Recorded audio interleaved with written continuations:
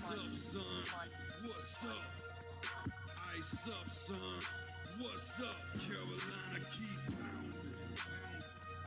Carolina, keep pounding. The Panthers on the prowl will continue driving down the field to the red zone. We just got a first down and 10. Smitty on the loose, wide open Ted again. Stack 6 more on the board, looking like a win. With the 6-game winning streak, put them out their misery. Brady wanna cry when the ref threw the penalty. Panthers got a hot team, Patriots the enemy. Draw the first blood, different team than we used to be. Cam swerving through the traffic signal in a first down. Fans on their feet and the crowd getting really loud.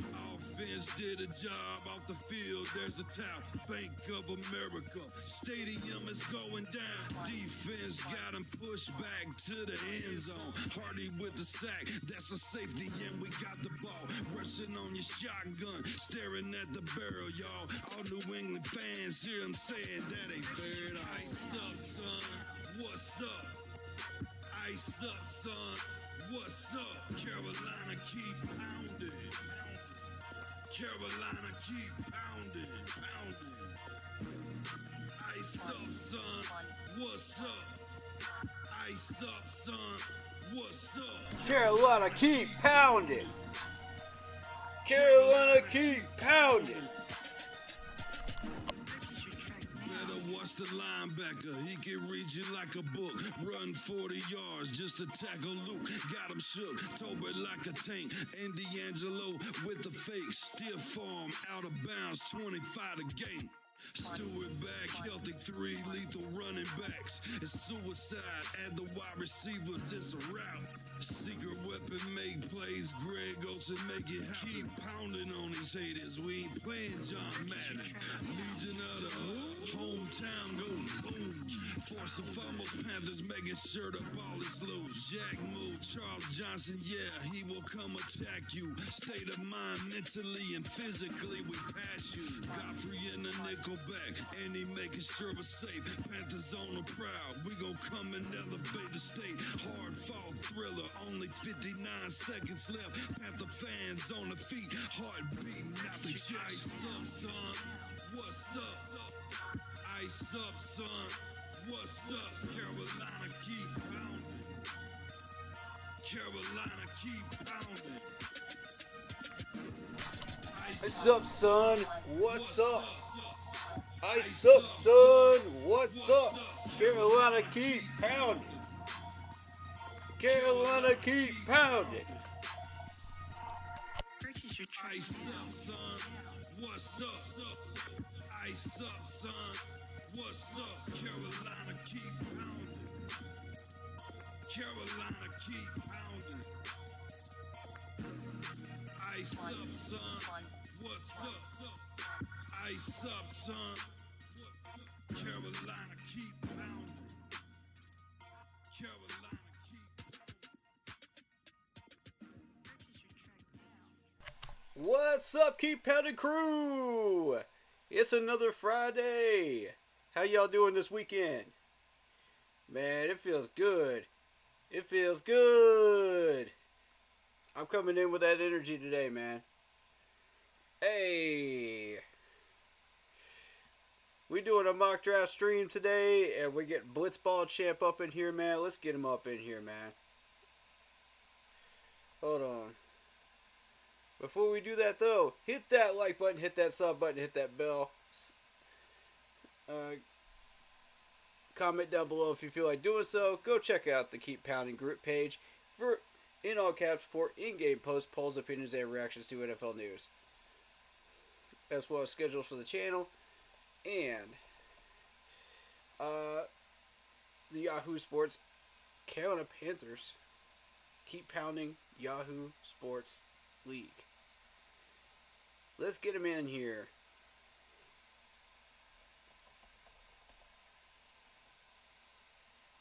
What? Is this password not right? Hold on.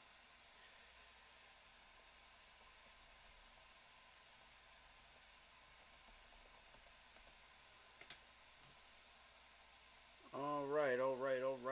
Yeah, why receiver out of Washington. What's up, man? Hey, you made it. Hey, what's good?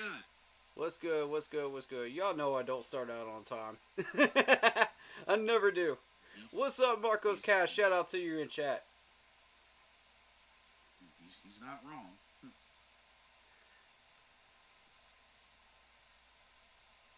But nah, nothing going on here yet. Just mainly, I was taking a look at the April 17th ESPN top 10 mock draft that they did. It was rather interesting. Oh yeah, any notables? Yeah, the fact that the first 3 picks they're predicting quarterbacks. Oh. Yeah, Chicago going Caleb Williams, Washington going Drake May, and New England going Jaden Daniels. Ah. Yeah, I had one person talk to me about that too. That was a Patriots fan. That was concerned about what they were going to do at quarterback. And they could be going wide receiver. They could be going quarterback. Who knows in New England? But there's a huge controversy going on up there. Yeah, so I've been told. And then they're saying the Cardinals will probably be the one to land Marvin Harrison Jr.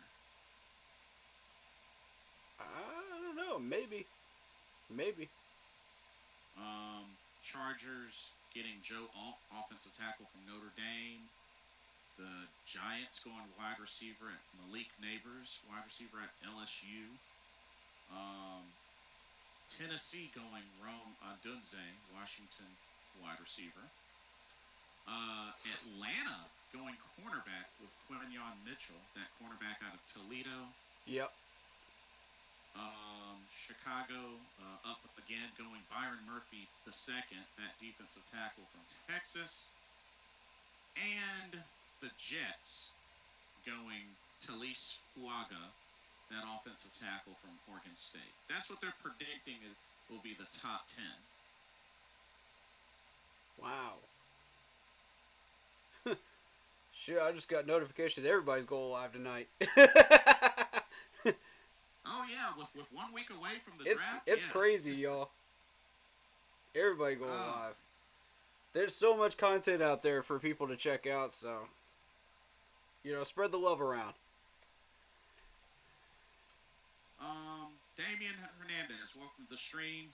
He says, I hope the Bears trade down from number 1 to get more picks and draft Bo Nix. I have more hope in Bo than Caleb. Okay, so you prefer Bo Nix. Okay. Yeah, I got your chat open too right now, so I'm able to see what you're seeing. So, as far as what's best to use for the best mock draft site, do you have a suggestion? I'm pretty open. NFLDraftBuzz.com is the one I've been using. NFLDraftBuzz.com? Yeah. Okay. It allows you to trade players. Most of the rest of them don't. PFN is also good too. PFF is under a paywall. Yeah, ESPN is also under a paywall. So, beyond that, I don't know. And, my whole question is, what ranking system are they using on draft weekend? Are they triangulating from, 3 different ranking systems? What's going on there? Are they using ESPN? What are they using? Because there's, half a dozen of them out there, and I don't know which one. I see. Good question. And see, that would help us to kind of narrow it down and start targeting people better. So that we know, what to expect on draft weekend. But at the same time, I get it. You don't want to give away too many free passes to people that can target people, and then the management's just like, oh yeah, we're going for those people. Oh shoot, they just gave away our whole draft plan. We need to change it up. So we don't want that happening either. Fair point. Speaking of giving away the keys to the kingdom, I've been preaching on this for the last two days now. Keep an eye on Brad Isaac. That press conference a few days ago, man. Offensive coordinator? Yeah. Uh-oh. Guys, should we play that? Should we go through this with him real quick? I want him to hear some of these answers, bro. Because this is, oof. I'm not a fan of what I heard. Oh. Yeah, I'm going to bring it up. Hold up. Okay. We already listened to it on my channel, but which one was it? I'm not worried about the running backs. The assistant head coach, I don't care about him, because mostly they just talked about barbecue in that conversation. And okay. like, yeah, I don't care about that. Fair enough. Let me get through ads here.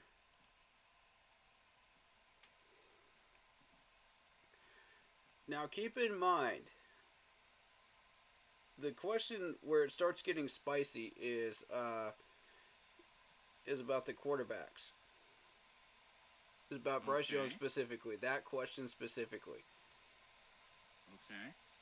And remember what Dave Canales said. We're looking for a veteran third-string quarterback, right? I do remember hearing about that. You know, the things they put on tape this offseason. Let's see. Can y'all hear this? Okay, what is their progression looking like now currently? Are you able to hear that? Barely. To really just Barely. strip this thing down to the bolts. I can't really turn it up. One day at a time. Okay. Hey Brad, Joe Person with The Athletic. How you doing, man? Good. Better? Appreciate you doing this. I had a question about I can't hear Bryce. anything now. I'm trying. I don't think I'm making. Should I play from my end? Yeah. I'll send it to you. Yeah, go ahead. Start listening after 5 minutes. Okay. I don't know exactly when the question comes up, but you'll be able to tell. Okay. There it is. Just send it. All right. Let me check my messages. Okay. I'm gonna play the audio on my channel. Okay. Well, no, I don't need to play the audio. You need to listen to it on yours, because everybody Okay, here has heard it. I'm getting ready to play it. Here we go. Let's see. Start listening from that quarterback conversation. Answer on. Okay.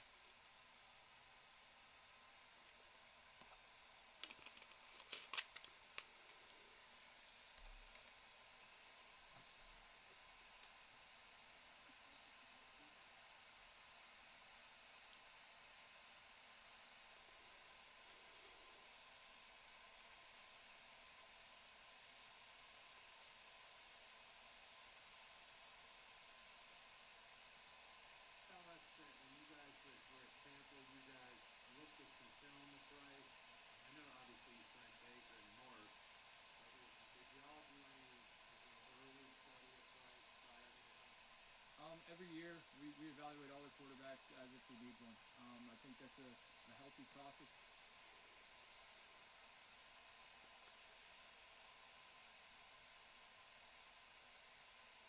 Now keep in mind, when he starts asking about Bryce Young in that question, he answers with, "Oh, there's a lot of quarterbacks in the league, in the draft that we could choose from."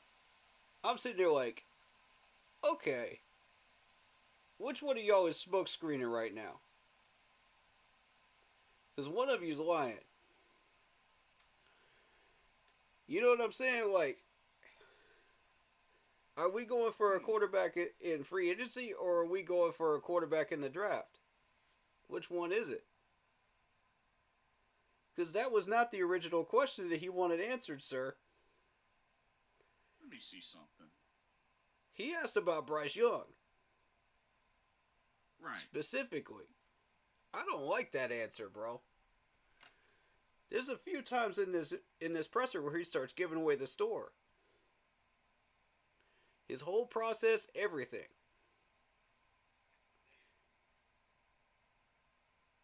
And I'm just sitting there like, okay, first two sentences, okay, cool. Basic response, then stop talking. You know?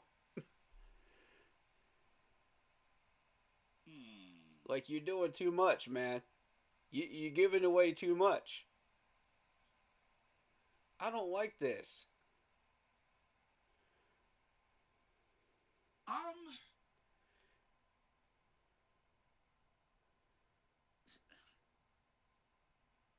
You see what I'm saying now?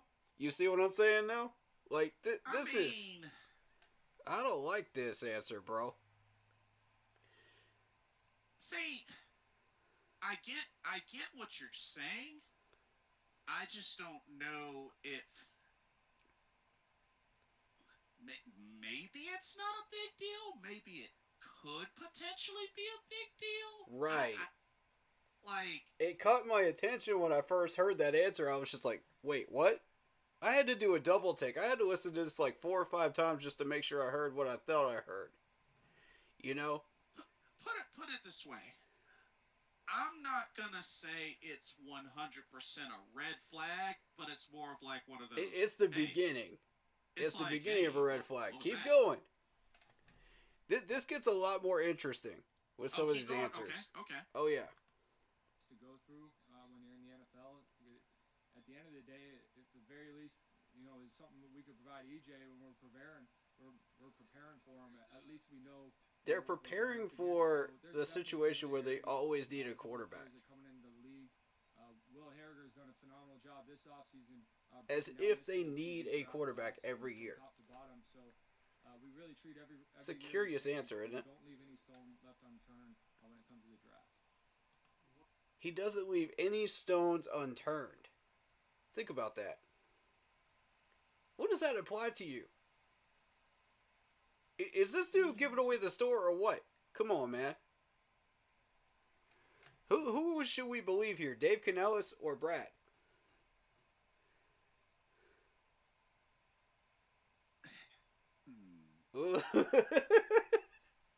I wanted you to hear this, bro, because this could get real interesting later on.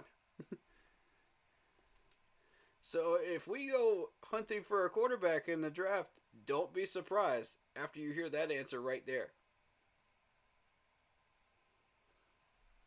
All right. Next question. Obviously a winner. You look at a guy, he finds a... He asked about Bryce again. Because once these guys get even a nibble, they start going in, man. They're trying to get that big whale of information. That's what these media people do. Like, they sense the gold mine. He's, you know, firing off a lot of...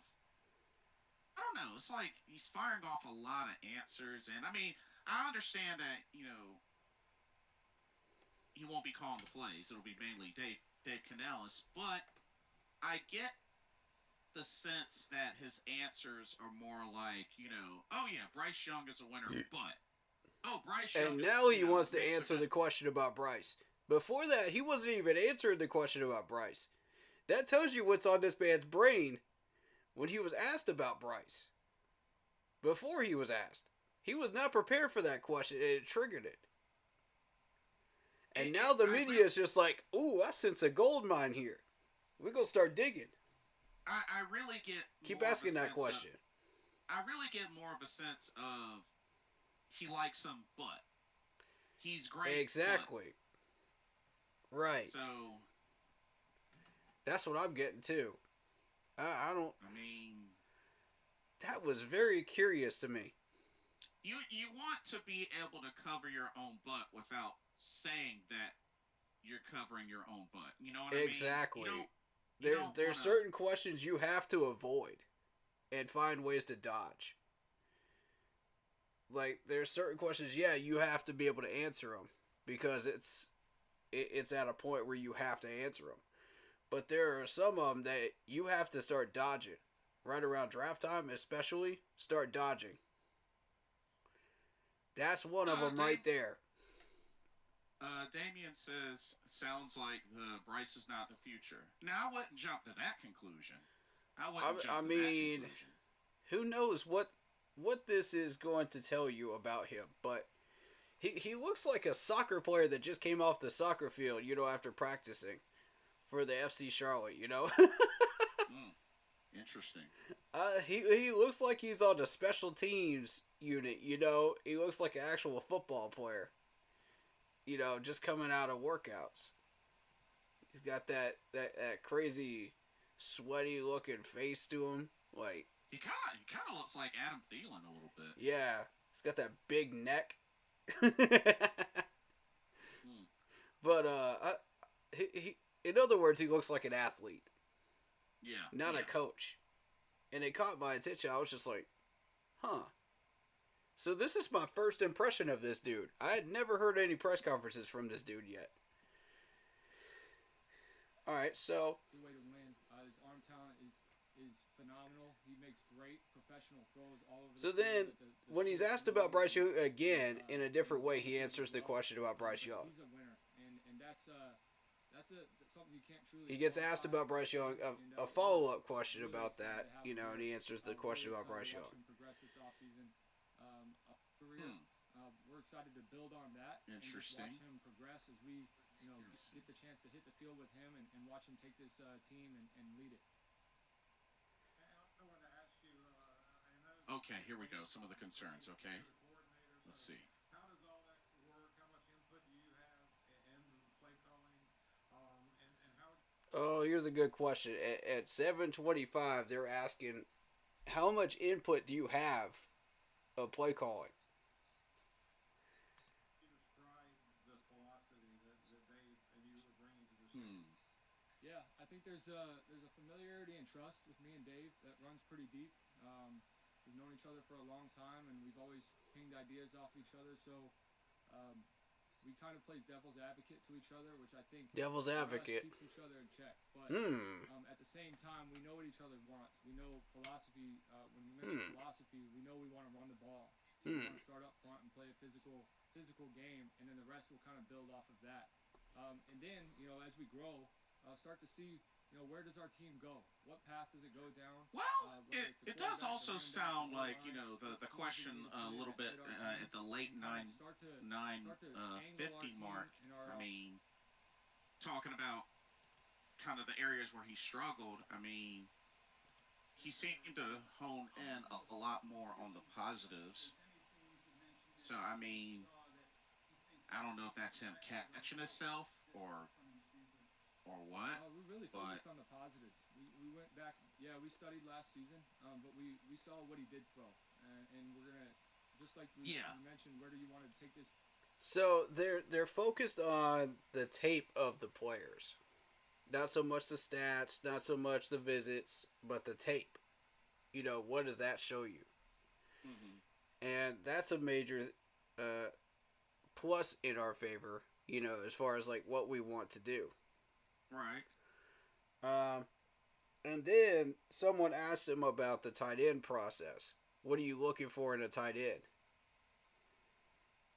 I'm like, uh-oh. Because the way this dude answered that first question, without even being asked that question about the quarterbacks in the draft, he volunteered that info. So here we go. Team X's and O's wise is where do you want to take your quarterback and what does he show immediately? Now, when he answers this question, he goes, I'm looking for this type of tight end. He takes you through step 1, step 2, step 3, all the way down the list of what he's looking for in a tight end. I'm like, stop talking, bro. Stop talking. Yeah. We don't need to know that. Only you need to know that. Now everybody knows your process. Now everybody can use that against you in the draft and figure out who you're targeting. Like, you gotta stop this, bro.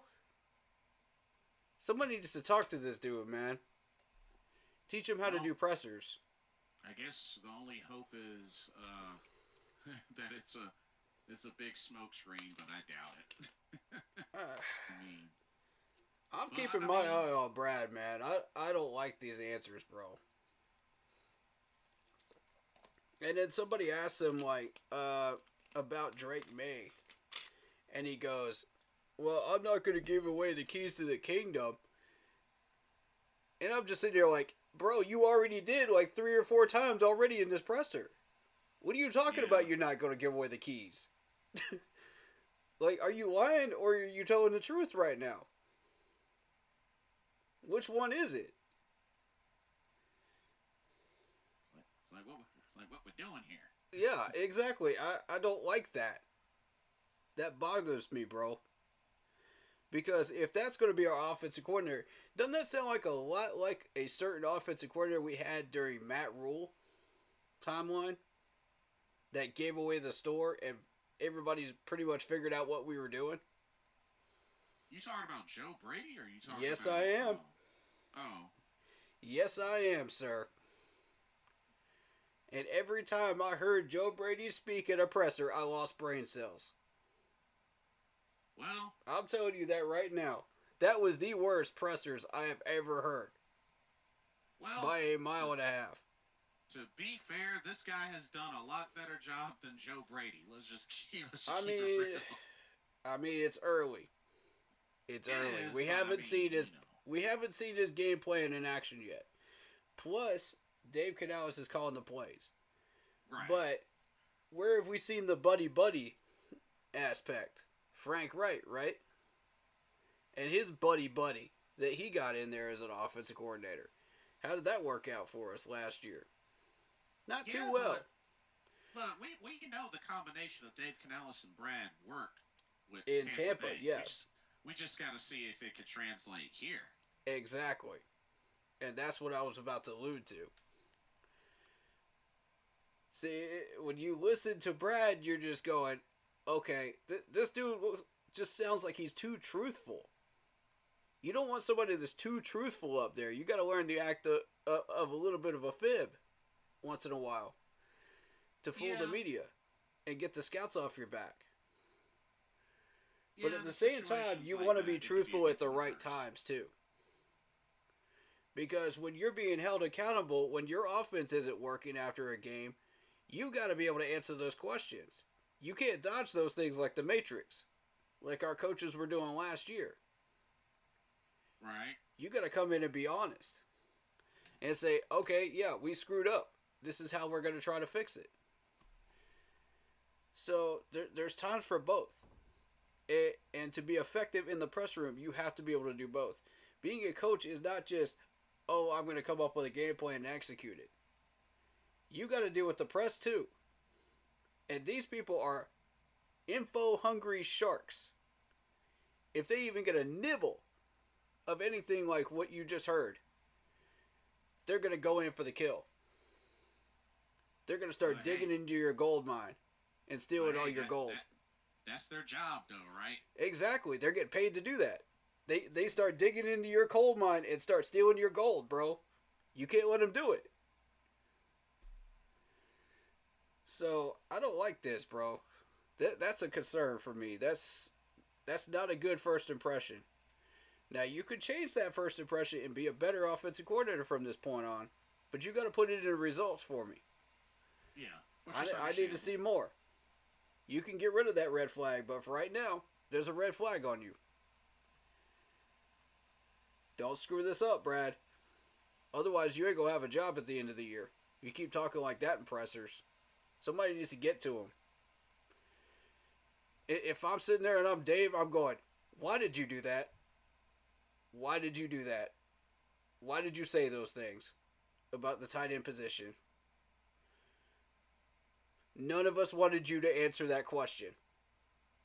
None of us wanted you to say there's other quarterbacks in the league in the draft board that we like. Nobody wanted you to say that. I just said 2 weeks ago that we're looking for a veteran quarterback. Now, which is it? And I was thinking about that, like about what was said. about that. And I mean, That's oof. being that we only have Andy Dalton and Bryce Young, Yeah. You're stuck with Andy. yeah, which it is what it is. If you don't like Bryce, too bad. He's here anyway. He's on a rookie deal. We're starting Right. him. So And my whole thing is, if you start looking into what we're doing with this, either you are going for a veteran quarterback in free agency, which would be either Tannehill, Wentz, or dare I say the name? Dare I say the name? Because I know it's going to trigger everybody in both our chats. no freaking way. Number one, you know who I'm talking about. I don't need to say the name. But it sells jerseys and it sells tickets. Cam Newton. Exactly. And my Uh, whole what's- thing is, when you look at Tannehill's contract, it's $10 million. Yeah. Yeah. Wentz is a walking piece of glass behind Fort Knox. If you could protect your quarterback. Otherwise, he's a walking piece of glass. He gets touched even one time, even tag touched, this dude goes down. Everbless, welcome to the stream. It's either Cam Newton or a draftable quarterback. At this point, I don't see anybody else. Matt Ryan's gone. Yeah. That ship I definitely That ship has believe sailed. Has sailed. Yeah. Now, that doesn't mean that he can't still mentor Bryce Young, which I would still like to see happen. Because release time, technique, footwork, that's the stuff I want him to mentor him with. And Cam can't do that anymore as much. He can still work with him on footwork and hands and all that professional stuff, but as far as release time, no, that's Matt Ryan. That's all Matt Ryan right there, because Matt Ryan had the fastest release time in the league. And I know Panthers fans are not going to want to hear that, but it's the truth. He's the only one that can truly mentor him in that area. 2.6, we clocked him. Yeah. It's not to say that Cam can't, but being that he hasn't played a snap in a long while, Exactly. That's the it's concern. going to be pretty difficult. That's the concern. That's why, I'm not opposed to him being a third stringer. But Cam's over here saying, oh, there's not anybody that can beat me in second string. Like, this dude's probably going to think, oh, I'm too good for third string. So it might be an ego thing that keeps him from signing here. But So Cam is looking the at- best fit for this system. He can fit in the West Coast. So, looking at Spot Track, the only person that I could see that might be willing to take a chance on as a third stringer, perhaps Blaine Gabbert. But, I don't know, man. I don't know. I But did- this I is mean, what it- Dave Canales wants, though. He said specifically he wanted a veteran quarterback. Well, you missed the boat on at least 2 or 3 of them. Now what? Are you really willing and prepared to pay Tannehill $10 million to go through an entire year sitting on the bench? When this dude is clearly a second stringer? and there's still a chance that he could get bumped up the second string, of course. Need Yeah, I remind people that Cam Newton was paid $10 million to only play 6 games for us and barely played any snaps. Who knows how much that man would have asked for an entire year as a backup? Yeah, scary. So I just wanted to point that out while we're talking about Cam Newton. All right, we're done with Cam Newton, so I don't want to see anybody go crazy in the chat with this stuff. All right, I know it's a trigger point, but let's move on. I had to mention it because it was relevant. All right. Right. So we ready? We ready to get started? My other topic of conversation is what was it? Oh shoot. Stephon Gilmore. Okay. Now, see, news came out yesterday saying that this dude was. We were leaving the door open for this dude. Now, what does that phrase mean? You know, because you could attach any type of answer to that phrase. My whole thing is, we need a 4-string corner. Mm-hmm. This has to be either Gilmore or it has to be a rookie. Now, in the presser yesterday, Dave and Dan were talking about, okay, well, we're going to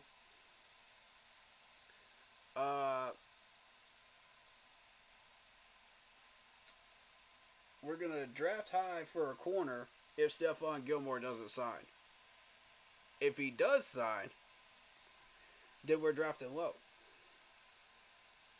Now, see, to me, Stephon Gilmore seems like that guy that's sitting in the Burger King drive-thru line just trying to decide what he wants to order. And he sits there for about 30 minutes, right? Just asking questions about what's on the menu. That's the impression I'm getting from Stephon Gilmore or his agent right now. And I'm going, you can't just do this, bro. We've got to get the line moving. We got to... Come on, man. Now, while that is reasonable, we have to also keep something in mind. This was also the same dude that after the 1 year we had him wanted to come back, and we let him walk.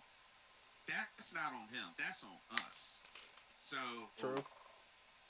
I mean, I don't know if he's necessarily being hesitant, but that's on our prior management.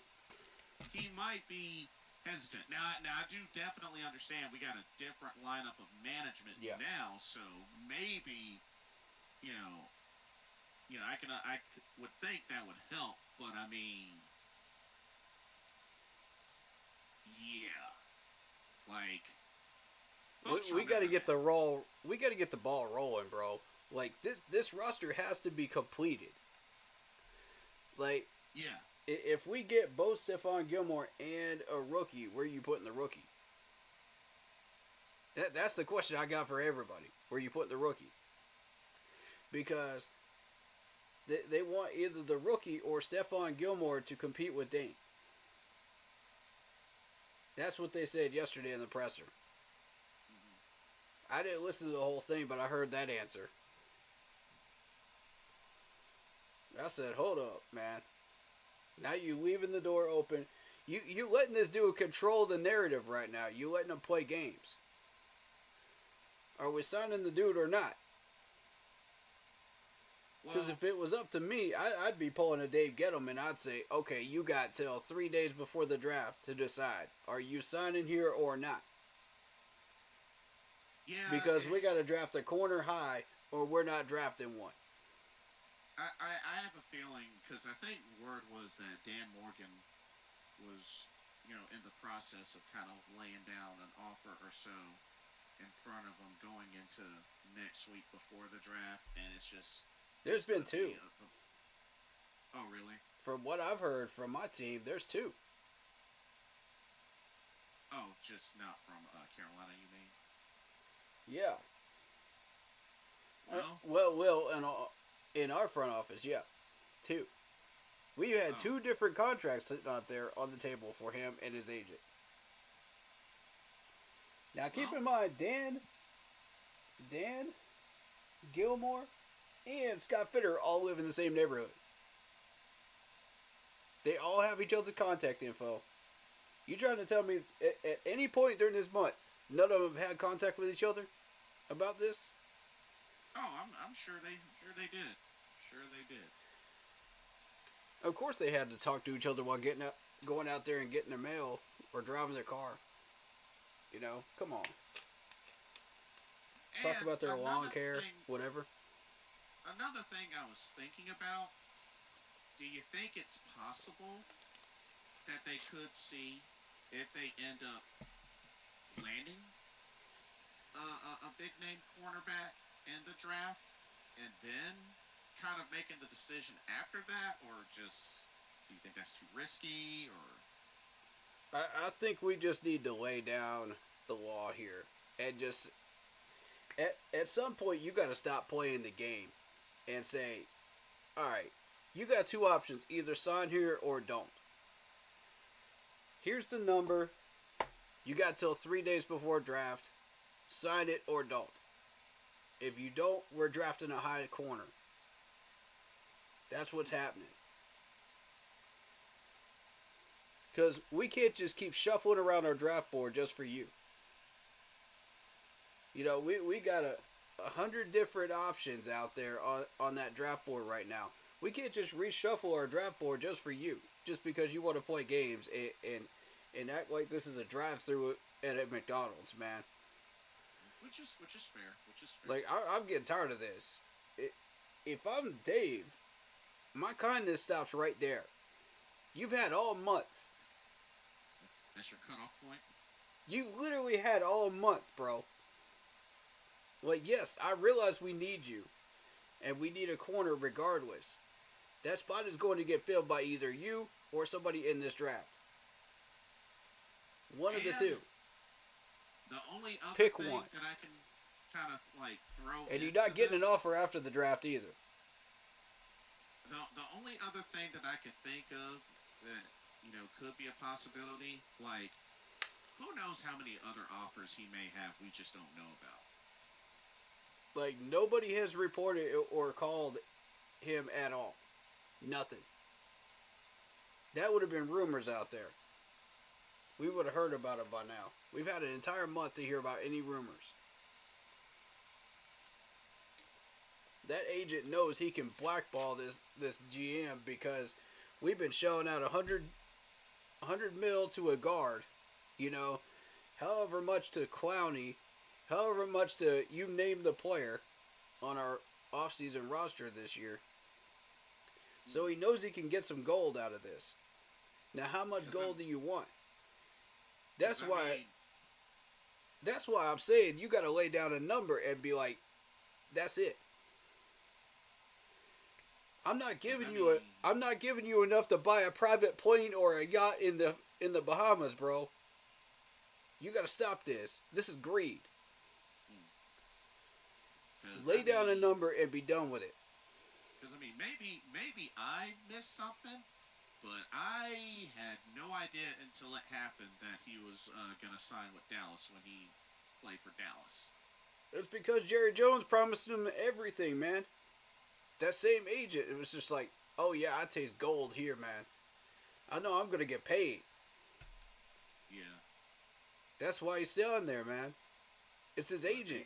His agent is taking over the whole process. And you can't let the agent take over the whole process, otherwise they go ka-ching, ka-ching, ka-ching, ka-ching. It's like, I want my cut. You know, I want my cut to go up. But I mean, hey, you know, Dan Morgan said it himself. He's going into this draft as open-minded as can be. So. You want to keep playing games, you go find yourself on the couch for 6 months, Gilmore. I'm telling you right now, you better fire that agent. You better fire him. Because remember what happened to Josh Norman. Same thing happened to Josh Norman, but Gettleman said, I'm not playing these games. From day one, that man said, I'm not playing these games. I'm laying down a number, and that's that. You don't like it? Take a hike. We got more than enough players here. You don't like it? Take a hike. We already got enough competition up in here. You're an addition to what we already have. And that's exactly what we're doing with here. Gilmore is an addition. So you have to take the gentleman approach. You have to say, okay, Stefan, I realize you're not anywhere close to all these shutdown corners, so I'm going to offer you a fair price. I'll add on a couple mil for your agent to soften the deal. You know, no big deal. I'm happy to do that. But you got to sign, bro. You can't just sit there for a whole entire month and be like, oh, well, they could draft this person, they could draft that person. That's not it, bro. Either sign or don't sign. You are the deciding factor as far as what we draft. Not the other way around. That's why I say you got to take a gentleman approach and lay down a number and be done with it after a month. I'm willing to sit there for a month. But after that point, that's it. Once it comes draft time, it's draft time. You either sign or you don't. And you're not getting an offer afterwards if you don't sign it. Well, seems like he has only a couple of days left, and they're going to fly by quicker than we think. Like, Dan, I love you, dude, but you're being soft right now. You're seriously being soft, and I don't like it.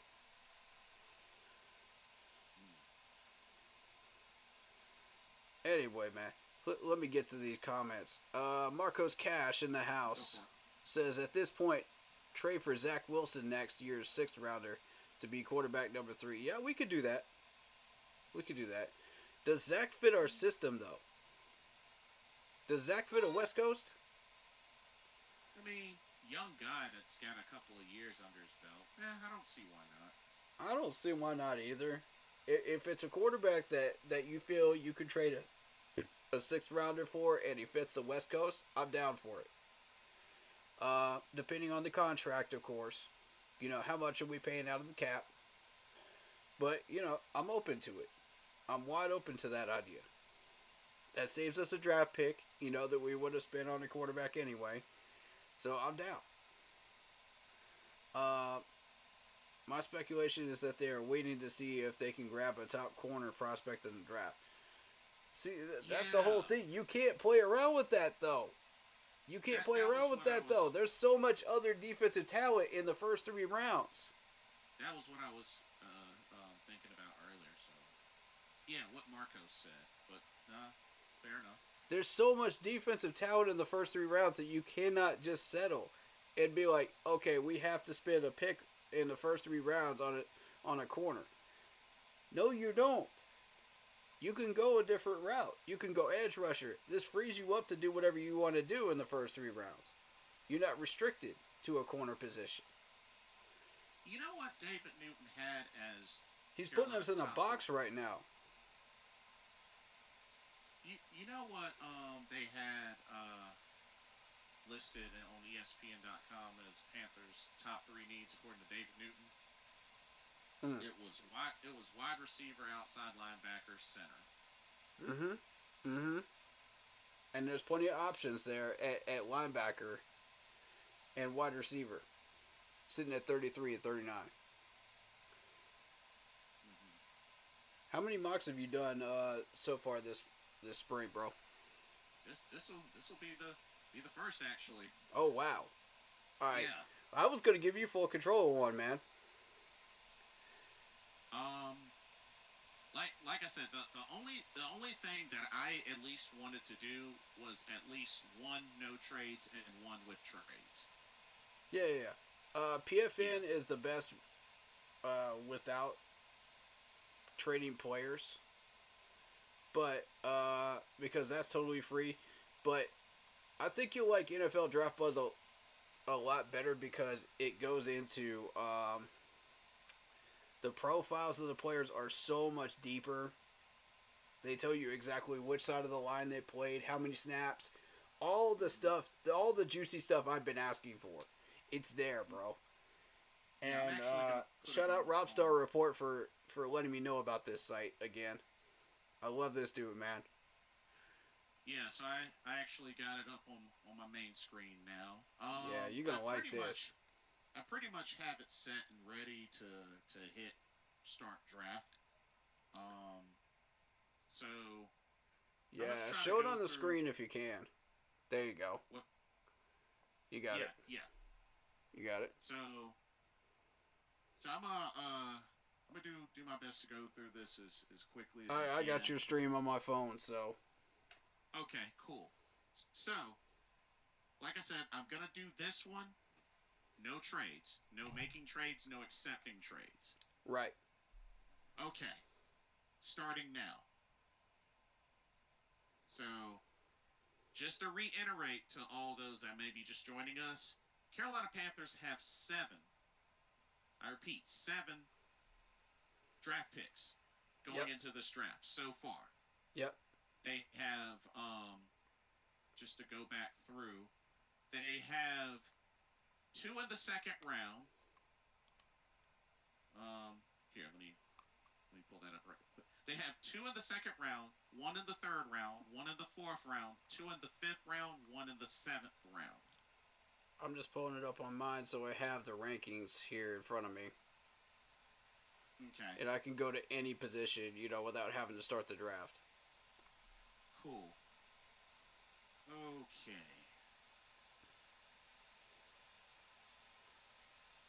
Now, again, I'm going to reiterate this to Blitz's chat. Pay attention to who Jacksonville drafts. Because they are within one offseason away from completing that team and making a massive run. That's some scary business right there. Are you running the without being able to choose one? Yeah. Wait a minute. Yeah, just restart it. Restart it. Yeah, let me reset this because I must have had it set correctly. Yeah, so when you do it, make sure that you hit the Okay, I have that team selected. That's the only team I have selected. Okay.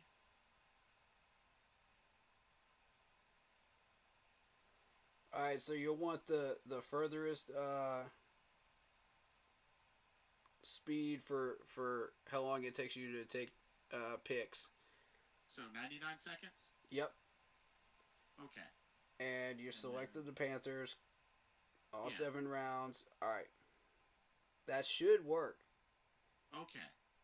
So enter draft. Yeah.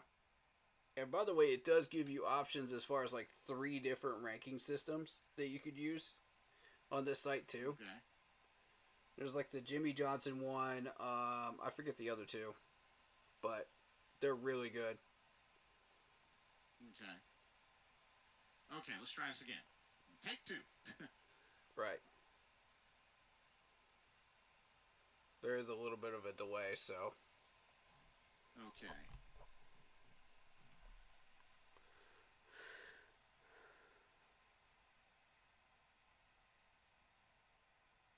Let's see. Oh, the Falcons went with Michael Penix Jr. Mm-hmm.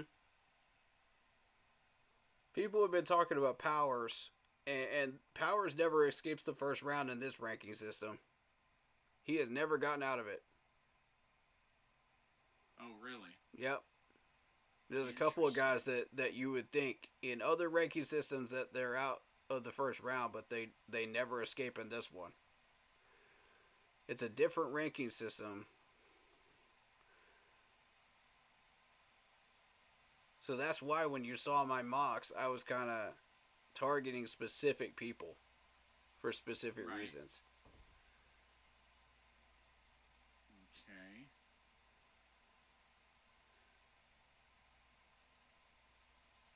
Notice who takes Nate Wiggins.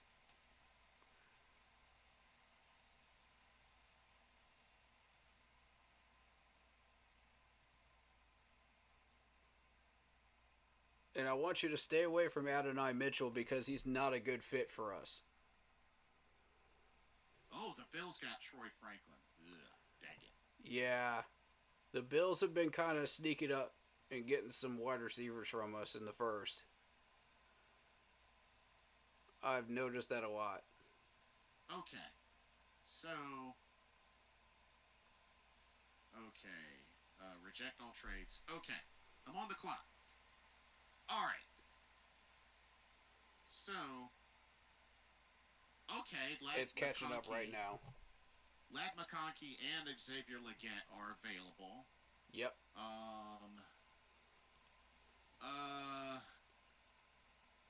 Let's see. Defensive linebacker Peyton Wilson is available. Jeremiah Trotter Jr. Oh, Jesus. Yeah, some of these players are a little lower than you would expect them to be. If you've seen the ESPN rankings versus this one, it's different. Okay.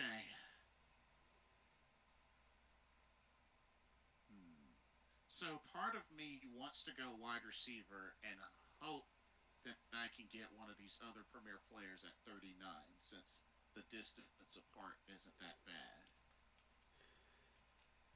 Yeah, you should be able to get some pretty good people in at 39.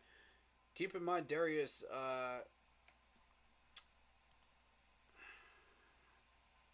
is there. Darius Robinson, the edge rusher. Oh, yeah.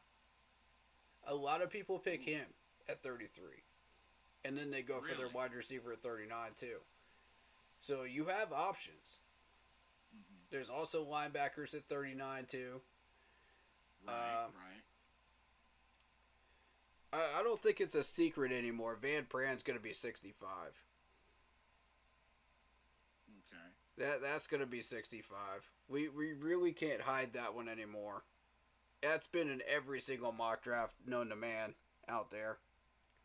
Interesting. Universal Chicklets, welcome to the stream. He says, I'm happy with Terrion Arnold. Terrion Arnold. Who was that? Is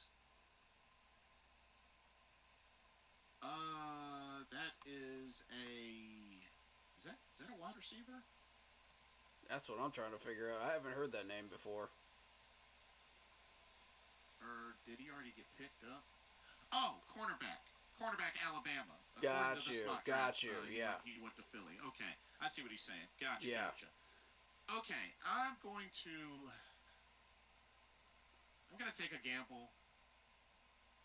I'm gonna go Xavier Legette. Okay. Let's see how this goes. Let's see who's still on the board at 39. Sometimes Darius will still be there. Sometimes he won't. Mm-hmm. Okay. TJ Tampa. Chris Jenkins. Okay. Mm-hmm. Okay, so Darius Robinson's still there. Mm-hmm. We have so many options, dude. Yeah, Peyton Wilson is still there. Darius Robinson's still there. Trotter. Jeremiah. Oh yeah, Jeremiah Trotter's still out. There's a lot of options down there that are sitting in the 50s and 60s range. I would also point your attention to Cedric Gray, the linebacker from North Carolina, is still there.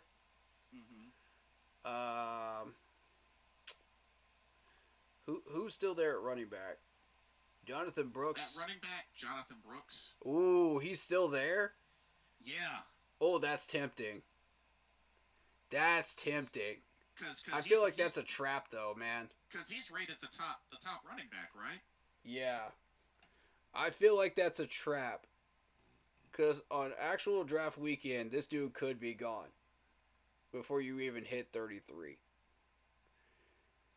Universal Chicklets say, why would you not pick Ladd? Dude is a speed demon like Braxton, hands too, just smaller so that you can move around. I mean, there's no wrong answer as far as wide receiver except for Adonai Mitchell, as far as I'm concerned, because it's basically just pick your favorite wide receiver. Yeah, it's a very deep class. Very deep class. Yeah, pick your favorite wide receiver, and you're not wrong if you pick anybody.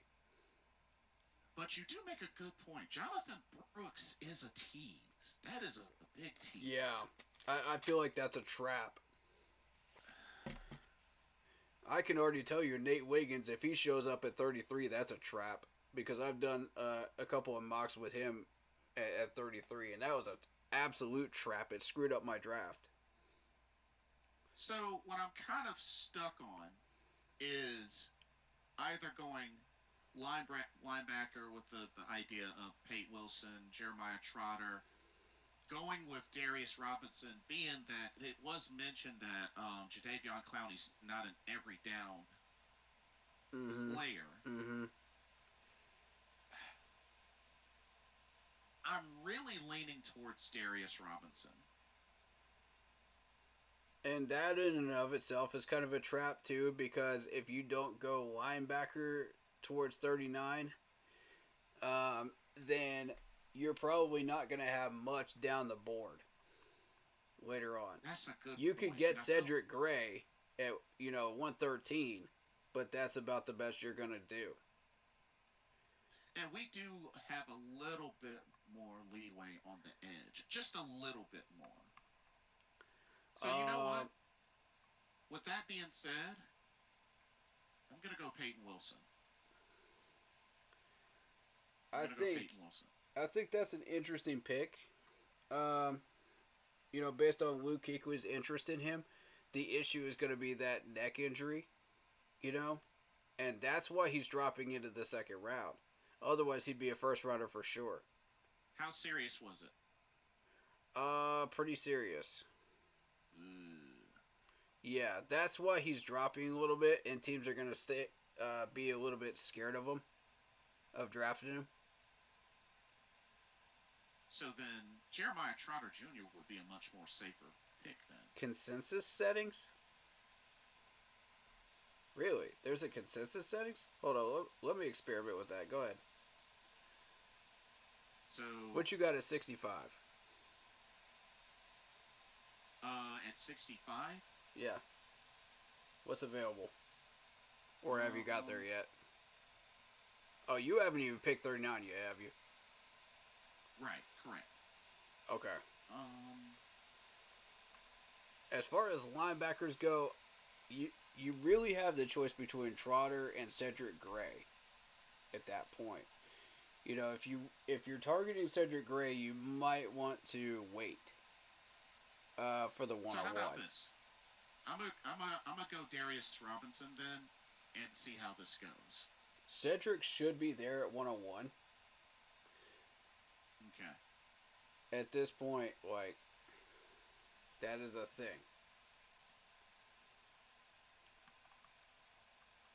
Consensus settings. Ooh, the Falcons got Ladd. Oh, there's consensus rankings. Interesting. Let me take a look at these. Okay. I've never seen this before. Thank you, Marcos. I'm glad you pointed that out in chat because I would have never known about this. So the Jags went Peyton Wilson. Okay. That's fine. Okay.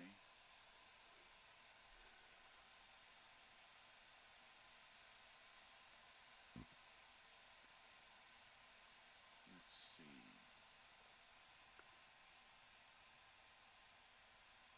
Ooh, the Dolphins got Jonathan Brooks. Ooh. Can you imagine the Dolphins with Jonathan Brooks, dude? Oh my god, that's disgusting. That's dangerous. Whew. And they had trouble on offense, guys. They're looking for offensive weapons.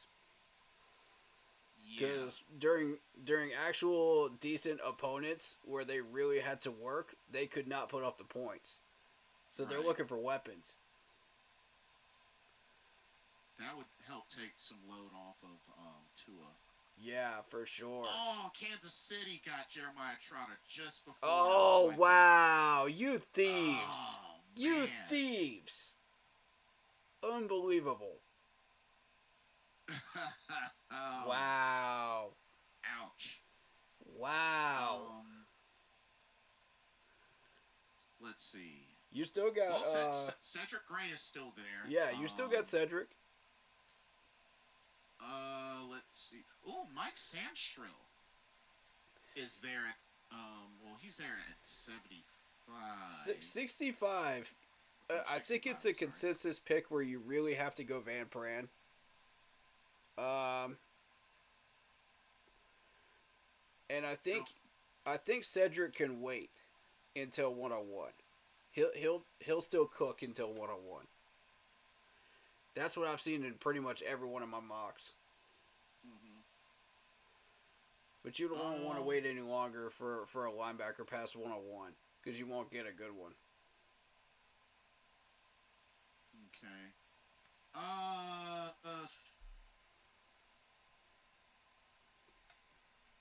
how do you feel about the idea of now? Who was somebody you mentioned? We're at Um, for 65. I thought you had mentioned somebody. Van Pran, Van Pran. Position. center. You is Zach Oh, Frazier still there at center? no, he got picked up. That's what I figured. And most of these, Yeah, he Zach got Frazier picked is up by the gone. So Browns. you want to go Van Pran. Van Pran. Where? I am not seeing him anywhere. Are you serious? Please tell me they didn't take him. Van Pran. Oh my god. Yeah, Cedric Van Pran. Yeah, Steelers got him at 51. Oh no. Steelers, come on, man. How y'all gonna do that to my man? Well, Wow. All right. Well, failing to get him, that really puts you in a bind, doesn't it? so I could still go. I guess I could go Mike Sandstro and hope that Cedric Gray is there at 101. Yeah, he should still be there. Who's Sandstrom? Cornerback from Michigan. But you're missing out on a center, though. Yeah, I Center didn't or a see guard any listed ones. that you like. I guess specific or position specific at the moment. Um,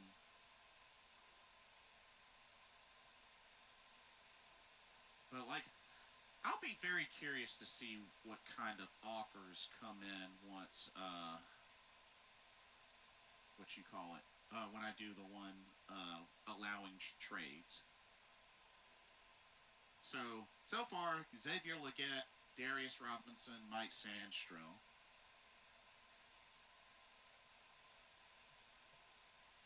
Falcons went Marshawn Nealon.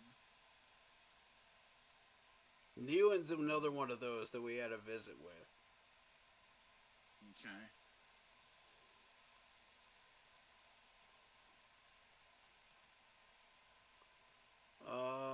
I'm not seeing many. Does it go past 131 on this list? For the consensus list? Because I'm not seeing all the typicals that are there late rounds.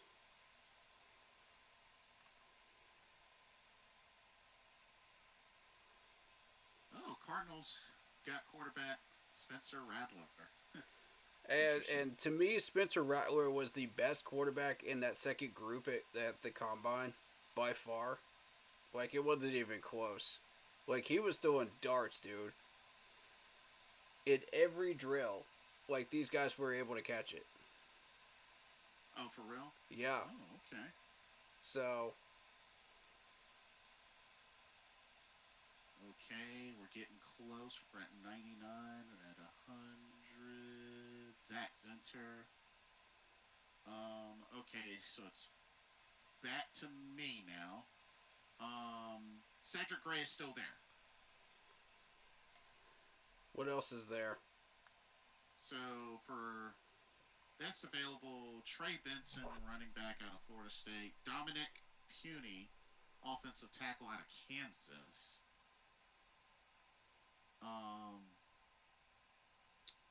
Kalen Carson, cornerback out of Wake Forest. I do remember that name being mentioned before. Um,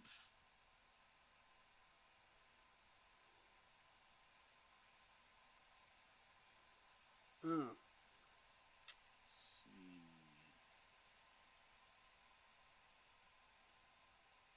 I mean, I'm still down to go Cedric Gray. Yeah, I think so. Because if you go any further with that, you're not gonna find what you're looking for in the linebacker True. crew here. I have been eyeballing Nathaniel Watson out of the second group here, Okay.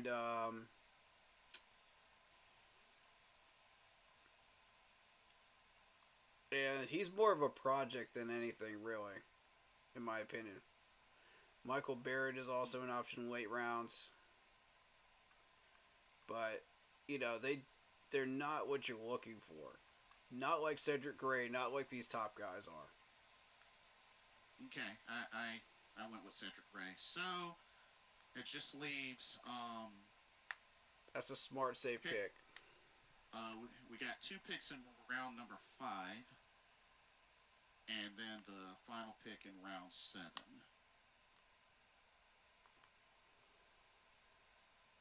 Alright, so this is without trades.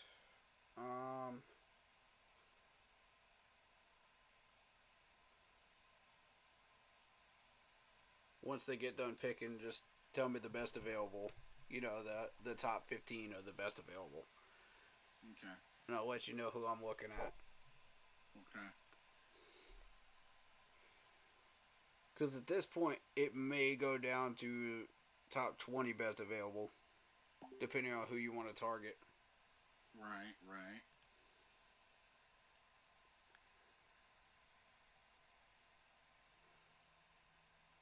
Marcos Cash says, tell Jason he can get a decent center in the 5th. The kid from Arkansas Razorbacks. Really? Who is that? Oh, yeah? Limmer is his last name. Okay, I'll take a look at him. Limmer? I haven't seen this dude before. Limmer. Oh, okay. He's down here at 127 in the consensus rankings. Okay, good combine numbers. I like those. Very good combine numbers. He's a run blocker, though. See, we're looking for pass blockers, Marcos, and that's the thing. When you're working with a West Coast, you want pass blocker predominant. Yes, they should be able to run block too, but you want predominant 80%, versus a 60%, pass blocking.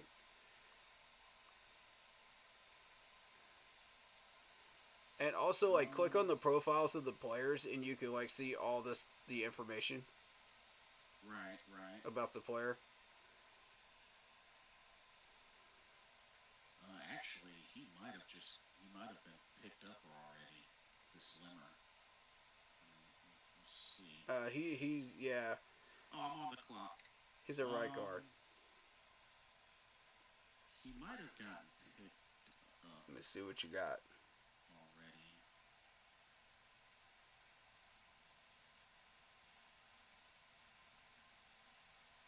Ooh. Yeah, Bo Limmer. Yeah, he got picked up in the 3rd round. Ooh. Interesting. Yeah. He's projected as a 5th in the consensus.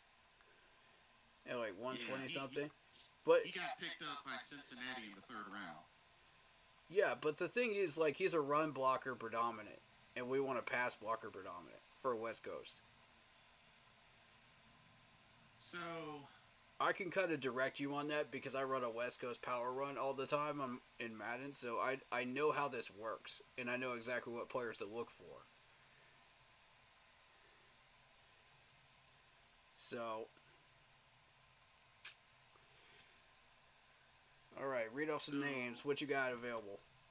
Best available. So, best available, Charles Smith-Wade at cornerback, Roger Rotzengarten, offensive tackle out of Washington.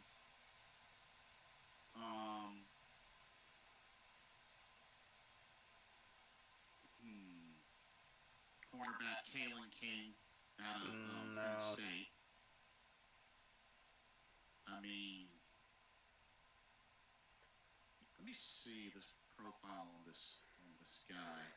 Oh, doesn't have one. Or wait a minute, here we go. Sub position right tackle. So looks like he's mainly an LT. Yeah, and notice it tells you exactly in the sub position area exactly which side they play on. Most of these sheets are not that detailed. They'll show you the Oh, 40 time, the age, you know, all of the combine measurables by the chart there, and it's a really good chart. I like that because it shows you exactly where they are and if it's good or not. oh, okay. So he's mainly played at right tackle. I see. I see. Correct. Uh, And as you kind of scroll down to the right below that rainbow bar, you'll see all Arkansas draft prospects or whatever school they come from. So if you click on that, it'll tell you like all the all the ones from that conference. so here's the thing. As far as center specific, there is Hunter Norzad, center out of Penn State, with a 157, right? The 2-5 round 5 Read the picks are summary on Wimmer. 142 and 166. So I could take a gamble and see if I can get him with that second. We're not running a zone blocking scheme though. We're running a Is that West what it Coast is? offense. That's what I'm trying to tell you, Marcos. Like, we need pass blockers. Predominantly. I need at least 60% on the run blocking, but I need 80% at least on pass blocking when I'm looking at offensive linemen for the West Coast.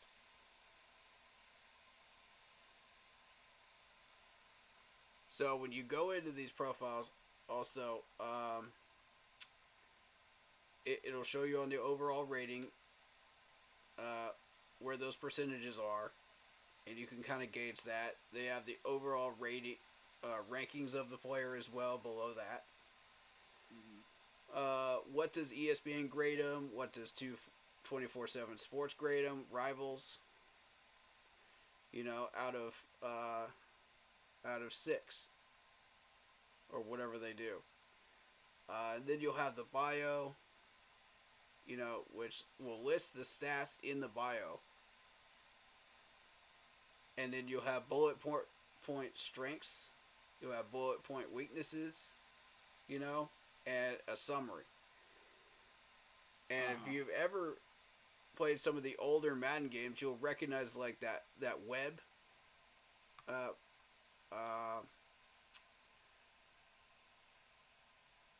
design as far as the ratings. That should seem familiar to you. So, yeah, it's got all of that. And you could also take a look at like all the other prospects from that specific school too, which will be right below the combine info. So I'm thinking, should I take a gamble and maybe get this offensive tackle and then maybe go center with that second, 5th round pick? That's what I'm kind of thinking about. Depending on what's still there. Because this pick is number 142, and then the 142. second one is 166. Let me run this without the without those consensus picks. I want the buzz rankings so that I can take a look at what you're looking at. Whoops, I didn't mean to click on that. And then I'm also Stupid ad. There we thinking, could we also consider going tight end? The tight ends that I have a tight end in mind. I was Actually, looking at this Dallin Holker out of Colorado State, who's a pass-catching, inline receiving tight end. take a look at Jared Wiley from TCU. Jared Wiley. Mm-hmm. Yeah, he's still available. 160. You're at pick Oh, 142, he's correct? a big dude. He's a big dude. Yeah, 142. Wow, 6'6", That's 249 pounds? Oh, he's a big dude. You may not be able to avoid that pick right there being Wiley, I think. Okay. Inline Wait. multi-role tight end. Wait before you pick him because I need to see where one specific person is real quick. Yeah, go for it. Go for it. I'm looking for... Okay, 149. Oof. Oh, Super Trevo says, "Sup, Jason? How y'all been? Just beat Final Fantasy Rebirth. Fantastic game. But man, the last boss fight was horrible in my opinion. It was a nightmare. But overall great game and excited about part 3. Well, good to hear. Good to hear. I still got a ways to go because, like I said, I'm trying to do like almost everything. Yeah, the kid from Penn State is good too. As far as offensive alignment, yeah, we are running a West Coast system. The blocking scheme is zone. I don't pay attention to blocking schemes. I don't know anything about all that. I pay more attention to what works and what doesn't. You know, what are they more predominant in pass blocking, or are they more predominant in run blocking? Are they big enough frame wise? Their hands, their technique, their footwork. That's what I'm more focused on. I don't care about the scheme. The zone blocking mess. I don't pay attention to that. Is Justin Igby still there? Justin Igby. From Alabama, the edge rusher.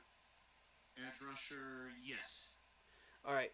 Now, why this dude is so attractive is he can play defensive tackle and defensive end. Take a look at his profile. 6'4", 297. Is Kamara there as well? Kamara at edge? Yeah, I'm curious to see if Kamara is still there. I think somebody probably took Kamara. I'm not seeing him. Yeah, No. Somebody grabbed him already. So yeah, Justin Igby versus Jared Wiley here at 142. That's the choice. If you miss on Jared Wiley, there's not many tight end options left. But you have to have Justin Igby though, and you don't want to miss on that because that's 2 position player right there. Oh man, tough call.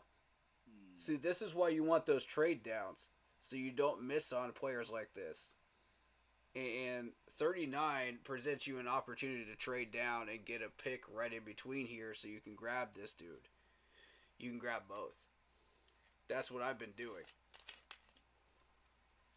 So, either way, whether I go center, tight end, edge, I think I'm going to end up missing out on one of them. So Correct. To me, I think Justin. I lean towards Justin on that choice, but God, that hurts. Because it means that you have to stick with your tight end group that you have right now. yeah, which is Ian Thomas and We can make do in 2024 with that, but, eventually in 2025 we're going to have to upgrade that. Okay, But I'm gonna take a chance. Justin Eggleby. I think Take a that's a chance. wise decision because, we like our flex players that played 2 different positions. And Right, that to me is the one I would choose. and that's somebody that could also come in on rotation and help out Derek Brown. Exactly. I would mainly plug him in next to Derek Brown. Yeah, that's fair. Yeah, and if we need help at edge rusher, if the edge rushers that we have aren't cutting it, then throw them in there for a little bit. We got Shy Tuttle. We can make do for a little bit, but we've got to get edge rusher taken care of in this draft. Which you got Darius Robinson, so you should be okay. So he can rotate now. You have that freedom with him now. Okay, let's see how. There's a this lot you goes. could do with this dude. That's what I like. Now, where does Jared Wiley end up? That's what I'd like to know. Without Okay, trades. We're approaching 166. Keep an eye open because the Rams have 2 picks in that area. Back to back. I want you to notice that. The Bills have picks right near each other as well. So so Jarrett Wiley is still available. He's still there at 166? Yeah, No kidding. Take him. yeah, and the center I had mentioned, he's off. So, yeah, I think we go Jarrett Wiley. Yeah. All right. So, Got him. all right. Good. That gives you the upgrade at tight end. Now at 240, this is going to get interesting because I don't know what. This has got to be an offensive line pick. That's what I'm thinking. Cause Yeah. we got Has to be. so far to recap: wide receiver Xavier Leggett,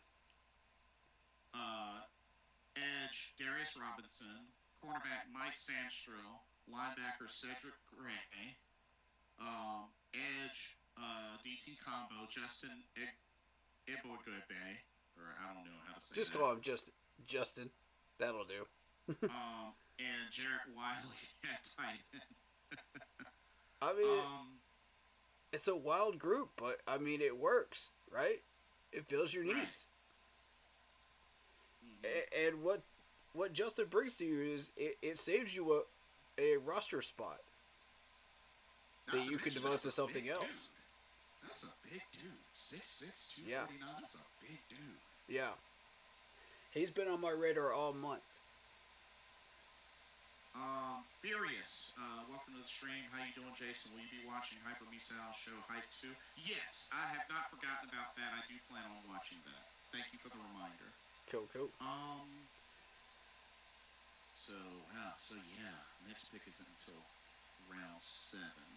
Limmer demonstrates the capacity to execute complex blocking schemes, a critical asset in the ever-evolving NFL offensive playbooks. His adaptness at picking up blitzes, stunts, combines with athleticism to engage defenders at the second level makes him a viable interior line option. But see, he's a run blocker. We've had a ton of run blockers already. That's the thing. Yeah, we're going to need some more emphasis on pass blocking, being that Exactly. Bryce has been sacked over 60 plus times. We cannot afford to have that happen again. What the West another Coast season. is pass blocking. It's pass blocking offensive linemen. That's the emphasis. It's not on run blocking. You know, zone blocking or whatever that is, you know, is not what I'm concerned with. It's pass blocking. We're trying to build Fort Knox here, man. We're not trying to... In building that Fort Knox, yes, you want the ability to allow these guys to run up the middle, do ISO plays. Yes, you want them to be able to run, too. But at the same time, like... And you want them to have lateral ability so they can pull. That's good, too. Right. But at the same time, like, the majority of your emphasis on a West Coast offense should be pass blocking. That's what this system is. Mm-hmm. Particularly in a spread and a power run. That's why I target those specific people. I know exactly what I'm looking for. I know the size. I know the weight. You know, I know the hands, the technique, everything of what I'm looking for. Now it depends on what is available there at 240. Mm-hmm. It's coming up soon. My concern is that 2 of these people that I like are going to be off that board. And I'm not going to like that. I'm just going to start this draft. Because it's not showing me the entire list.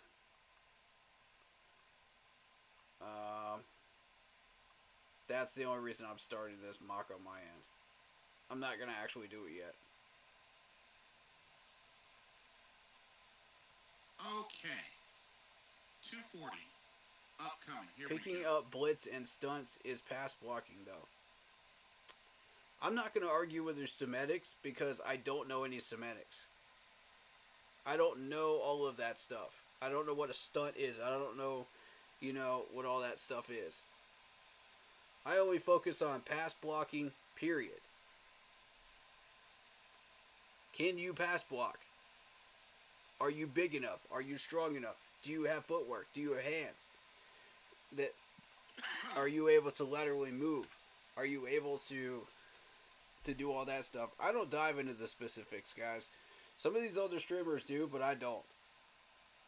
So, with 240, so best available With at all the respect. top is cornerback MJ Devonshire and We need offensive offensive tackle linemen. Julian Pearl from Illinois. Alright, hold on. Let me look at who's available here. I don't know, man.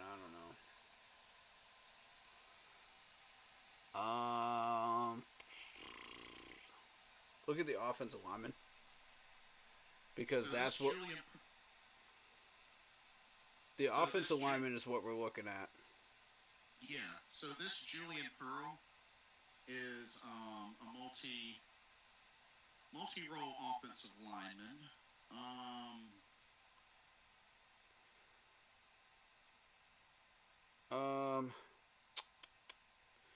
Let's see. That's a run blocker. So he's played right tackle and right guard. And he's played left tackle. At this point, Layden Robinson's gone probably, right? Wayne Robinson at O-line? Layden Robinson. He's probably gone. Yeah. Yeah, he's gone. There was one other one too, and I'll bet you he's gone too. At this point, because those guys are supposed to go around the 5th or 6th. All right, name me some of the people that are there still at offensive line. Just throw me some names. Okay. Let's see. Julian Pearl. Nope. Tyler Gravel, the offensive tackle from UCF. Donovan Jennings, offensive tackle from USF. KT Levinston, offensive tackle from Kent State. Center Matt Lee from Florida.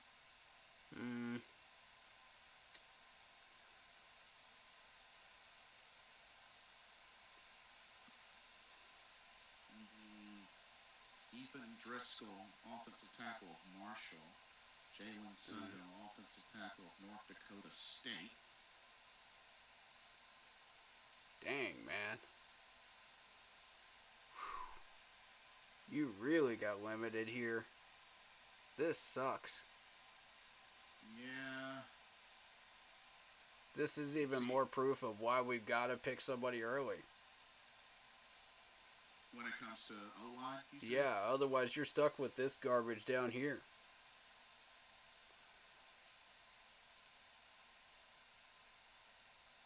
Well. But in this case, as they say in Star Wars, the garbage will do. Yeah. So, I'm gonna get this center, this Matt Lee. Since he's a pure center. Let me click on his profile. 6'4", 301, center. Does he fit what we need? Ooh, 88% pass blocking, 73% run blocking. Okay. What role does he play? Center. Only center? That's what they have him labeled as. Okay. If they have him labeled as is all he does. All right. Okay. When he transferred to Miami, 12 games, played 792 snaps, allowed 3 quarterback hurries, 1 hit, and no sacks while at center. His combine numbers look good. In 2022, as a senior, his last year for the Knights, 13 games, 986 total snaps, 3 QB hurries, no QB hits, and only 1 sack. We might have a winner. I mean, hey. We might have a winner here, buddy. Throw him on the radar. Ladies and gents, if you're keeping up with all the people that I have on my radar, throw this dude on there. Matt Lee, center from Miami. Matt Lee from Miami, got you. I got you. He could be pretty manageable at round 7. Yeah.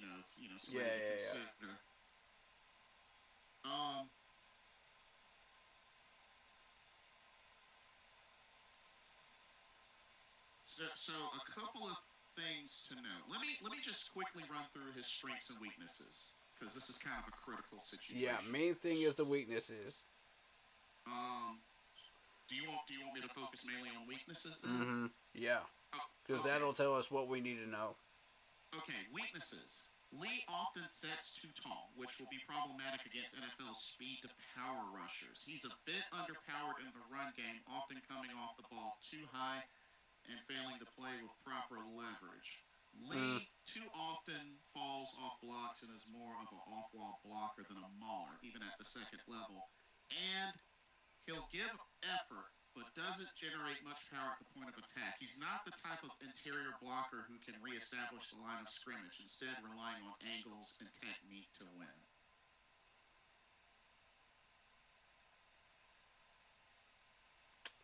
I think we got a winner here. I don't think any of that really stunts his ability to block against. I think those can be improved. Yeah, we can work with it.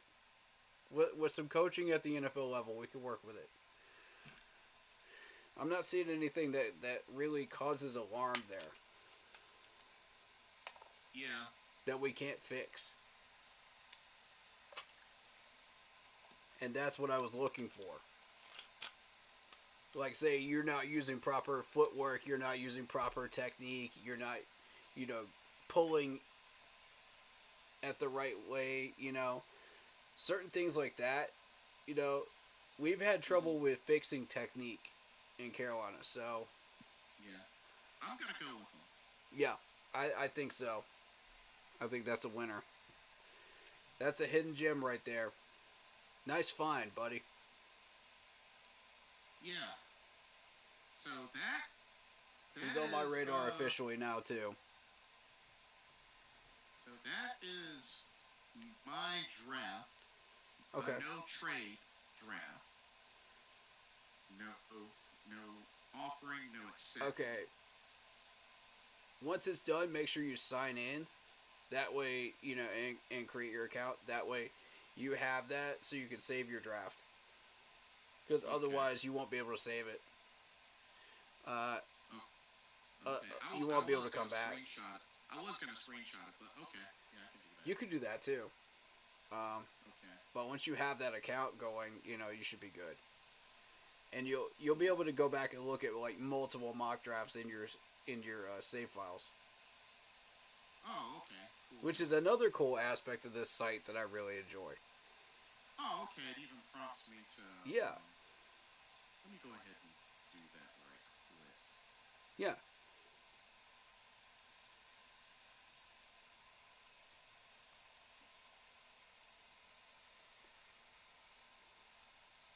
Yeah, let me do that. So it just finished up. Cool. Did you want me to go ahead and do the one with trades, or did you want to do one no trades? I would like to see what yours would look like with trades, and then I'll show you what mine looks like with trades, because it's going to look infinitely different. Because Okay. I've got some trade ideas and just trade suggestions for you. That Okay. plus, I'm curious to see what trade offers they pop up with. Okay, so in this one, we're going to be using we're going to be using a consensus setting as far as the rankings. So it's So going I to need look to- different this time. So I need to adjust my settings to Yes, that's what I'm Okay. doing too. so Because I was not aware that that was a thing until Marcos just put that in chat. Okay. Cool. So So the how the CPU picks section. consensus ratings. Okay. Yeah, you see it? Yeah, I found it. Yeah, me too. And then trade chart. Don't change the trade chart. Just the standard. Standard, yep. Standard Jimmy Okay. Johnson, yep. Okay. So still the same time. Blah blah blah. Consensus ratings. Okay. Or consensus rankings. Got it. Okay. Yep. I'm running through as well. Okay. So these ranking systems are going to be a little bit more difficult to get used to if you haven't used them before.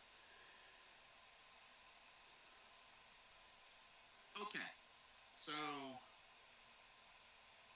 now, of course, I can start off making a trade, or I can start the draft and see. Correct. And that's the Um, thing with the 33 and the 39, we're not limited as far as what we can do with these two picks. We could trade down, with whoever we wish. There's players you could put into these trades as well. True. I'm experimenting with one. I'm not going to say who it is. Okay. I guess. Do you normally start the draft first, or do you consider making a trade? Or... Yeah, go ahead and start the draft because we're not trading up into the first. Fair enough. All right, here we go. Draft number 2. This is with trades, receiving and offering Yep. allowed. All right. Oh, the Bears went with Marvin Harrison Jr. And the Washington Commanders went with Caleb Williams. Patriots went Drake May. Okay, interesting start. It Chargers is. went with Jaden Daniels. Ooh, okay. Excuse me.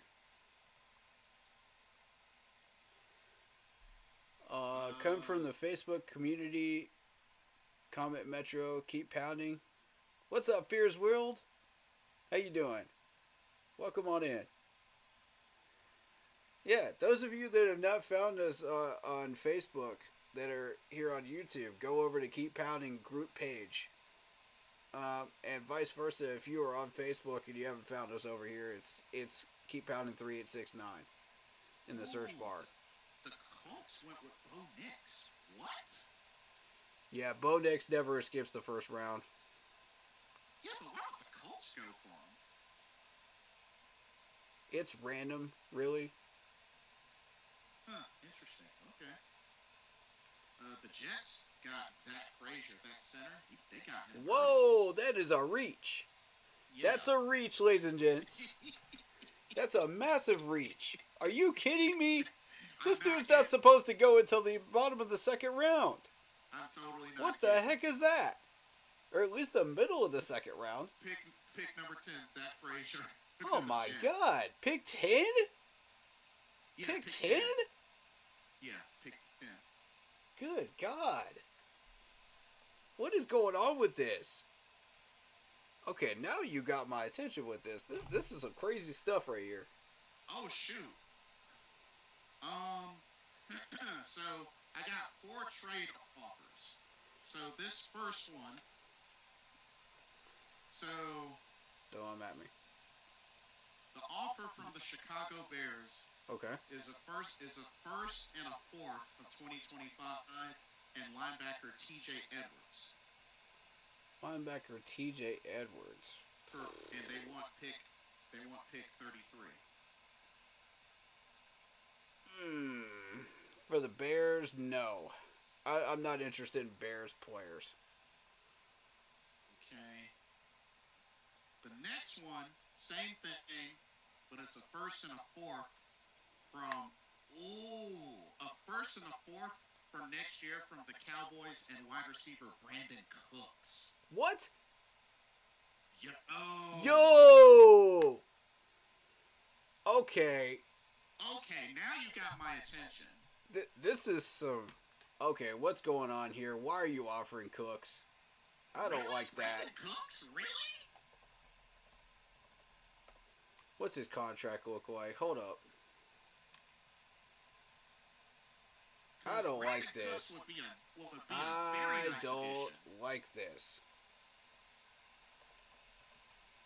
That would be a That's very nice addition.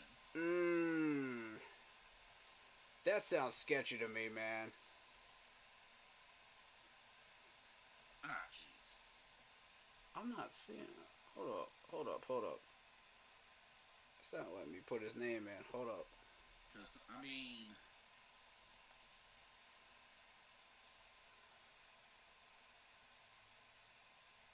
Wait, Brandon Cooks, the wide receiver, right? Yeah, played with Dallas last season. Yeah. I'm looking on... I mean, he's had some great numbers. I'm looking to see if I can find his contract. He's had some great years throughout his, time with Houston and... Where the heck is he? Something with New England and the Rams. He's kind of... You're not about to tell me he's not on here, man. I'm not seeing him. Brandon Cooks. Let's see. I'm looking at Over the Cap and I don't see his name on here. Brandin. Oh, it's IN. Yeah. Mm-hmm. That's why I couldn't find it. Okay. Thank you. Yeah. Yeah, no problem.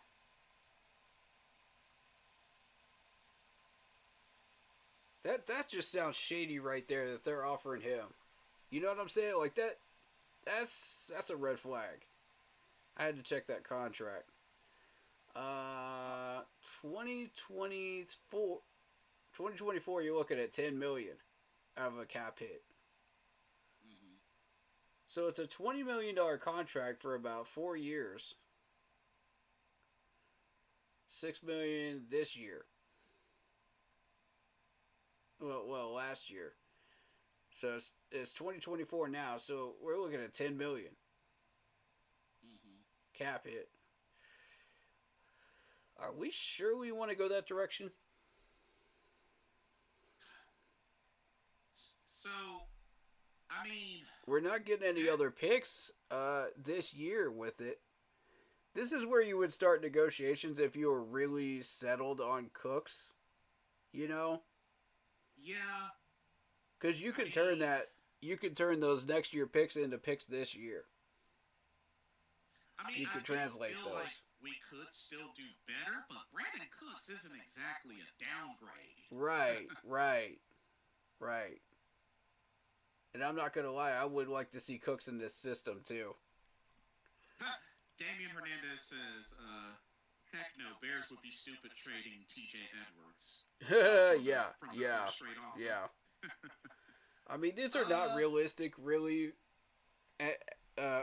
to draft weekend, because you would never really see players involved in these trades, to be honest. Yeah. But occasionally you might. Let me see what this next offer is. Washington Commanders, for the 33rd pick, they're offering pick number 1 for next year and offensive guard Sam Cosmi. Cosmi? Yeah, Sam Cosmi. You mean the tackle Samuel Cosmi?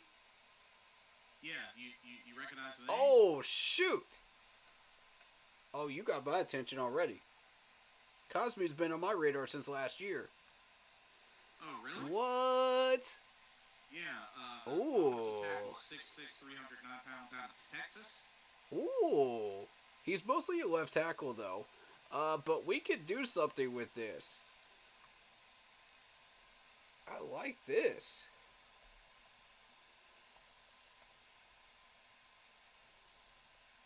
Cosmi. No, he's listed as a right tackle. Interesting. And on a rookie contract still through 2024. Yeah, that is true. 8.1. Because he was a 2021 second rounder. Washington, you got my attention. I like this. Okay, and then the fourth offer. Whoa!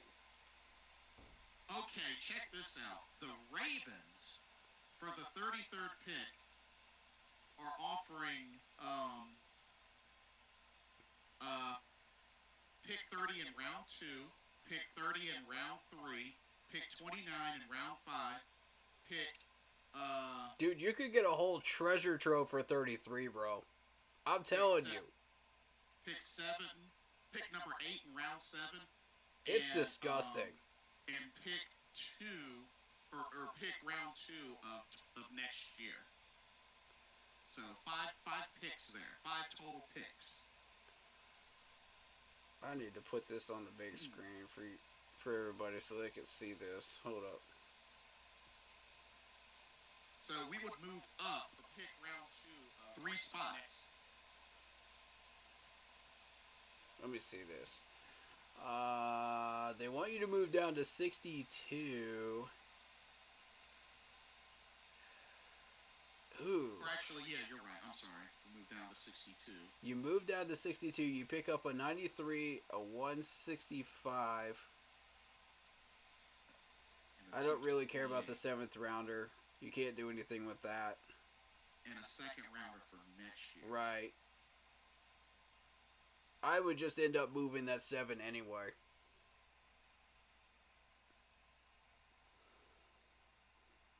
So those are the 4 offers. From Ravens, Commanders, Cowboys, Oh, Bears. Cosme is so tempting. Cosme is so tempting, guys. You have no idea at this point. Oh my god. That would solidify us behind Taylor Moton. He might even get the starting job, dude. And see, I would start negotiating with Washington. Like, don't immediately take that first offer. Because you could turn that first round pick of theirs for next year into some picks this year. You know what I'm saying? You could start negotiations. And keep Cosme in there. He's listed as a guard, but really he's a right tackle when he was drafted. So I'm gonna reject the Bears. Yeah. Go ahead and reject the Bears. Oh, it won't let me do it. Don't worry about it then. Don't worry about it then. Because honestly, It's between the Ravens and Washington at this point. The Ravens offer you a whole treasure trove of good picks that you could use, right. depending on what you're targeting. But Washington offers you Cosme right out of the gate, and you can start negotiating. I mean, this is... Wow. Guys, I don't know. I don't think Washington would ever give up Cosme in real life. Unless you specifically asked for him. Mm-hmm. And you initiated the trade. So I just wanted to be blatantly clear on that. But am I interested in Cosme? Definitely. And see, we could still... I mean, the Dallas one is attractive, but we still could get a wide receiver. And I don't know what these rankings are on this system yet. So, I'm still exploring that. Let me... So, you know what? Where is everybody at that we were targeting before? See, that's what I'm looking at. So, I guess I'm going to narrow it down to the Commanders trade offer and the Ravens trade offer. Correct. Because they offer you the most as far as stuff that's there. Right. Shoot. So this is where you start working. You start developing a plan. Okay, what are you targeting with those picks if you do get them with the Ravens? You know, what could potentially be there that is targetable? And you're according to my system, you're doing it 20 picks before they are projected to land in the ranking system. So this is why we need that ranking system from draft weekend, so we can more accurately predict where to target players. I see. Without it, we're triangulating and we're guessing, But with a consensus, that means it's like how many different ranking systems. This is the same area. We can work with this. So I suggest we stick with the consensus from here on out. Right. So. Shout out to Marcos Cash for that. Thank you for pointing that out. Big. If you had to pick between the Commanders trade offer and the Ravens, like, is Cosme that big enough of an attraction for you?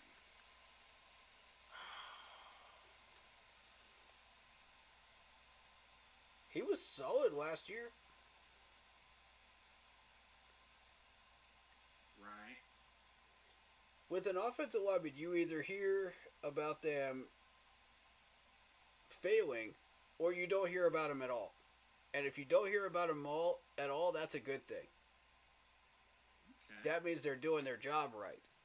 You know what I mean? If you hear about them in a negative way, that means they're screwing up. Right. And they're losing value. So, with Cosme, I didn't hear a single thing, did you? No. That's a good sign. Dealt with a little bit of injury, but, I mean, out of the 40 games he's played, he started 30. His injury. He's missed very... Enough wear and tear for us to steer away from him and go more towards the picks? That's my question. That's a fair question. I do like Cosme. I like him a lot. He was on my radar for most of the month last year.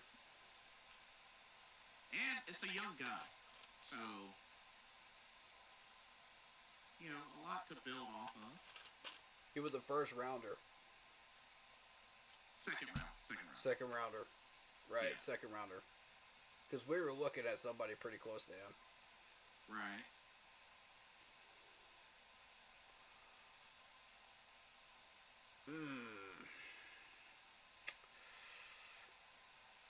Okay, now with the picks that the Ravens are offering, what are you going to target with those picks?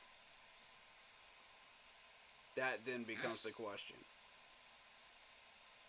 That's a tough question. Okay, I've got the overall rankings right here, so it goes up to 82 for me so Okay.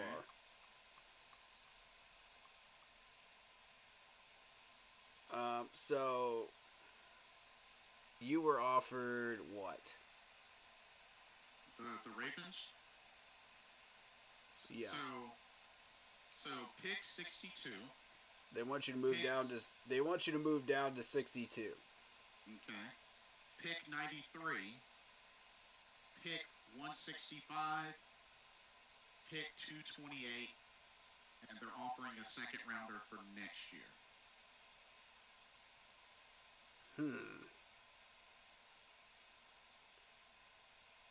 This gets into hypotheticals because there's so many different ways that you could go with this. Exactly. What players are available right now? Let's see. Let me minimize. So Michael Penix Jr., J.C. Latham, that offensive tackle from Alabama, Amarius Mims, offensive tackle from Georgia, Graham Barton, offensive tackle from Duke, Adonai Mitchell, Troy Franklin's available. Lad McConkey, Kamari Lassiter, cornerback out of Georgia, Trevondre Sweat, defensive tackle out of Texas. Is Leggett still there? Yes, he is. Okay. So it's all the usuals. Interesting. It seems like it's all the usuals. Yeah. Okay. Okay. Stay away from Adonai Mitchell. Do not get this dude. He is not a good fit. He may be fast, but he cannot catch in traffic, and he cannot create separation. Outside X receiver. Yeah, leave Adonai alone. Nobody should be drafting this dude in any of your mocks. I started doing a little homework on this dude. Oh, I see what you're saying. It's actually in his weaknesses. Struggles with contested catches, inconsistent yak. Y'all know I'm a yak man. And with the West Coast, you rely a lot on the yak. And you look at the history of Carolina Panthers wide receivers, what's the main thing that stood out about a lot of them? Yak. Exactly. I mean, just ask Agent And 89. especially in the West Coast, you need yak. Just ask Agent 89. Just ask DJ Yep. Moore. Yes, sir. Yes, sir. Ask Moose. Ask Moose. Who was more of a possession guy, but had the yak ability. Which, need I remind you, Steve Smith and Moose were both picked in the second round. That is true. Proving that you can still get first-round talent at the beginning of the second round. And with respect to Moose and Muhammad, I mean, Steve Smith said it himself. That there's no Steve Smith if there's no Moose. Exactly. Exactly. So, but nah, good points there on Adonai Mitchell, though. Fair enough. Did my homework on this dude, so.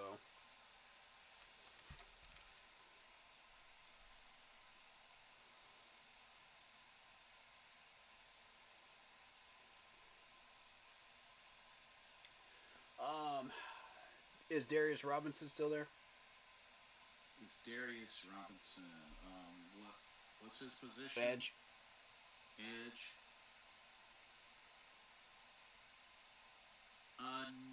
No. He got picked up by the Vikings in round number 23. Reach.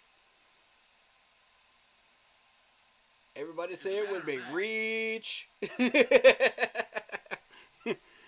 So wow. Yeah, so the Jets got Zach Frazier at number 10.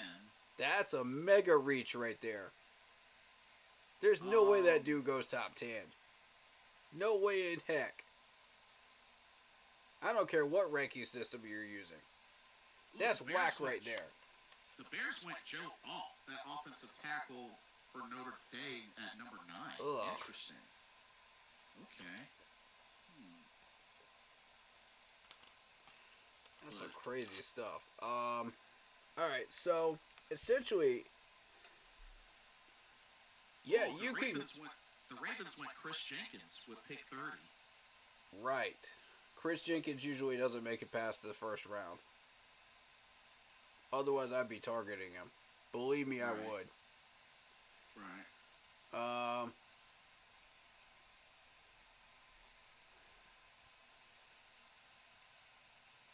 We'd have a second defensive tackle target if we were looking at Chris Jenkins.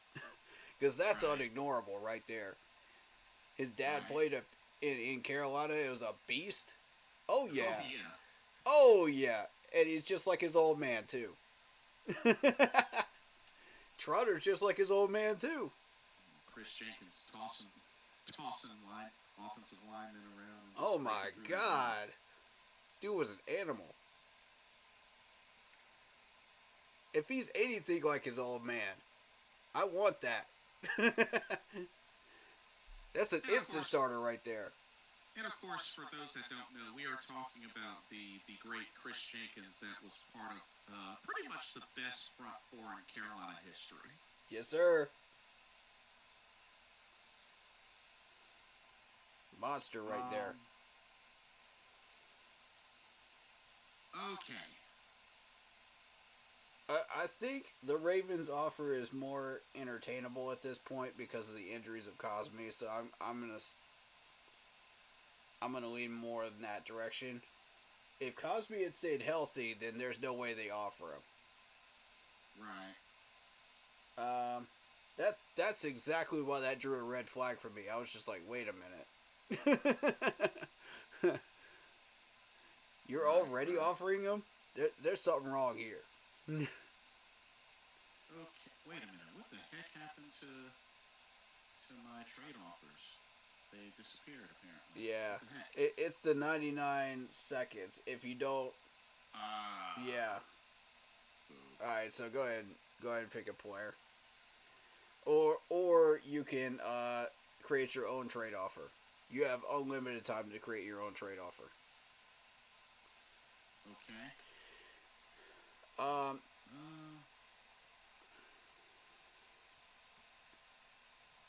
I have been looking at teams like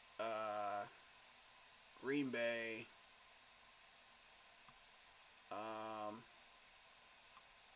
So It all depends on where you want to move down to, and what players you want to target. well, So what's your game plan? I've been liking the idea of Troy Franklin, to be honest with you. So Okay. I want Troy Franklin. Okay. There's no right or wrong thing that you could do with the 33 and 39 at this point. From that point on, that's what dictates the rest of your draft. Whatever you do with those two picks. Okay. And that's what it's going to be like on draft weekend, too. Right. Oh, the Chargers got Jonathan Brooks just 2 spots before us. Yep. Okay, trade offers. Okay, 4 offers. Number 1 from the Vikings. Wait. Two 7-round picks. Nope. 230, 232, a first from next year, and edge rusher Curtis Weaver. Wait, No. 2 7th rounders? No. No, thank you. No. Gross. Heck. Gross. Okay, the Commanders, they're offering, let's see, pick number 40, pick number 100, pick number 222, and a 7th rounder for next year. So it's a second round. Let me get caught up. So it's a 2nd round, a 3rd round, a 7th round, and a 7th of next year.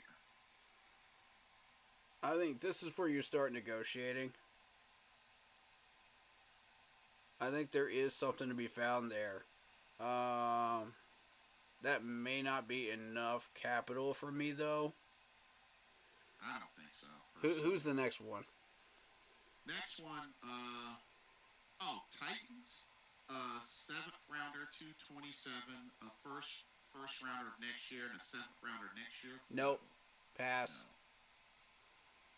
And then the Niners, which all they're offering is a first rounder of next year. Pass.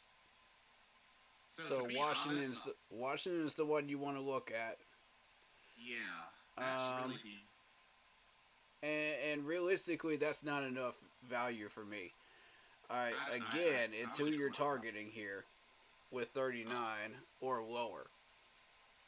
Who are you targeting with 39 or lower? It needs to be a defensive pick, I think, because you just chose a wide receiver. Right. Looking at defense, Jeremiah Trotter still available, Edrin Cooper still available, Enos Rakishaw Jr., Austin Booker.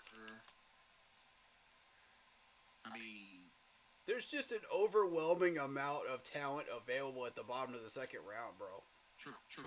Mid to second, mid to late. Trevante Sweat still available. Ooh, hold up. Who? What you got? J.C. Latham, offensive tackle out of Alabama, who's ranked 15, is still available.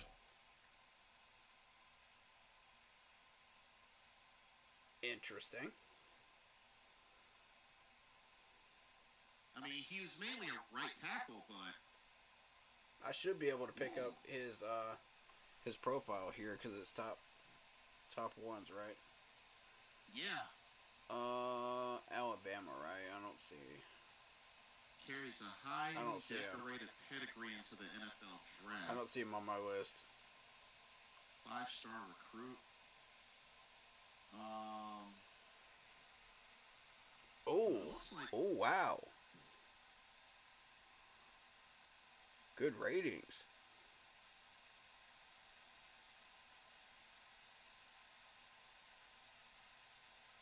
but it sounds like maybe pass blocking might be one of his weaknesses.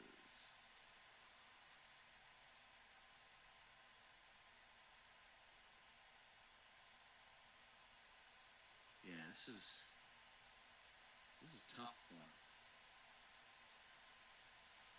him. This is what makes that 39 so difficult, dude. Like, what do you do with the 39?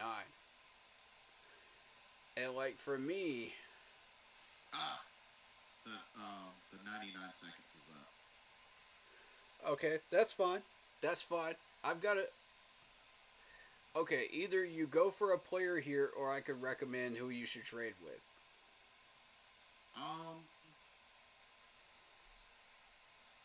So we know for sure Michael Penix Jr. and J.C. Latham are top two best available. The only thing I was going to recommend is potentially Edrin Cooper, the linebacker at Texas A&M. Heard his name a lot. There's also Enix Rakestraw Jr., that cornerback from Missouri. Or Trevontre Sweat, the defensive tackle out of Texas. All right, what are your thoughts? It all depends on what you're targeting, bro, with this 39. Are you looking to get a player, or are you looking to target somebody specific, to where it falls within that 39 to 65 range that you could trade down with safely into that safety net area and pick them up before you have to get to 65. And you would get extra picks with it. To be honest, I honestly don't know. But I'm looking at least to defense for this pick. Yeah.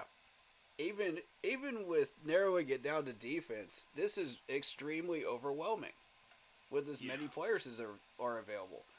I've been saying this for the longest now. Like, it all depends on what your battle plan is, going forward. Because the interesting thing about there's about a half dozen doors you could choose here, and all of them lead in a different branch of a tree. Because the interesting thing about this Enos Rakestraw Jr. from Missouri, he's an outside man press cornerback. Yep.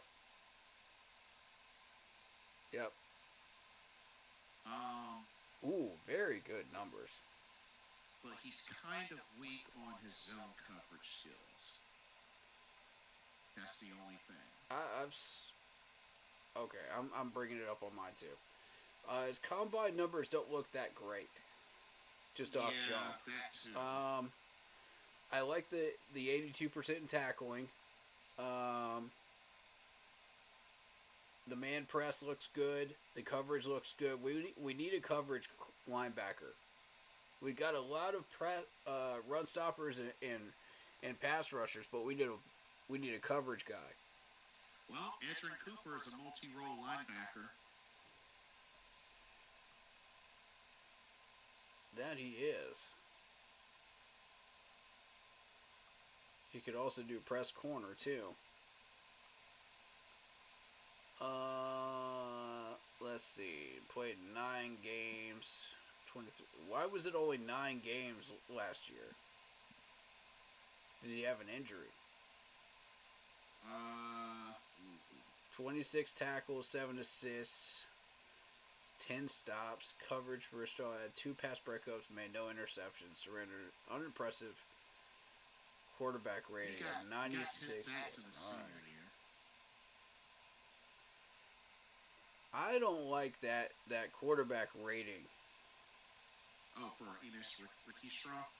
Yeah, in his senior year, 96.9. That's what I'm concerned with. That caught my eye. In 9 games, that should be a lot lower. But considering it's Missouri, it's the SEC, so he's been battle tested by power teams.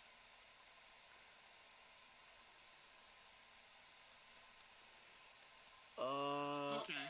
So maybe Kamari Lassiter might be a better choice. A little less weaknesses, more targeted at risk of being overpowered. Despite Correct. his aggressiveness, is his lean physique, Mm-hmm. which he is 6 feet tall, 186 pounds. I like his 3-cone in the combine. I watched that personally. He got noted as a 6.62 in the 3-cone. So he can move. He can rotate. You know, but is he fast? No. 4.65. So he's going to have trouble keeping up with running backs that are going faster than him in the NFL, Right. which will lead to less of a chance of a tackle. Yeah, we don't want that. Right. But good. He's more of a coverage guy than a run stopper, which, I mean, Let's see. Looking at this Javonte Sweat, I mean, Sweat's looks one like- of the main options people like.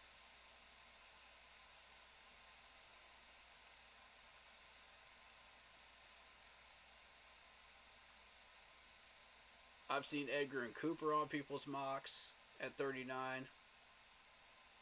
I've seen TJ Tampa.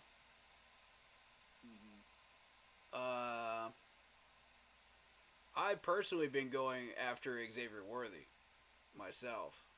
Xavier Worthy. Is at 55. And if you're going to target Worthy, you're going to want to trade down with somebody, and I've got an option for you. If that's what you want to do. What position is that? That is wide Xavier receiver. Worthy. Wide receiver. Well, I did get But see, Detroit you already took a wide receiver, so you're not going after Worthy. right. That would have been your option. So I'm gonna take a chance. I'm hoping to see that Jeremiah Trotter can make it to 65. I don't know about that one. I think he's going to go before 65. He typically does. So that would involve a trade down if you're targeting Trotter. That way, you know, you're sitting in the 40 range with this trade down. So you could safely get Trotter. So is that what you want to do? Yeah, from this 39. Okay, so you're going to want to trade down with the Jacksonville Jaguars. Interesting. Yep. Who have a 48th pick. That way you're 20 picks above where Trotter is. Now, if you somehow manage to miss on Trotter, Devontae Walker is still there at 70. Okay. So just keep that in mind. Since you're mainly targeting linebacker with this pick, correct? Right. That's your goal? Yeah. All right. So, go over there to the right side. You're going to click on your pick that you're going to trade, Yep, which is got the it. 39. I got And then- Jaguars. Yep.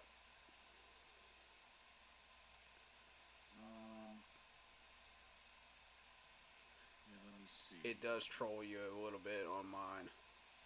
I don't know why it's that finicky, but for some reason it is. All right, so with this, you're gonna want to go with the 48. You're gonna go with I think they give you the 96 as well. So No. Don't go for the 96. Go for both the 4s.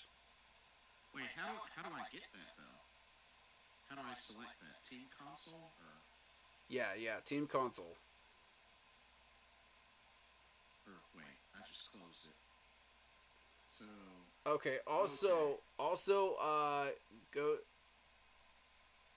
You'll want to move 2 7th rounders for a 6th as well, if you feel like being aggressive there in this trade too. oh, okay. Here we go. So the 48.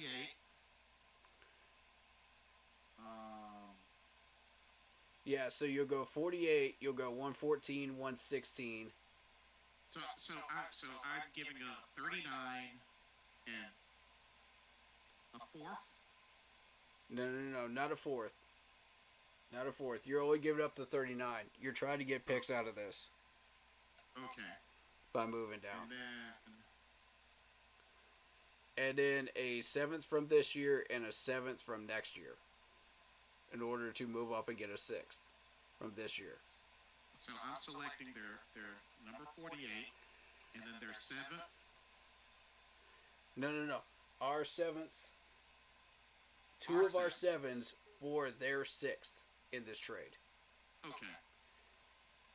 Now we only have one 7th. Correct? So this year's 7th and one of next year's 7s. Okay. And then Alright. for them, I'm getting 48 and then their 6. Yep. Also, the Jacksonville 2 4s in this trade. And I believe you can go up as far as a 5th for next year, as far as next year picks. No, they're not going to give that up. Okay, a 6th then. Okay, so essentially, you are attaining a 48 pick, a 114, a 116, and a 212 from this year, and a 6th next year. Okay. Now, before you hit accept, I have actually a little bit of an experiment. Well, it only gives me the option to offer it. I still gotta offer it. Right. Don't offer yet. I want to run an experiment. Do you see Agnew down here? Jamal Agnew? Yep. Yeah. Add him in. Take away the 6 from next year. Okay. Alright. I want Agnew in this wide receiver core. Okay. Now, what you should be getting for your 39 is you're getting a 48, a 114, a 116, a 212, and Agnew. Yep. Got it. Go ahead and offer that trade and hit decide. Okay. Boom. Now, you should be able to get Trotter 20 picks before he is... Trade is accepted. It's accepted. Yep. It should be accepted every time, ladies and gentlemen. I've tried it multiple times. It is rock solid. I highly suggest we do this if you are targeting one of those people down there. If this is the ranking system you are using on draft weekend, this is my suggestion to our management. It has to be Jacksonville. Nobody else has that type of raw talent that they want to give away, picks wise. Bam. Cool. I can pick them. There you go.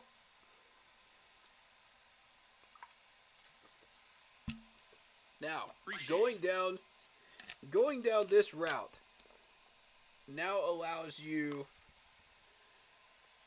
It takes away certain doors, but it also opens up other ones. Yes, I got 3 picks in round 4. Correct. This is where it gets really interesting, because at 65, if you want to go Van Pran, this is your time to do it. If you would like to go a different route, like the person I suggested off stream, Blitz, do you want to do that or not? Do you want to show them what we're up to? Did you message me? Do you want to show them what we're up to?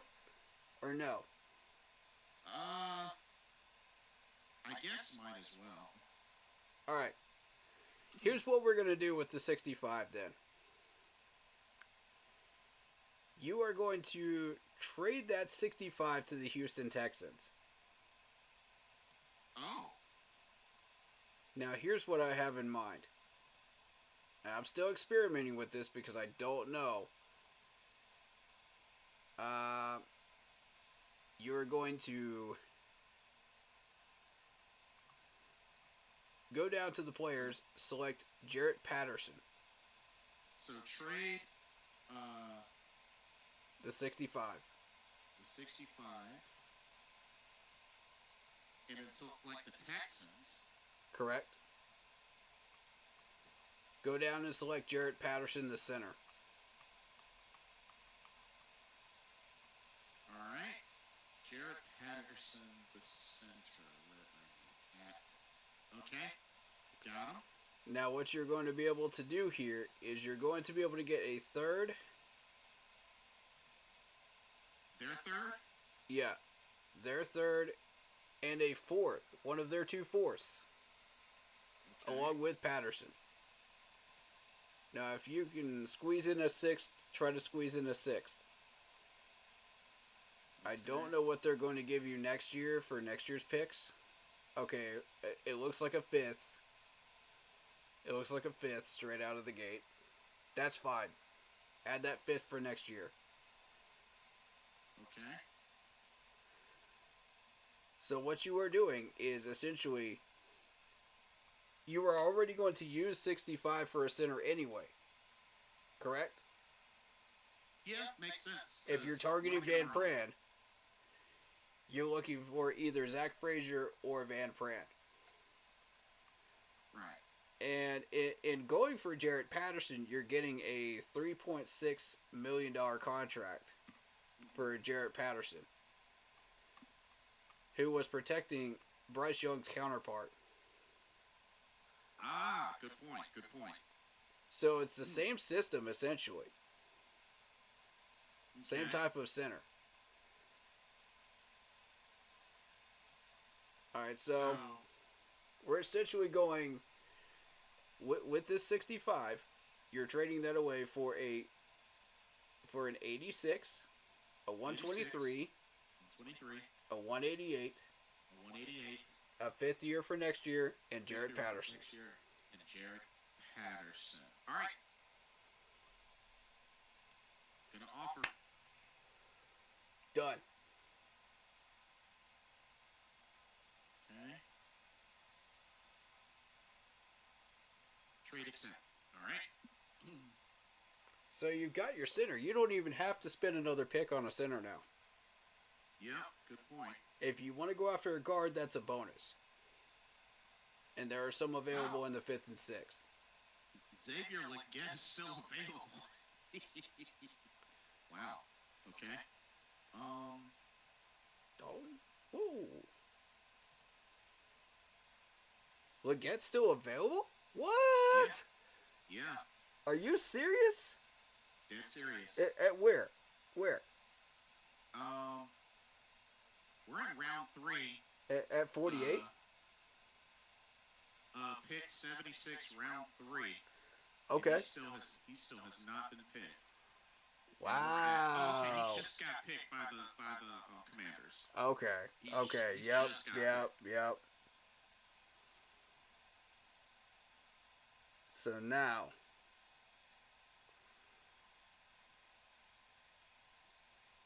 Okay.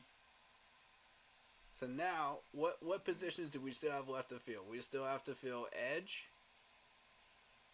We got our linebacker. correct? Yeah. 33, we picked a wide receiver, correct? Yeah, Troy Franklin. Okay, so we're on track here. So cornerback DJ James out of Auburn is the top guy, top available. For edge,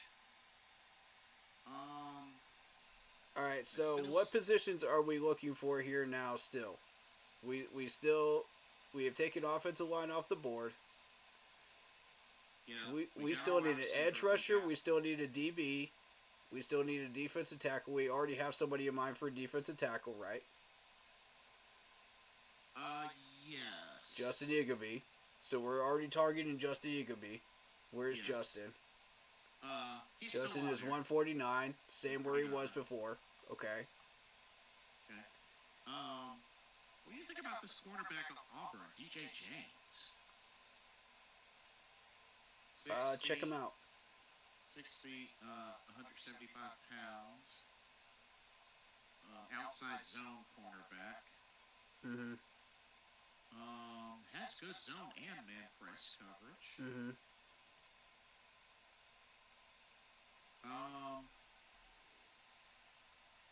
He's very skinny, lacks bulk and strength, which can be a disadvantage on blocks. Wait, I can probably find him. Hold on. Eye discipline. Can be overly aggressive in coverage, potentially drawing. Let me penalties. see. Good combine numbers. I like that right out of the gate. He doesn't have good hands. His weight is a little bit. So he is Okay. as He can he enters the tackle, draft- but he's more of a coverage linebacker or a Yeah. coverage corner. Yeah, he enters the draft as one of the top coverage talents, Yeah, pure sorry. coverage talents. Okay, that's good. Let's see. Lacks bulk and strength. I mean, So he he'll can need work to on bulk his up if he size. wants to go up to the NFL. And any team that drafts him will be like, okay, bulk up immediately. On day one after you draft Yeah. him. Vulnerable against double moves and complex route combinations. That's what immediately gets my attention right there. Drawing excessive penalties. That's a negative. So he's got to work on his No. discipline. Although willing to tackle, he opts for lower body tackles. Who does that sound like to you? Dante Jackson, right? He goes for those feet tackles? Nope. Yeah. Nope. We already got one of those people in here already. That's fair. Nope. That's fair. That's a pass from me right there. Who I'm looking at, a lot of people have Carleen Carson from Wake Forest on their mock drafts. Yeah, But- he's still on there. But the at, guy I'm rank targeting 94. is Cam Hart from Notre Dame. That's another name I do remember hearing. Yeah, Cam Hart looked really good in the vertical, the weight, and the arm area. And also, people also like his height and his broad jump. He caught everybody's attention with the broad jump in the combine. Okay, Cam Hart. He can tackle. 6'3", 202. Ooh, outside man, press cornerback. Right. Okay. Got some good grades. Struggles maintaining coverages once he loses initial ground, often trailing behind in routes. Okay, so he does get burnt. But, I mean, you expect that, around that area of the draft board. Inconsistent in run support.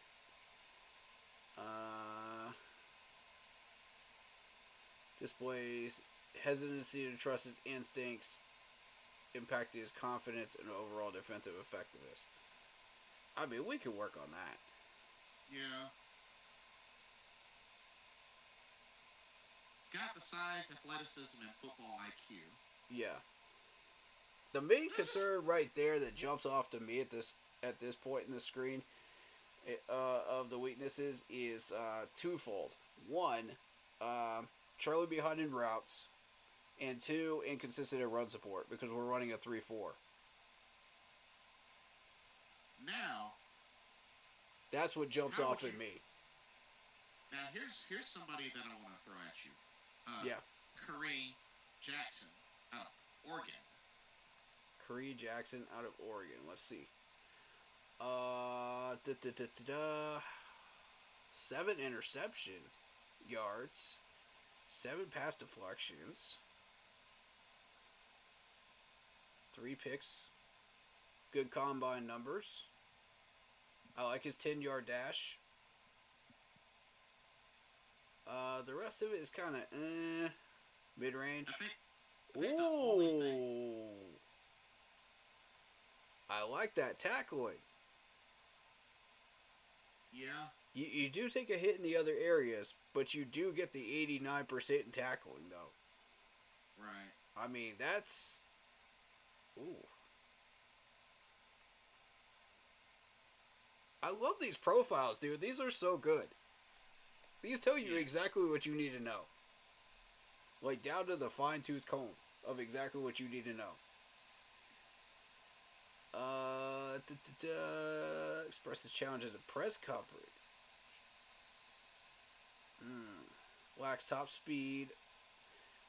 Hinders his ability to keep pace with faster wide receivers downfield.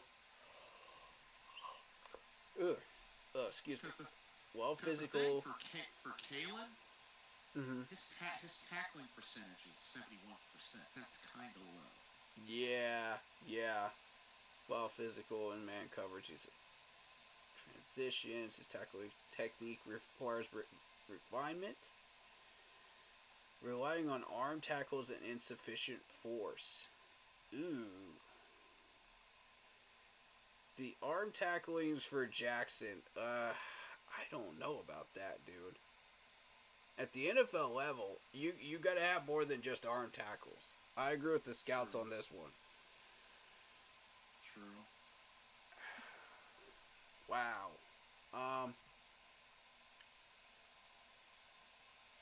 But yeah, I would target Cam Hart.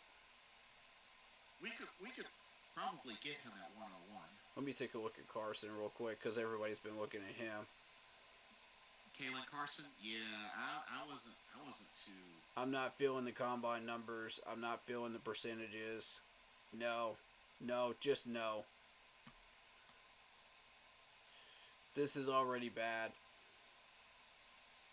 Lazy with fundamentals? Oh no. Nope. As soon as I read that, it's just like instant no. I don't want anybody that's lazy out there with any type of fundamentals. You got to come out and you got to ball. If you want to be drafted here.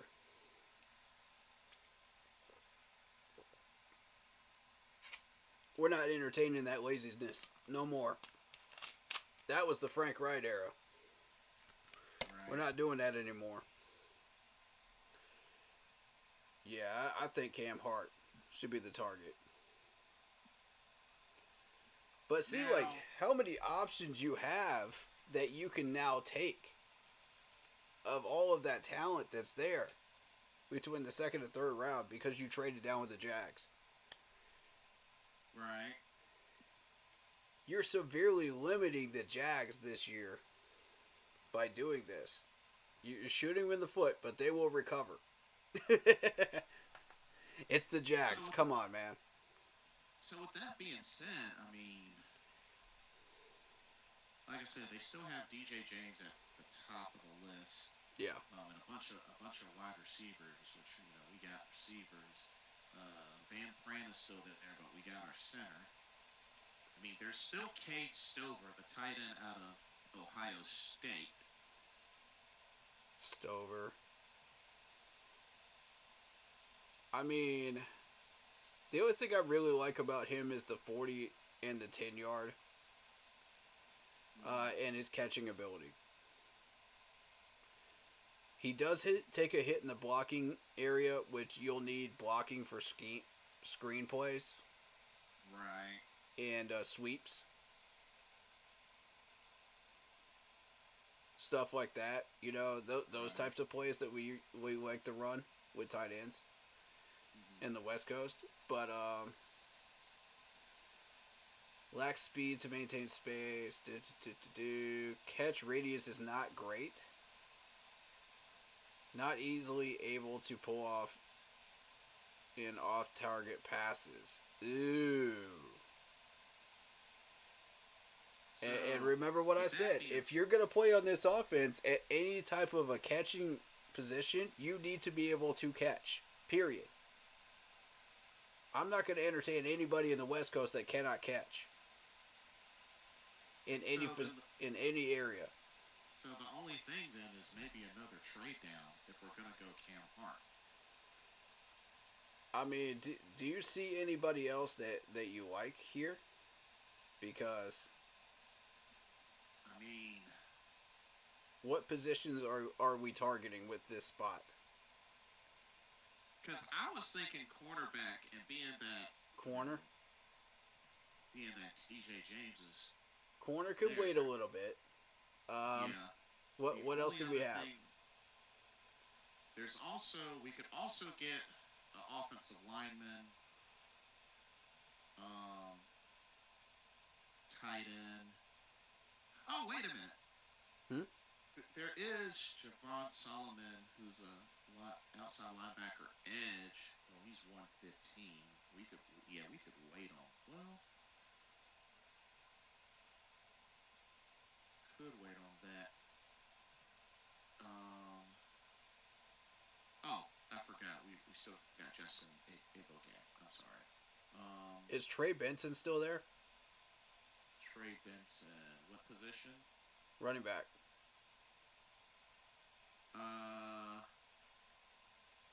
No. He just got picked up right before us by Cleveland. Oh, wow. How about Bucky Irving? He's still there. Okay. I'm mainly looking at running back towards 107, which is Braylon Allen. Okay. Let me do what you did with your first pick. That way I can. Bucky Irvin's a dual roll back. I got Troy Franklin, so.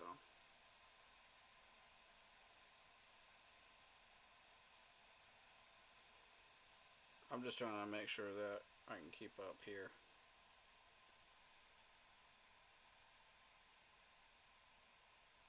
Ooh, Brandon Allen definitely seems like more of a friendlier pick.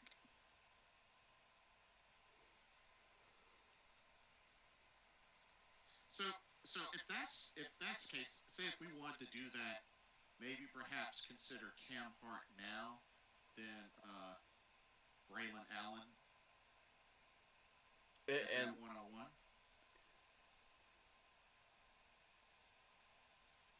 wait, Braylon Allen. Braylon Allen's 101. Where is he at? What position? Braylon Allen, 107. 107.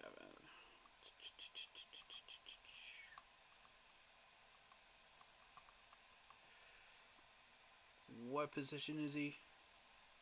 Running back. Oh, yeah, that's right.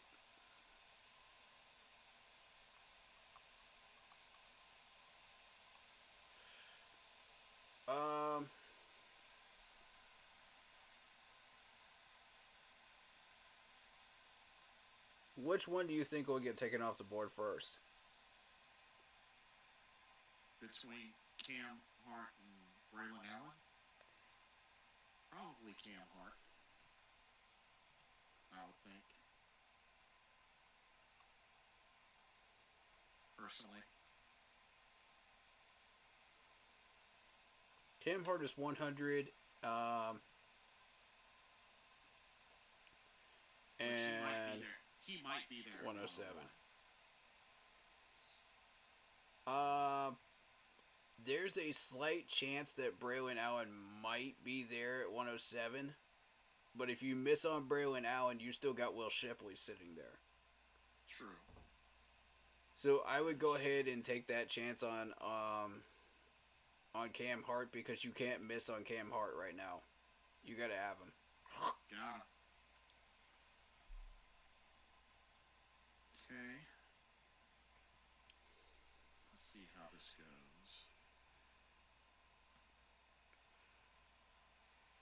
The Bucks ended up getting Cade Stover, and the Cardinals got Van Pran. That's fine. Let him have him. We already got our center. Sorry. Yep. I'm trying to keep up with you on mine as well here.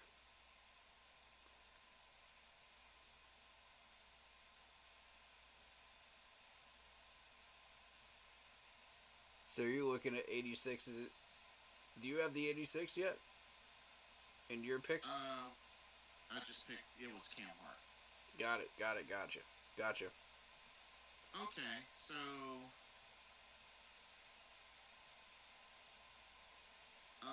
Braylon Allen's still there. Bucky Irving's still there. Wow.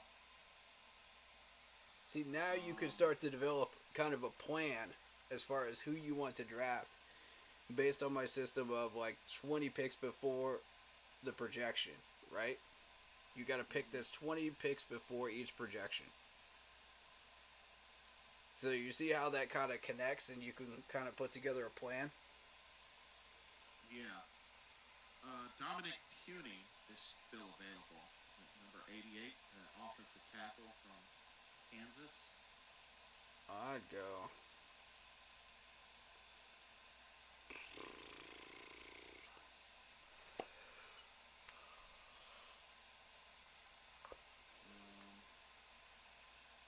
Let me catch up on mine. That way. Because I'm running the same mock you are. I'm doing exactly the same things you're doing on my screen. Gotcha. That way, like, I can stay connected with you here. Okay. Because it always shows up to a certain amount of pick rankings per round here. So once it starts to push forward, I can then see like what the other picks are. Gotcha. You know, in the later rounds. Okay. Holy moly. The Niners just offered me a treasure trove, bro. Oh my god. They just offered me a tight end, dude. What is this? Sanford, what are you doing? Oh my gosh. And the Giants offered me a 4th and a 5th. Wow. Just for the 86? I don't believe that. That is wild. Alright, so you said you got Cam Hart? Did you? Yeah. Yeah, I did. Alright. Well, I'm trying to see who might be available and who might not be. So you're looking at the 101.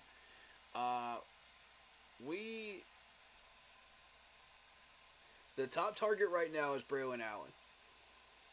But if you want somebody else, you know, to be considered for 101, now's the time to look at it.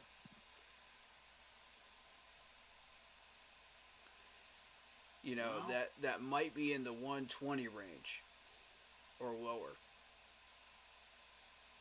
Then, or around this pick of 101. So, are we thinking DT? Because if so, there's Tyler Davis, defensive tackle out of Clemson. I do vouch for Tyler Davis. I mean, he is a monster. But he doesn't play defensive end. See, Justin does. And that's why I like Justin better than Tyler Davis at this point. Because he has two roles.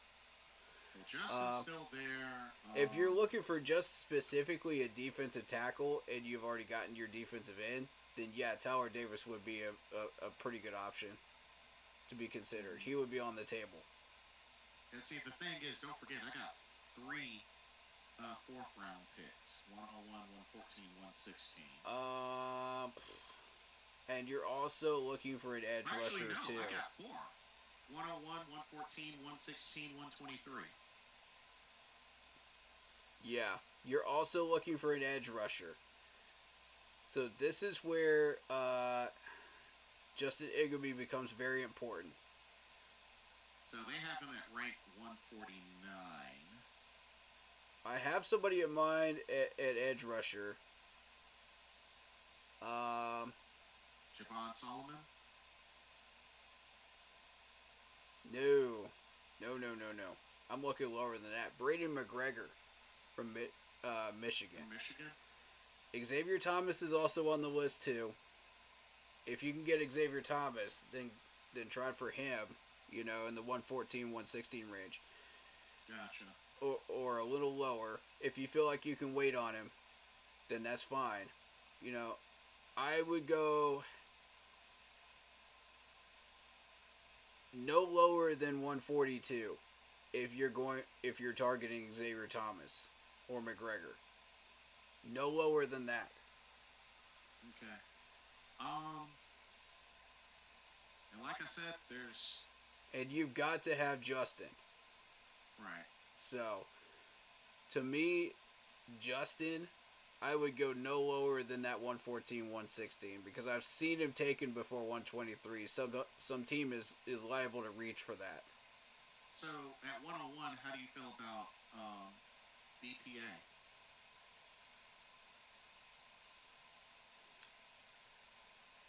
What positions do we still have left? So we got wide receiver Troy Franklin in the draft. We got Jeremiah Trotter Jr. linebacker. We got Cam Hart cornerback.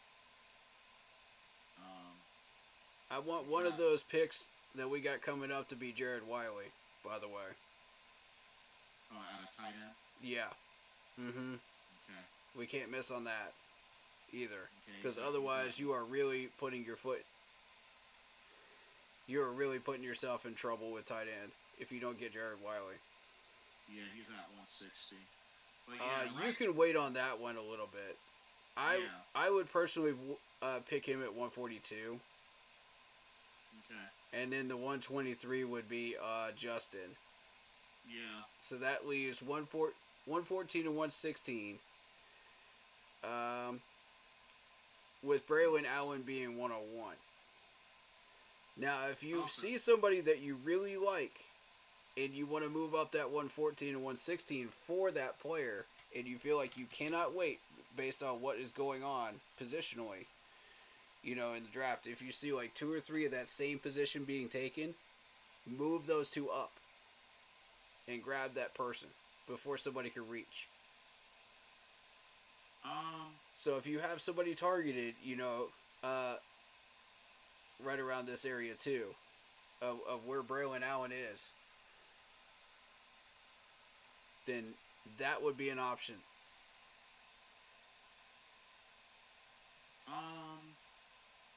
Okay. Let's go Braylon Allen. Yeah, let's go Braylon Allen. In my case, it would be Will Shipley, because Will Shipley's still here.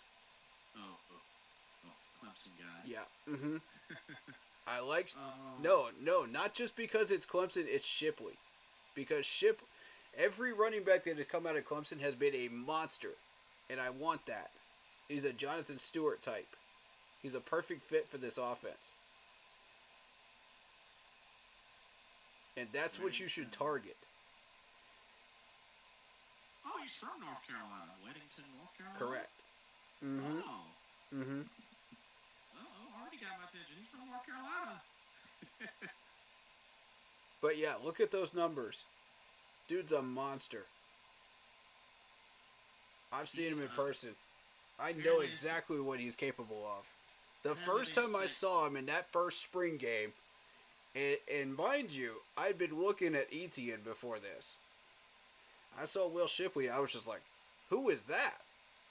So they say that he has an issue with ball security. He does at times, yes. But if he's able to run through tackles, then he should be fine. If you have him well protected and you open up a lane, he should be just fine. Like I said, he's a Jonathan Stewart type as far as power goes. He's well balanced. 5'11", 206. He's the right size, you know. Dual back. He's fast too, as evidenced by the combine. That is accurate. That's how fast he really is.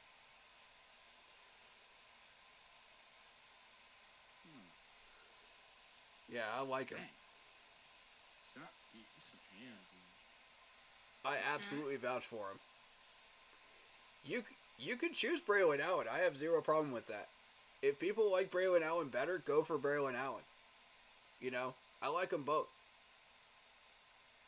You know, I'm not showing partiality here. I want the best running back that we can get. You know what I mean? If it happens to be Will Shipley, well, there you go. Okay, so 114. Carry the ball away from the limited route tree as a he's so one is not a threat in the passing game. The other one is, which is Shipley. Correct. Clemson's whole offense is based on yards after the catch and jack. I went Shipley. Yeah. I went with him. Either one is a good pick. I'd be satisfied with either one. Okay, making our way to pick 114. Okay, now depending on what is available here, what positions do we still have the left? Giants got him.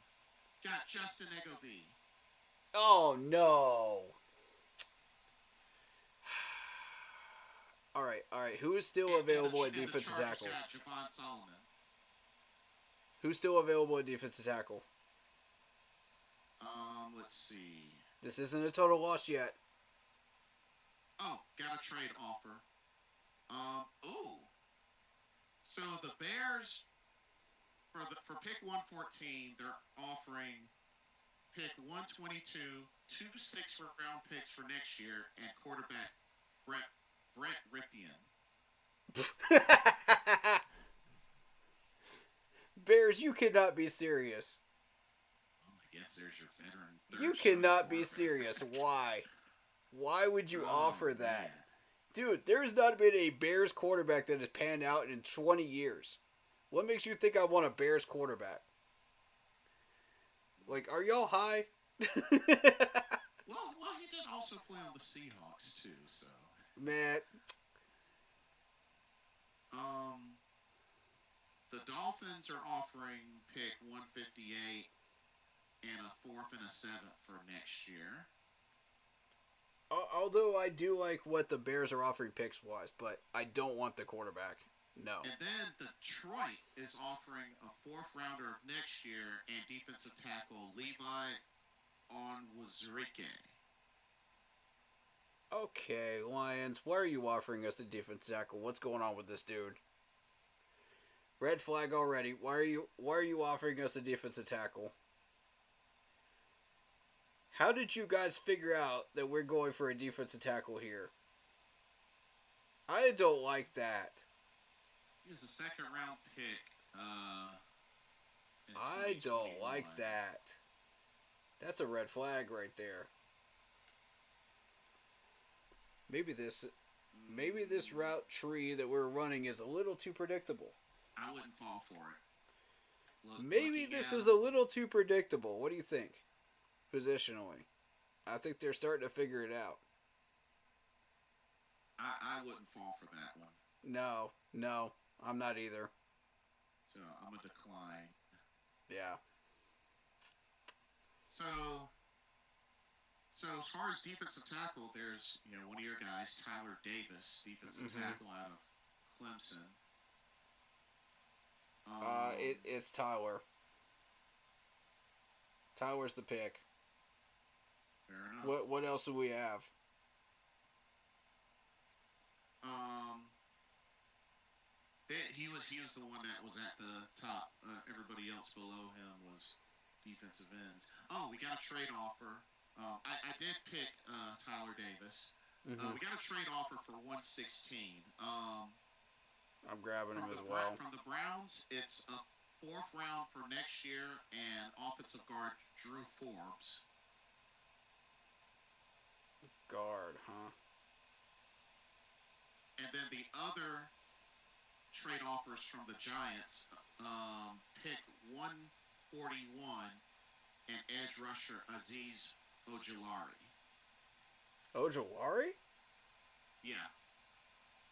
Hold up. I recognize that name. Hold up. Aziz Ojulari Ojulari. from the Giants. 6'3", 240. How do you spell that? Ojulari. Oh, I see him. Had 8 sacks in his rookie year. Interesting contract numbers. Not bad. Only You're looking at 6.7 through 2021 to 2024. We'd only have to pay 2.1 out of our cap this year. Looking at his numbers. His defensive snap count percentage goes down. Yeah. That's a concern. 29 solo tackles, 20 assisted. He sounds like a system defensive end to me. He needs help to get some of these tackles. 8 tackles for a loss. He's a pass rusher. 8 sacks, 8 tackles for a loss in that first year in 2021. Yeah, he's a pass rusher. He can deflect passes. He deflected 3 so far in 2 years. He can force fumbles.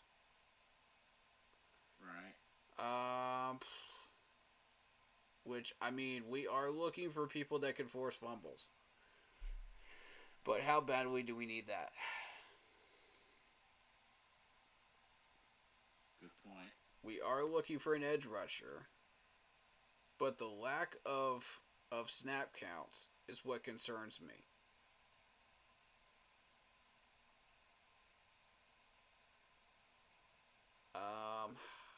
Oh, shit.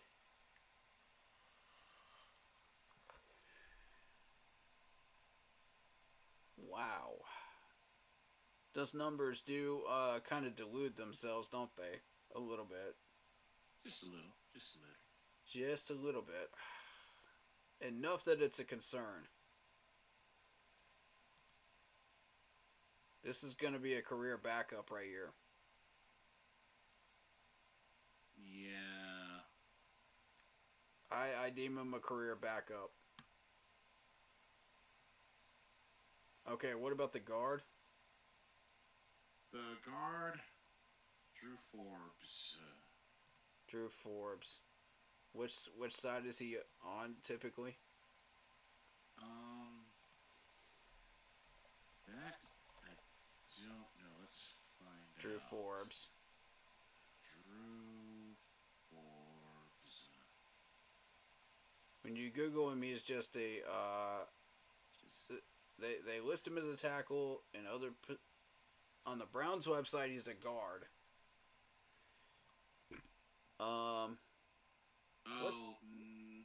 He's dealt with some injury woes. Pass. Yeah. Pass.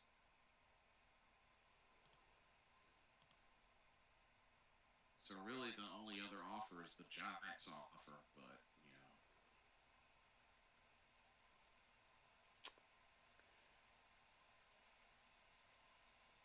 I mean, we do have some availability with this 116 to do something, you know, as far as like trading down if you'd like. We're not, you know, since Justin just went off the board, that opens up a spot down here. Yeah. You know, that opens up 123. So now, that's not necessarily a bad thing. Because you got Tyler Davis at defensive tackle. We got our defensive tackle. We're good. Yeah. And I'm thinking positionally. This is how I'm drafting. I know it looks like Homer. I know it does, folks. Stop that. But, you know, I want best player available for our team, you know? Yeah. I want to fill the positions. I'm looking at positions, people. These guys are the best ones there. So I see Luke McCaffrey there at 148. I see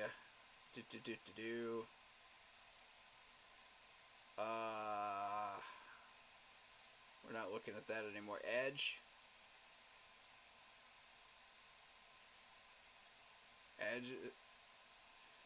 Jalix Hunt at 152. Okay. Ray McGregor. Xavier. I think you also mentioned Xavier Thomas. I did. Yeah. If Thomas is available, I would pick him over McGregor, but that's just me. You know, either way, I don't think you can lose because both of them are prolific pass rushers. If you take a look at McGregor, you got about 4.5 sacks, you got 1 forced fumble, you got 26 tackles, 13 solo. He's from Michigan. He's only an edge rusher. But he posted good combine numbers for his height, hands 40, and vertical, and his wingspan. Okay. But here's the thing. He's more of a pass rusher than anything, and his tackling is a concern. Okay. But in a 3-4, you're concerned with rush. You want all 3 of these to be filled. That's what you're looking for. Right. Lacks the natural knee bend necessary to consistently win at the point of attack. Needs to develop more strength. I think. So he would need to work with a strength and conditioning coach. Yeah. His placement and timing are sometimes off. See, and you don't get that with Xavier Thomas. Right. Let me think. Whose 40 time is accurate, 4.62. He can tackle, he's 72%. His run defense is 73. I mean, the dude is a good fit for what we do. I'm still thinking BPA, which, you know, for a spot that we don't have yet is also, what you got? I mean, we could go with that offensive tackle, Dominic Puny.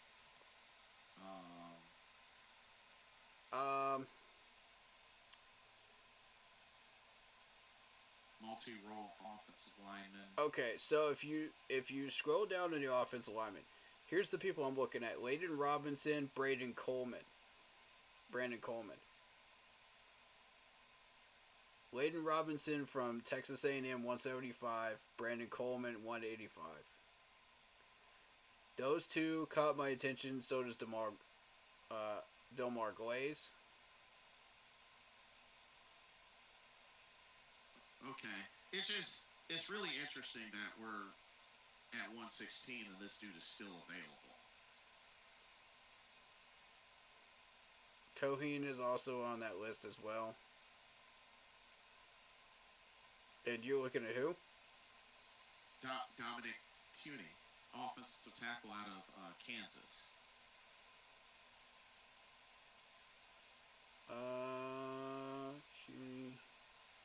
I don't see him. That's why I'm going back up to see if he may have been taken. In mine. Yeah, he must have been because Matt Conclaves is afterwards. It looks like.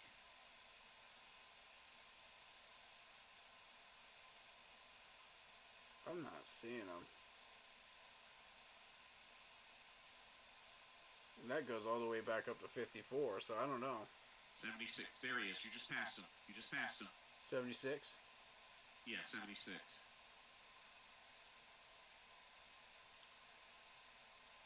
There he is. Okay.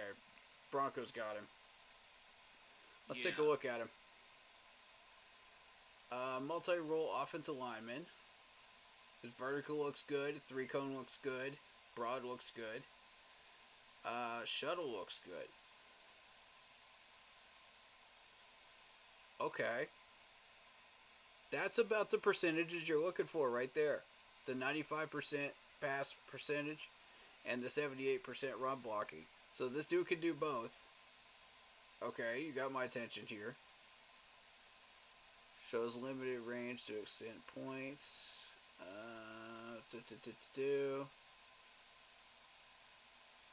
Loss of control at crucial moments in pass protection. Ooh. That stands out to me. Leading to potential holding penalties. Uh-oh.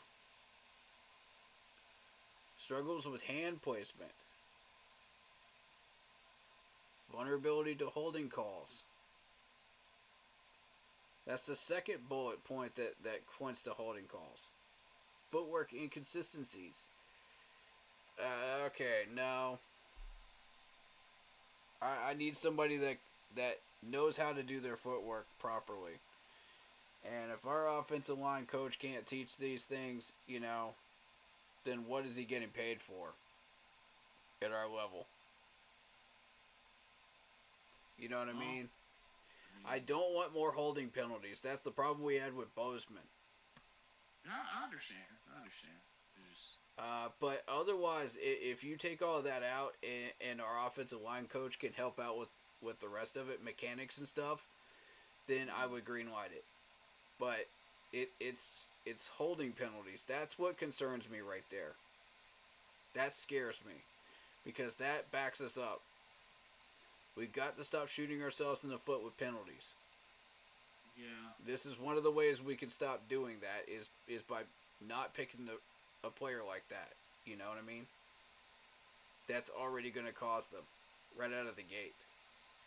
I honestly don't know who else to pick other than somebody that's still high up on the BPA. And other than, safety. We really don't need safety at this point. What running backs are available? Bucky Irving, but remember we got Will Shipley. Oh yeah, that's right. We got him. Okay, cool. So to me it would be edge rusher, tight end. Both of those are still needs. Right. We've gotten everything else right. Yeah. I would not be opposed to another linebacker because we do need the linebacker help, but I've already got somebody in mind for that. And we're good on wide receivers. Yeah.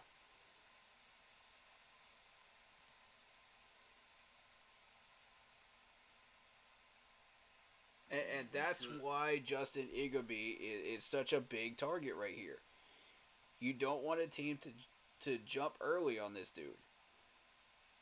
That's why if you feel the need to move that 114 and that 116 up just to make sure you get Justin Igby so nobody can steal this dude, do it. In another mock. You don't want anybody grabbing this dude. He's a multi-role. So the only other option is, for one of the needs we're going to have to reach for. And at this point, that's okay. Because you've gotten all your other needs taken care of. So reaching at this point is okay.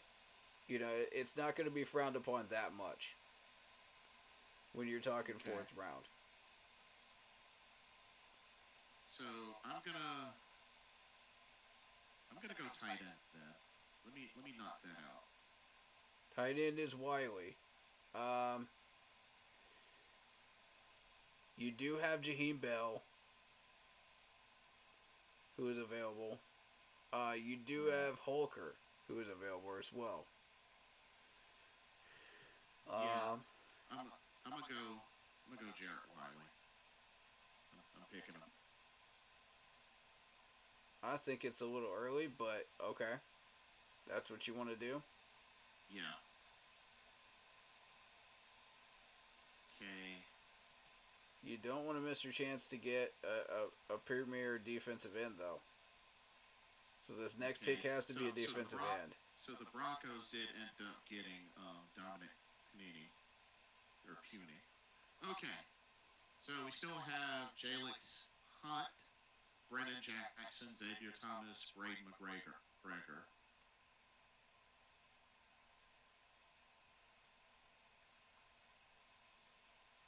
Who this Jalix Hunt, 6'4", 252. Edge rusher. But see, who does Houston Christian play? Like nobody. That's like one of those like Division II teams, man. Like nobody pays attention to Houston Christian. I've never even heard of that school. Same. And see, that's not battle tested to me. So what you're looking for there is numbers that are blown up, that are bigger than your average SEC or ACC numbers. True. With a team like that, because you should expect somebody that. Let's not forget what we did with Josh Norman, though. Correct. Coastal Carolinas. I mean, they were on the up and coming a little bit, but I mean. Yeah. Give or take, I guess.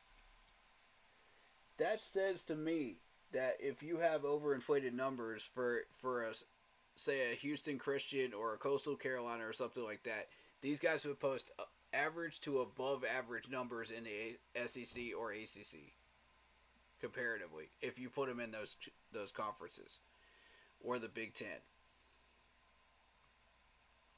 So to battle test them.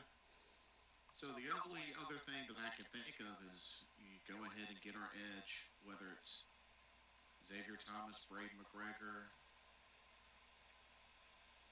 unless we want to wait for 142 or 166.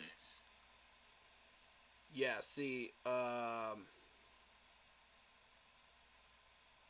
since you already got your tight end, you're not settling for Wiley, so that opens up 142.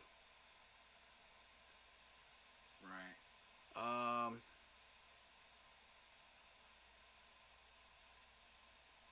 then still, we could get another linebacker, James Williams, linebacker out of Florida, still available.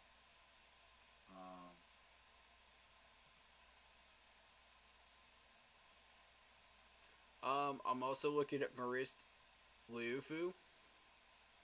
I'm looking at or Matt Conclaves is still available, the offensive tackle out of Pittsburgh. True. 6'6", 327. Ooh, this is a big dude. He can play left or right tackle. 80-60 ratio. 80-60. 68. That's pushing it. Yeah. That's really pushing it. You got to be able to run block too. Yeah. I like the combine numbers, but it's just not quite there yet. Yeah. Those hands. Have the size. That's about it, I guess.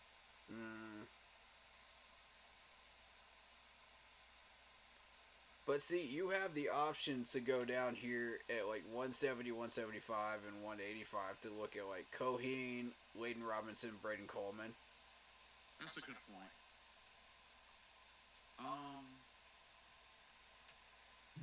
So best player available still is cornerback DJ James. Bunch of wide receivers.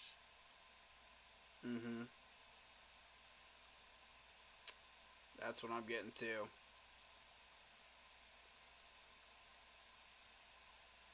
So, I mean, could go for another running back. I mean, or not running back, linebacker, which with pick 123 they have James Williams pick 124.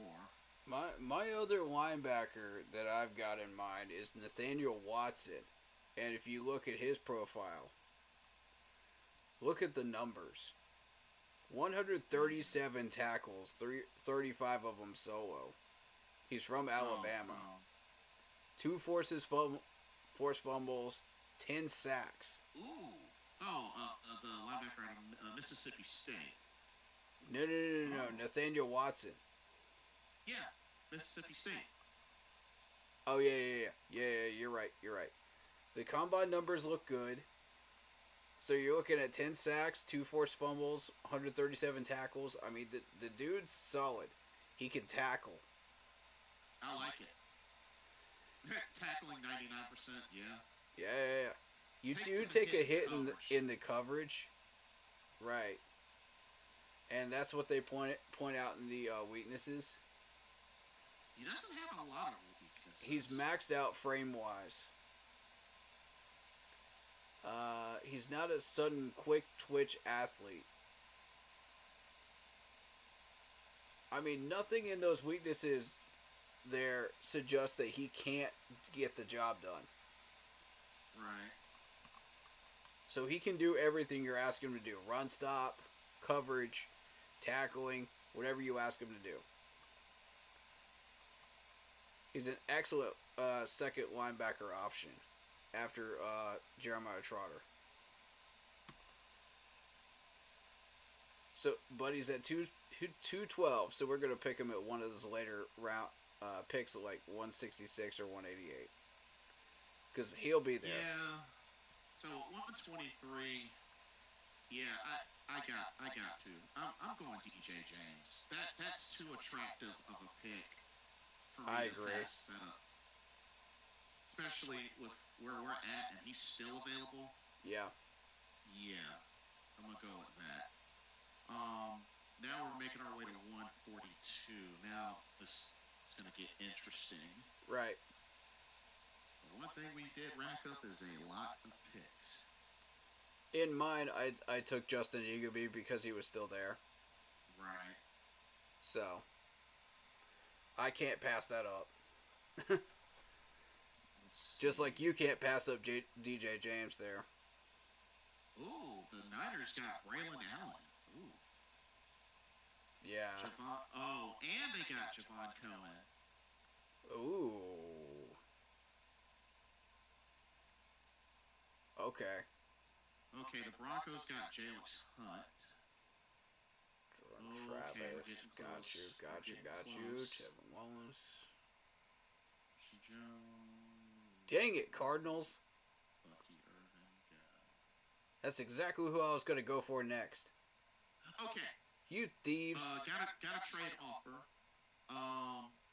The Rams offer pick 154 and offensive guard Alaric Jackson.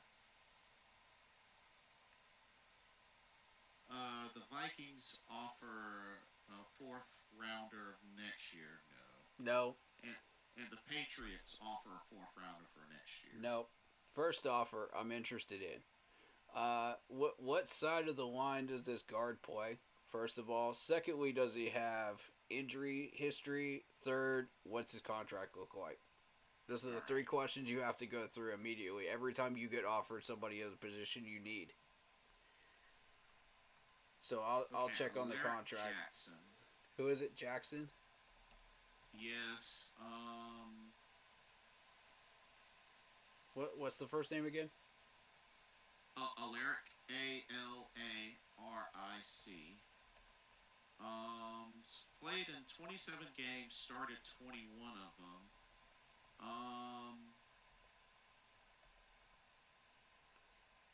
Okay. He does have a Super Bowl with the Rams. Okay, he's a left tackle according to the contracts. 6'7", 285. $4.8 million contract 1 year. 1 year contract. He played at 84% of the snaps last year. He got injured twice. had a Inactive history for of 2 blood games. blood clots. Ah, that's what it was. Blood clots. Oh shoot. Well, blood clots you can come back from. Right. And he was only out for, what, 2 games, right? The blood clots in 2022 put him on season-ending injury. Oh.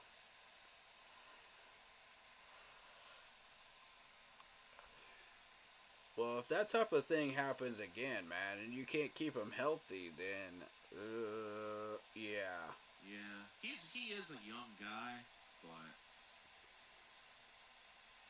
If we were targeting a specific player and this dude was healthy, then I would have no problem with that trade. right. You know, because that's proper value. Plus, you know, we're not really using this pick for too much here. Yeah, but I do think I should go ahead with this 142 pick and get our edge. Yeah. Xavier Thomas. Yep. I second that motion. You're in the safety range of 20 picks here. This is a smart move. Done. Okay. I got him as well. All right, now we wait for 166. And you should be still getting good talent down here. Right.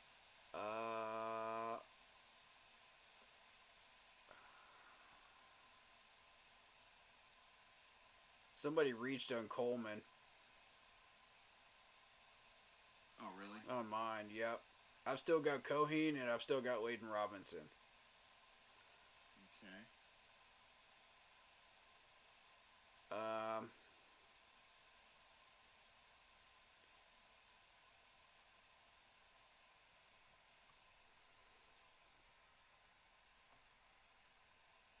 Let's see. And I'm not too keen on Layden Robinson at the moment. But I'm going to take a look at him once we get down to this pick. Because I want to make sure.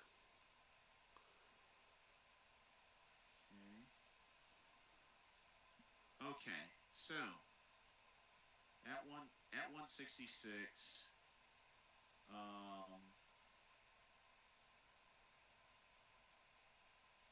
Okay. James Williams still available at linebacker.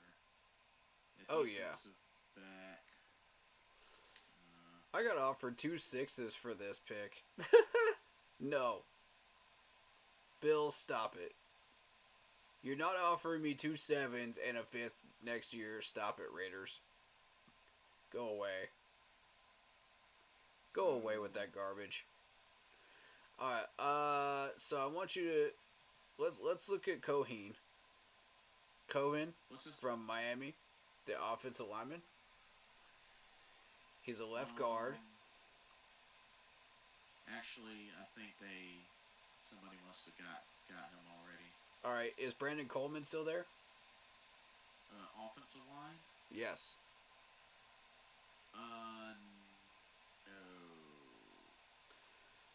No. Okay, so who you're looking at now is Layden Robinson. That's your last option on the offensive line. Right guard, which is the position we really need help in. Unless you want to go Gabe, you know, and re-sign him. So for offensive line, see, didn't you mention Mason McCormick or no? McCormick? I may have. Let me see if I can find him. Somebody took him on mine.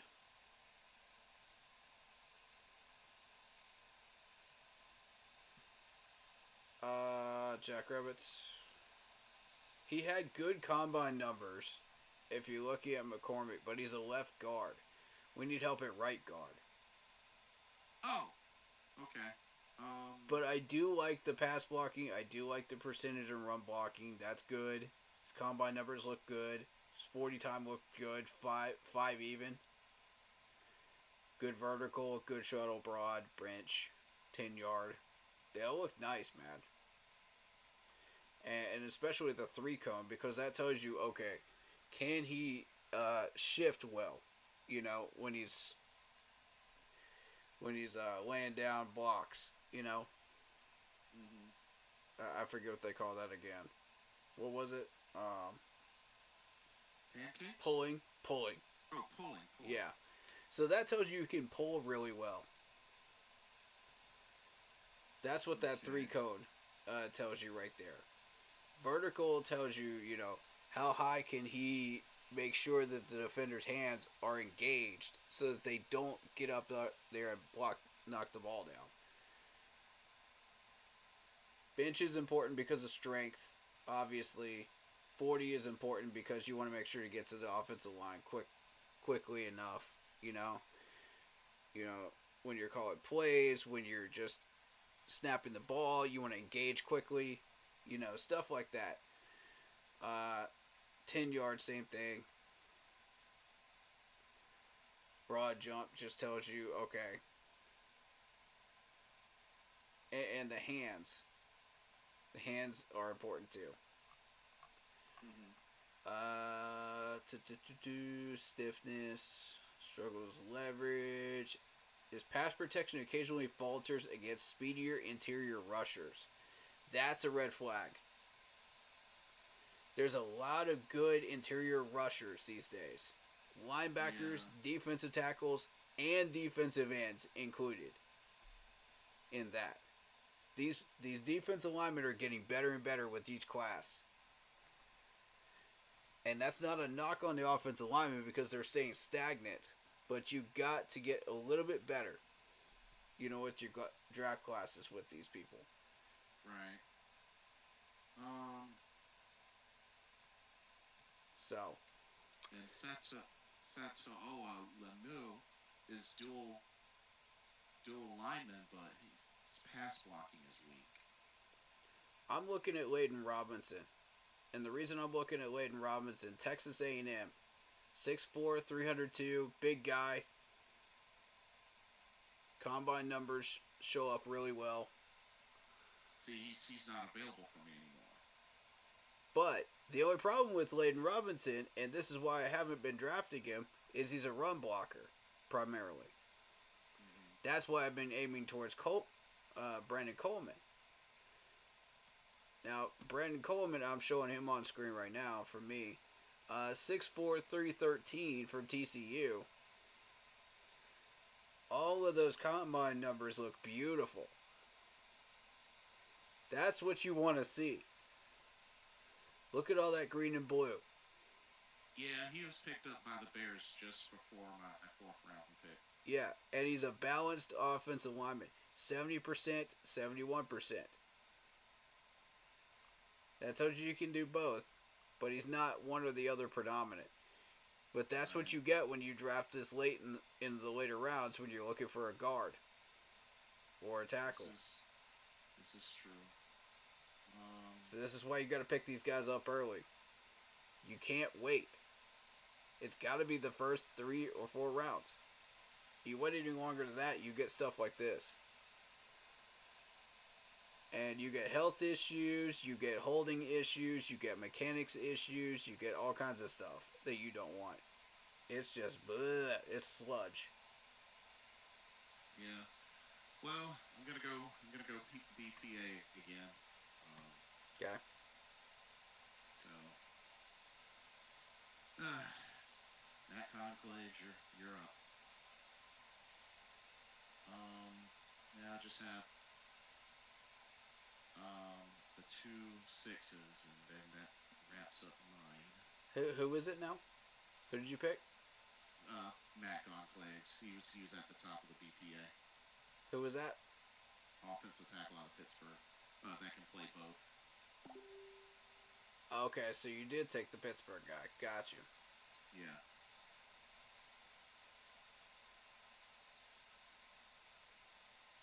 He's not available on mine. Okay. Somebody took him. There he is. Vikings took him. Ah. Left and right tackle. Okay. That's not a bad option, to be honest.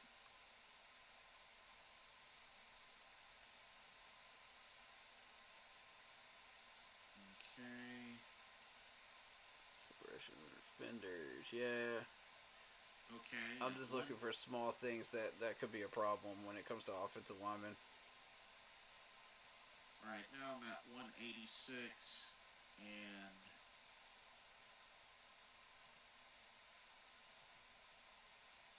let's see.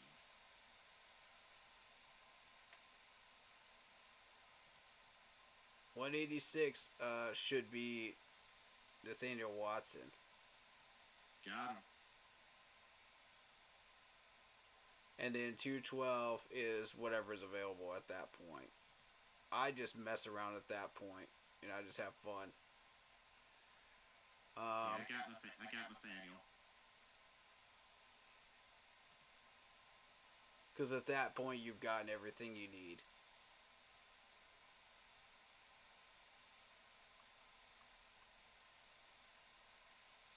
I'm going to choose for mine.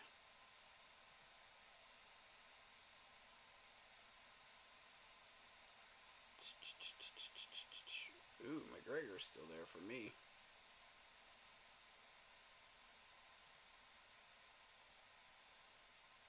I agree with you. We need a offensive tackle. What about Walter Rose?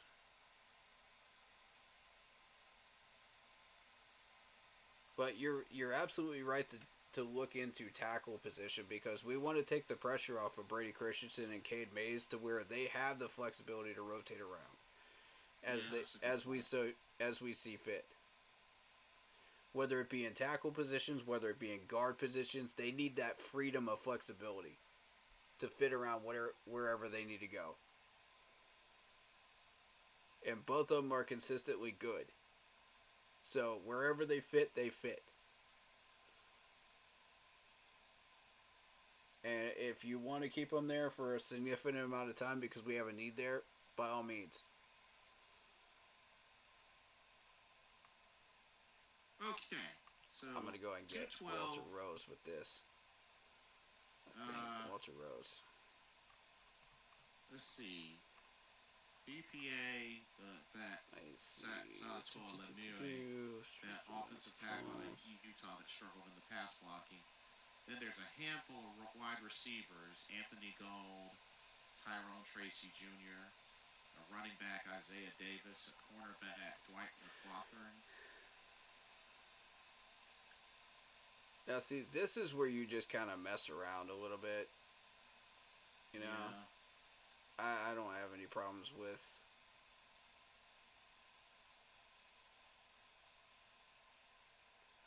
This is just whatever you think you still have a need in.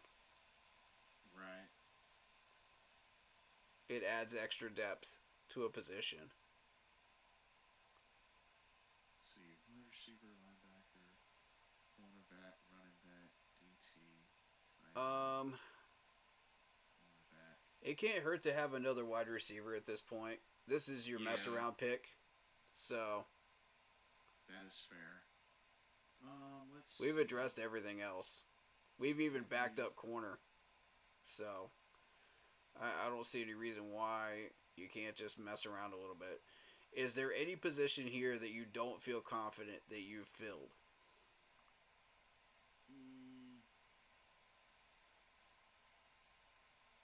No. I feel pretty good too.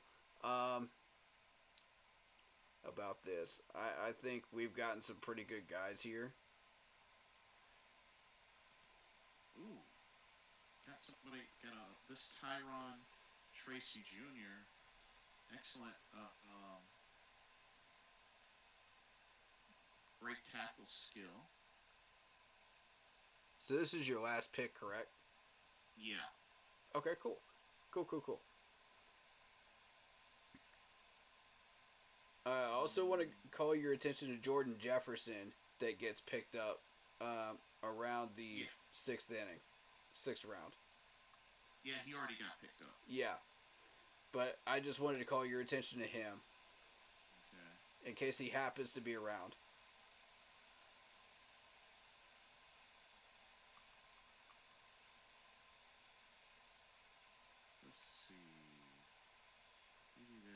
I'm just calling out notables, you know? Jaquan Jackson. Slot receiver specialist. Ooh, a deep threat. Who you looking at? His name is Jaquan Jackson, wide receiver out of Tulane. Okay, let me see him. Now, Tulane, again, you want overinflated numbers because Tulane is not one of those conferences that is battle tested. They're not in one of those. Duke can catch. He's got some blocking issues, which will lead to issues with screens. He may be more of a special teamer. That's what I'm thinking.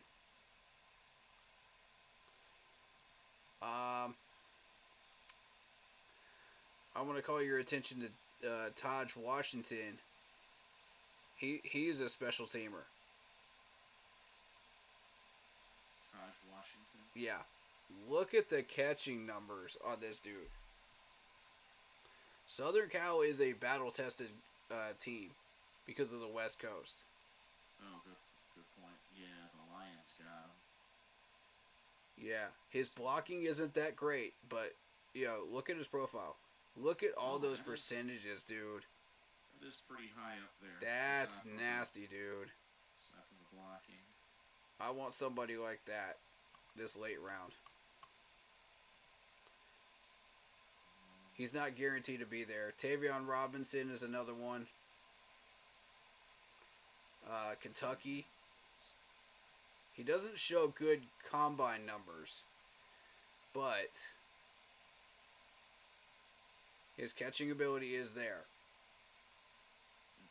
Whoa! Hold up.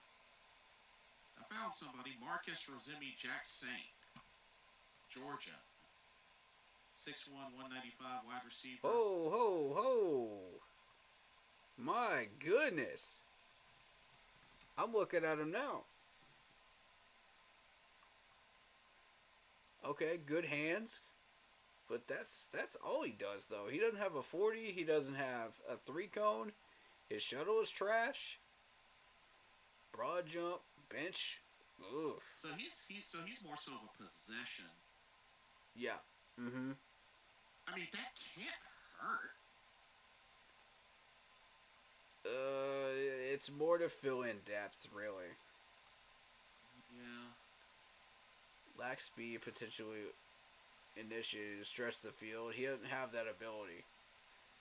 Route running can appear labored and disjointed. Necessity further replacement for cleaner separation. Struggles consistently from separating defenders. And you have to be able to separate from defenders. Yeah. We need separation, guys. Yak potential is limited. Okay, yep, pass. Yeah. As soon as I saw that, pass. I knew there was a reason I avoided him. Now, the only other person I was thinking about is Cornelius Johnson, wide receiver. I just noticed him. Excuse me. He has hands, but another possession guy. It appears. He's slightly better than his predecessor that we just looked at.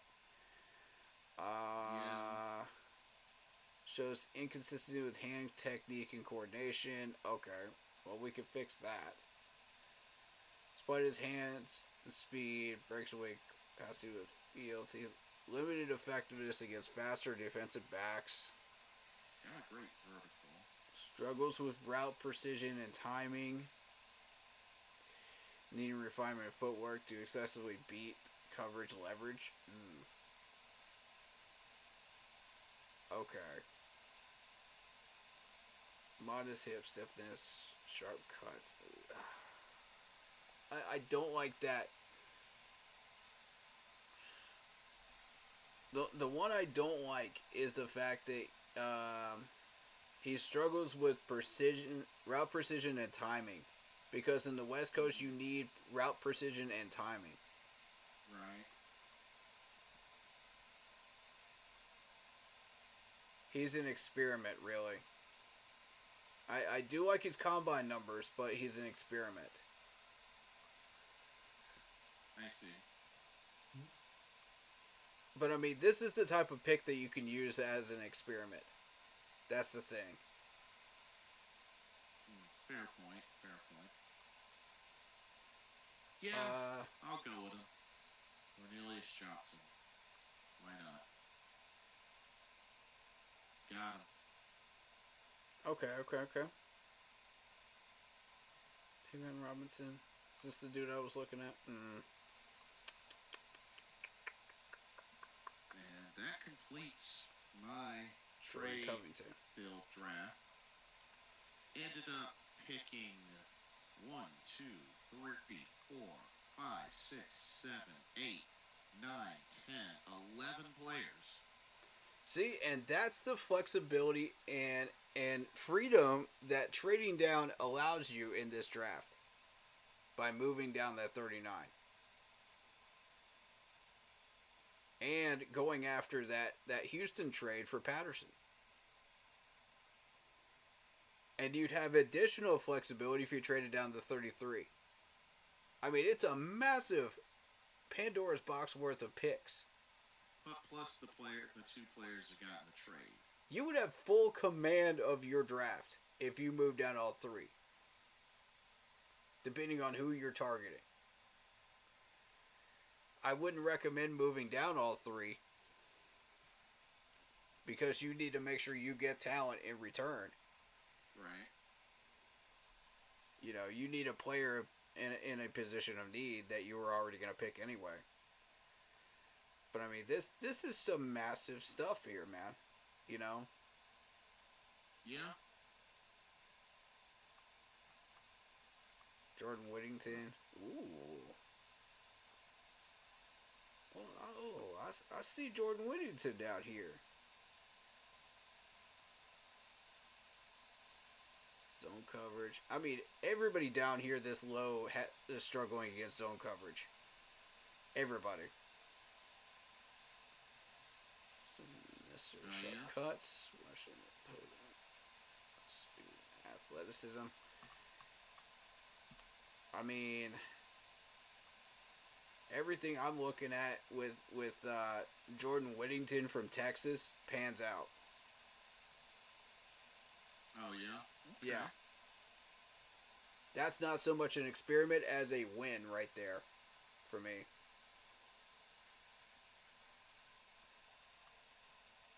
Okay. So mine just finished. Alright, and really just doesn't matter on mine who I pick for this last one. Okay. Alright, so another thing this allows you to do is once you've saved it, go into your profile and you can actively go create a depth chart with it and plug these players in. Oh, okay. Yeah, so that's why I really love this website. It's so much more advanced than everything else, and everything you're doing is for free. So I'm begging you, please do not put a paywall on this, or I will hate you people forever. Fair enough. I will continue to call you out every day that you put a paywall on this page. So don't do it. Now, did you want to run one at your full-on expertise? Yeah, and this is going to go a lot faster. Now, did you want to do one with or without trades, or just how do you want to do this? I'll be doing it with trades, so this will go a lot faster, trust me. Okay, so I'm wrapping up mine right now. Switch to your YouTube channel so I can watch. I'm wrapping up this previous one. Okay. And then I know there'll be a little bit of delay, but that's okay. I'll keep an eye on. Yeah. Lock Poppy, what's up? And I'll be switching on my phone to your chat so I can keep it up. with what's going on in your chat. Okay, not a whole lot's going on with mine, not since Okay. Damien's last comment, so we should be And I apologize for people in my chat that I haven't been able to keep up with because I've had to focus on his and everything else. So let me catch up here. Let me see. Okay, so. Oh, we don't have that much. Okay, so. Shout out to Fears World. They came over from Facebook. You guys know the deal. Go over to the Facebook group page. Keep pounding in all caps. If you haven't figured that out already. If you're coming from over there, keep pounding 3869 is my YouTube channel. Search that in the YouTube search. Again, that's keep pounding 3869. Cool. So before you start yours, I'm gonna take a quick bathroom break. Sure. Yeah. Marcos Cash says a stunt is when the defensive comes around the defensive tackle and rushes the center. Okay, so I'm learning things. I'm learning things today. Thank you. La Poppy in the building, my mod. Thank you. He says, keep pounding. And I'll read that other message you said to Blitz in a second when he gets back. In the meantime, I'm going to set this up.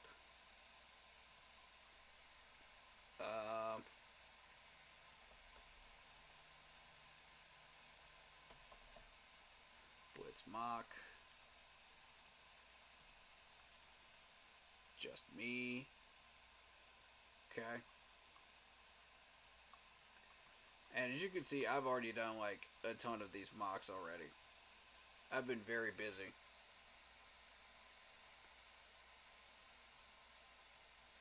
But, yeah, this is a great site. Again, that's NFLDraftBuzz.com if you want to try this for yourself. And you've got consensus rankings on how the CPU picks. Set that, and you'll get the most accurate rankings of these players. You'll want to do standard Jimmy Johnson on the trade chart. So that's the settings we're doing this on. We've been doing it on that for quite a while now. During this stream. But that's what we're doing.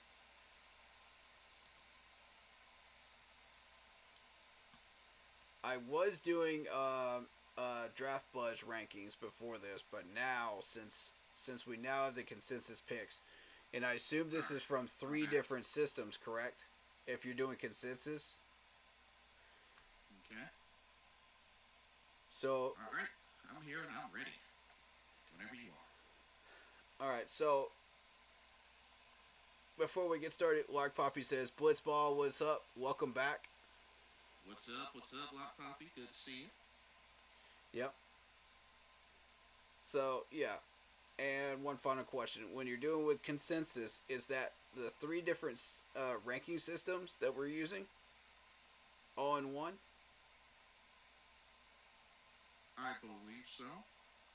So, like, say if I'm clicking on a player, so it would be Rivals, ESPN, and 24/7 Sports rankings, all consensus. Okay. Is that what we're doing with here? Because that's what I'm assuming. Because those are the 3 that are consistently listed here as far as rankings for every player. That's a safe assumption. Yeah. On every profile. Alright, let's run it. Okay. So now you've gotten kind of a taste of how I do things. And you've gotten a taste of how I've been running these mocks.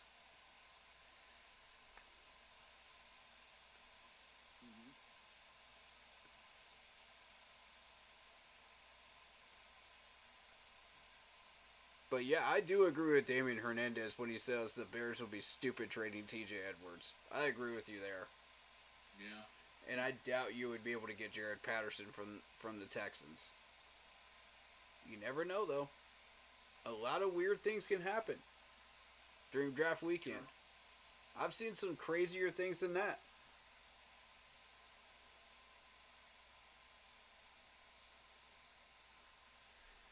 Okay.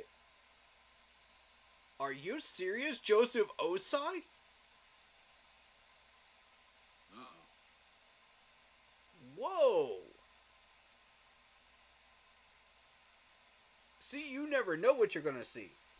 This is some wild stuff right here. We wilding out here now. What do you see? I see the Bengals wanting me to move the 33 down to 49, pick up a 149, a second year next year, and Joseph Osai, the edge rusher. Now that should raise some alarm bells. Why are they wanting me to get Osai? That's a big name player right there. So we're gonna look into him in a second. All right, Ravens want me to move down to 113, pick up the 165, and a first year next year. That's not enough value for me. I'm targeting specific stuff, just like before. All right, so Joseph Osai. First of all, I want to look at that contract of his. Not big numbers. That's what immediately catches my attention. $4.9 million contract. We'd be paying about 1.6 this year. How's he been doing lately? In your opinion? I mean, not any big numbers. I mean, he played 14 games last season. 1 tackle for a loss, 7 quarterback hits, that's it. 16% of the defensive snaps? Yeah. Yikes. How old is this dude? 24. Why is he not getting used this much? Because I remember back in 2022, he was a beast. When they did use him, he was a beast, dude. He forced 2 fumbles. He was a terror. His ability to disrupt offenses is notable. But that's about all he does. See, that's the problem I've got with him. He needs to be able to do more than that. Alright, so now I have command of this 33. Let's see.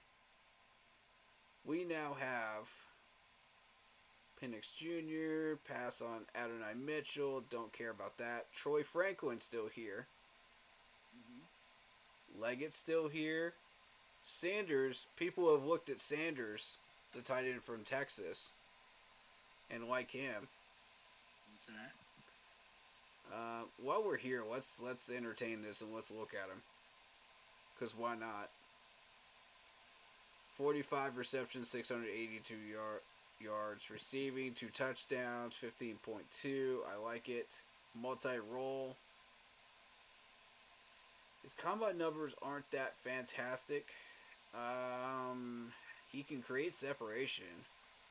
Ooh, that's a bonus. But he can't block.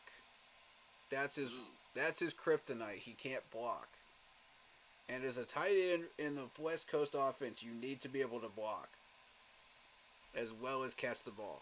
I like those numbers of catching, though. I really like that. But that blocking percentage has got to come up. 66 is dangerously low. Encounters difficulty when facing collegiate edge rushers at the line. Yeah, see?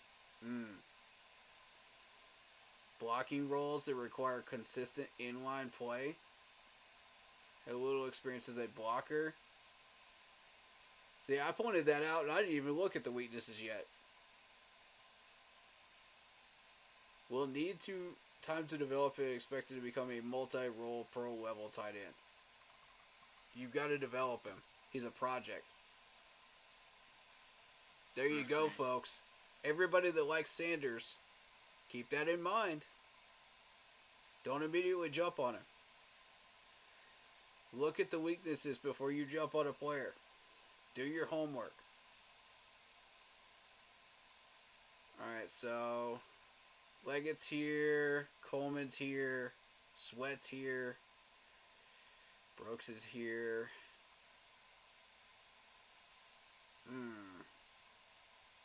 Should say Tampa. Okay. I'm going to do what I was doing before. I'm going to target Worthy. Okay. Which means I want something. That means Leggett's probably going to go off the board. Which is fine with me. Okay. I like Worthy a lot better for this West Coast. Just because that's the type of guys I like to jump on. Alright, next thing. Darius Robinson is not here. That's the next thing I check. He's not here. Okay, so linebacker. I'm going to target Cedric Gray as well. If Trotter happens to be there, I'm going to grab him. But if he doesn't, then it's whatever.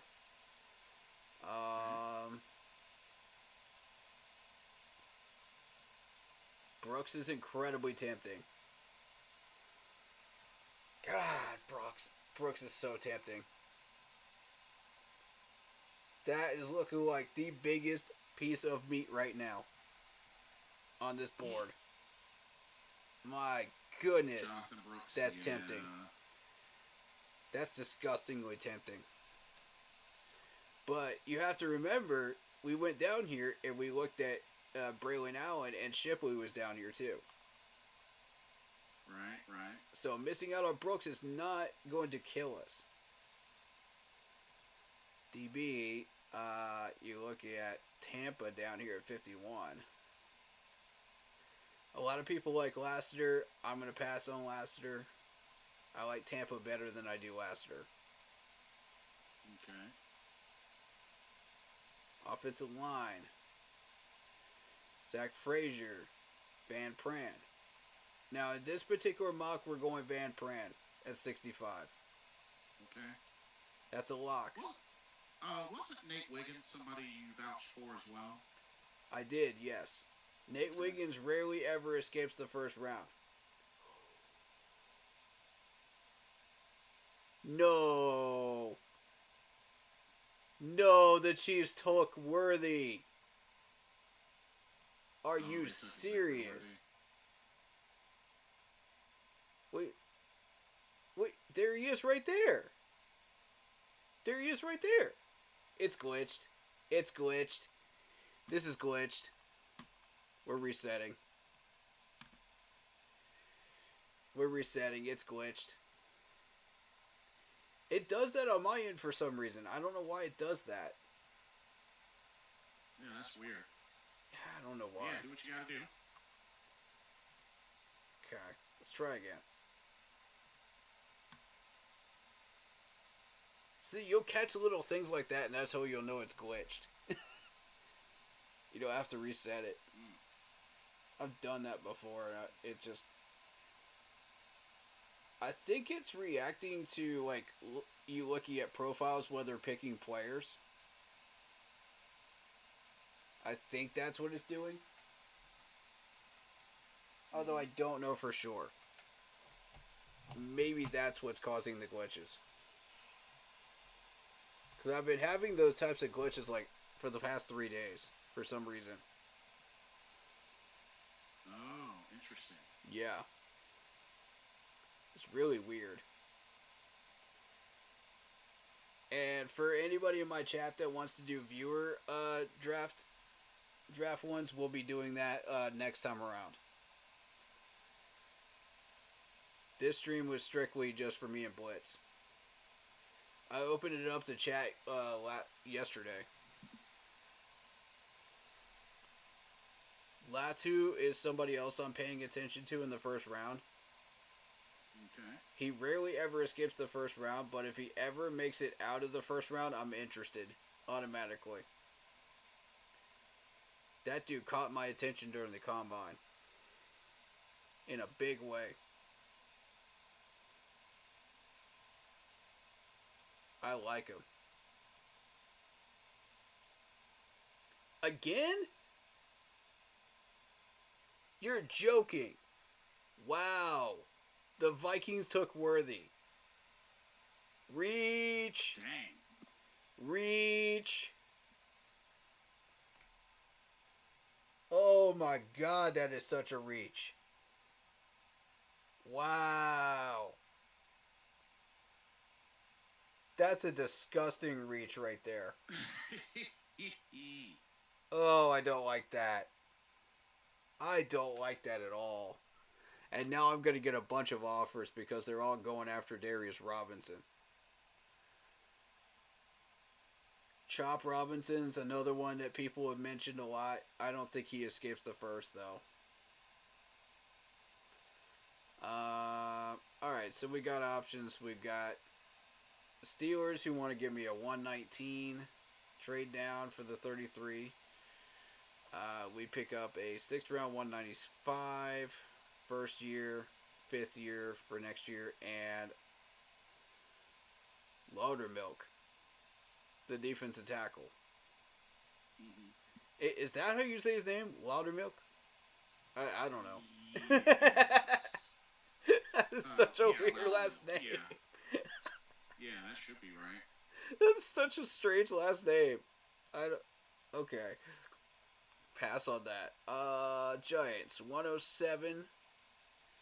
First round, 6th round next year. Pass, not enough offer. Not enough talent on it. Seahawks 4th round 102. We pick up a first year next year. Pass. Not enough value. You got to give me more value than that. This is a 33. Come on now. Jackson Powers Johnson is still here?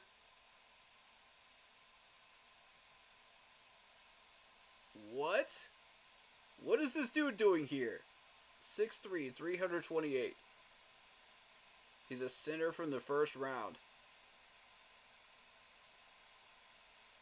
Wow. I don't think we can ignore this, guys.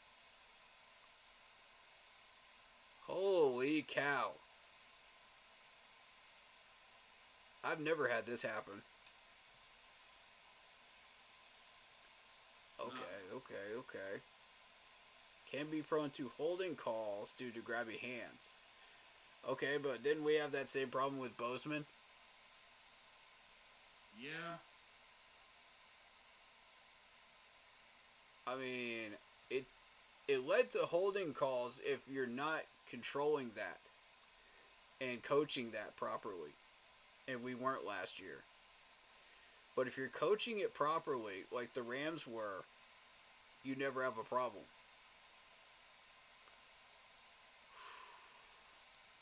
God, those combine numbers look nice. That's beautiful. Oh, I can't ignore this. Even with Troy on the board, I can't ignore this one. Oh, wow. You really put me in a bind. Alright, you know what? We're opening up 65. We're picking Powers Johnson. Okay. Interesting. All right. Yeah. I can't. So who do you have so far? Jackson Powers Johnson from Oregon. Okay. Fisk your is first another issue. one. Fisk is another one that's been named a lot. Parasol has been named a lot as well around this Okay. area. Okay. For the 39, I've been offered Flott from the Giants, the corner. A 1st and a 7th next year. Nope. Go Fish. I need more talent. Y'all got to give me the first year for next year and Trey Tucker. Nope. I don't want anything to do with Trey Tucker. No, thank you. Dolphins are only offering me a 1st for next year and 2 7s. Nope. I want command of this trade offer here. Now, Troy Franklin is still there. Okay. Uh-oh. Leggett is still here. Darius Robinson is still here. Yeah, this is true. Okay, so Powers Johnson changed up my whole draft strategy. That just opened a whole new door I didn't think was possible. I was not planning on this one. I'll be honest with you. Keon Coleman down at 43. It got really interesting, didn't it? It really did. Brooks at 48. Chris Jenkins, Tampa, DJ James. Now you've kind of gotten a little bit of a familiarity with these guys. Now you can see like how quickly this is going to go compared to when you were picking them. Because you're just getting to know these guys. Now you've got that idea. And a lot of people have Darius Robinson at either 33 or 39. Gotcha. I've got to move this 39. I've got to. It means we lose out on Leggett.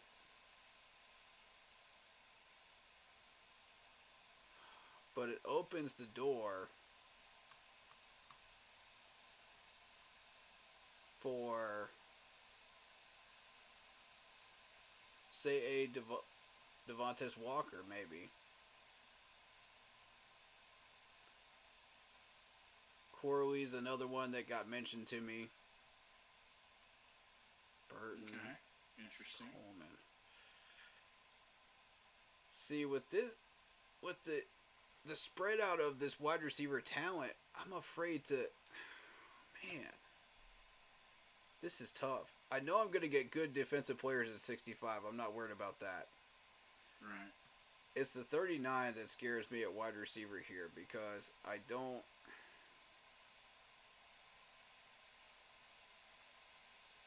Really, all we're doing is just rotating. Yeah, seems that way.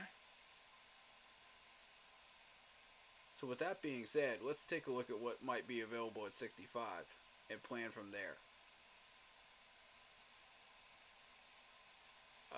Edge rushers. Robinson's going to be gone. Chris Jenkins will be gone. You'd be looking at Nealand.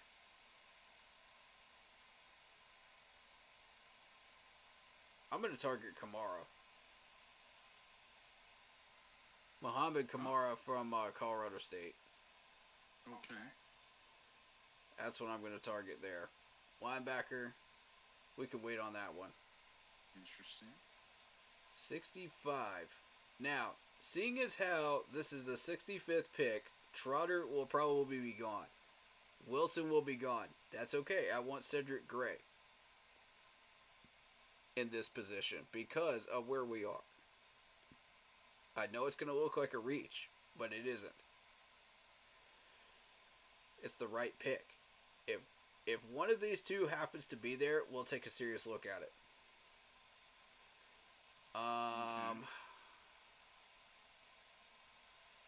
We now don't have to go for Van Pran or Frazier, so those two are off the board for us. They can go wherever they go. Brooks will be off the table before we pick again. Don't really care about that. Sweat, Jenkins, all these guys are going to be off the board. That's okay because I'm targeting Justin down here. Okay. At defensive tackle. Edge we've got to target. Defensive tackle we've got to target. Linebacker we've got to target. Tight end I've got to target at 160. So I'm not even looking at the rest of these guys. Not yet. So that leaves wide receiver and DB. Process of elimination. Okay. So now I'm looking at TJ Tampa possibly at this pick. Or I could wait and I could target Cam Hart around 101.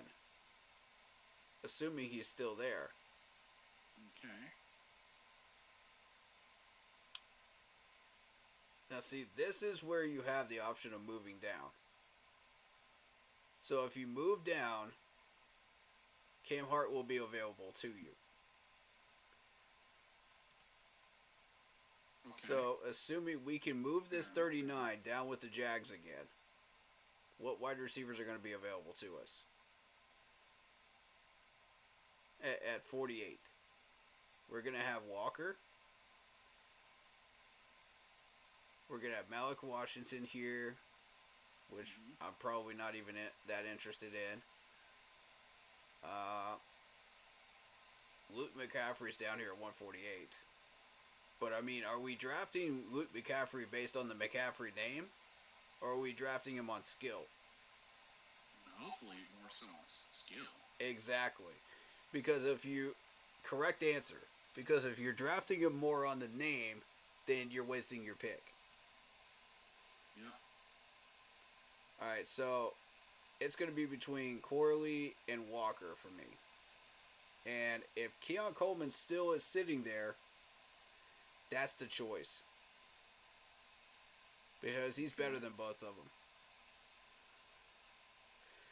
them. That's if I don't want to move. I have to move this 39. I have to. I hate to do it. But it's got to be done. We got to have picks. Yeah, that's fair. Yeah. Let's do it. Jags. I only want to trade with the Jags.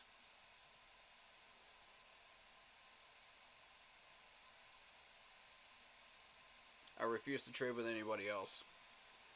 Interesting. Second, Jags home. 2 force. 6th.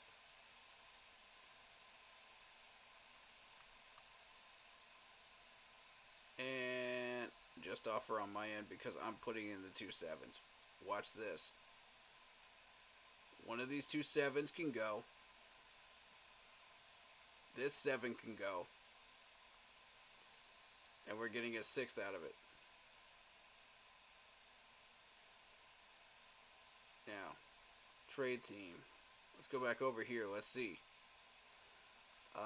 So far we've got the second round, 2 fourths, and a 6th. I want out of next year. Can I push a 4th? Nope, I can't push a 4th. Alright, a 5th will do. A 5th will do. Okay. That's your offer right there. Again, that's the 39. Move down to the 48. You're picking up 2 fourths and a 5th next year with that amount of talent. Now for the 2 7s, which is the 240, and the 7th next year, you're getting the 6th, which is the 212 this year. Interesting. Yep. Done. That's been a consistent trade that I have made every single mock. And I've gotten what I wanted.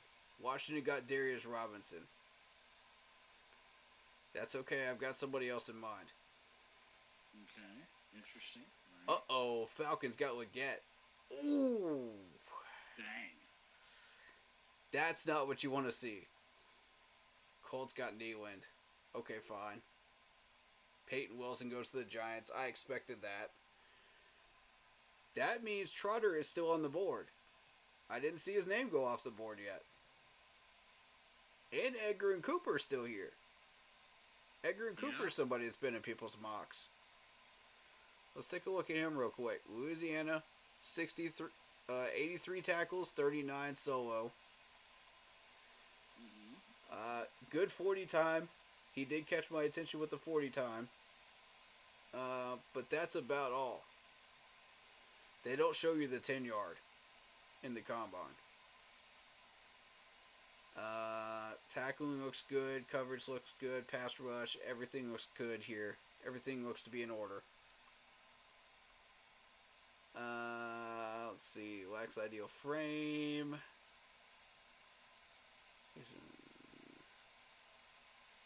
Leading to missed tackles against more agile opponents. Zone coverage awareness. Everybody has zone coverage problems. Struggles with consistency in taking on and shedding blocks. Okay, plays with a high center of it, making him vulnerable to blockers and affecting his ability to change direction quickly.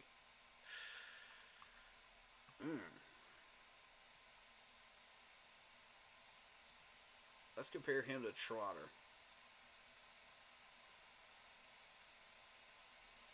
Who I know is an open field tackler. He does not need help. I know that for a fact because I've watched enough games. Okay. His combine numbers don't look great, except for the 40 time. That's accurate. The 4.6. I can confirm that one. He does struggle with tackles, like we mentioned before, but his coverage is excellent. Okay. So you are taking a hit with that.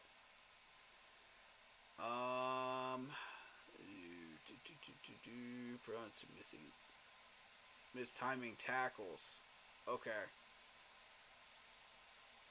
The mistiming of tackles, that's a concern. I don't want that. No. Cedric Gray. 21 tackles, 64 solo. 5 sacks, 2 forced fumbles.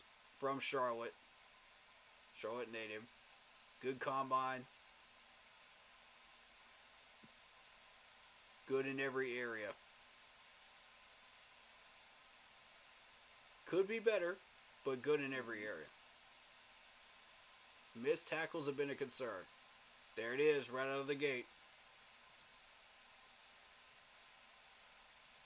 But see, like, when we were looking at Cooper, tackling was not a concern. Right.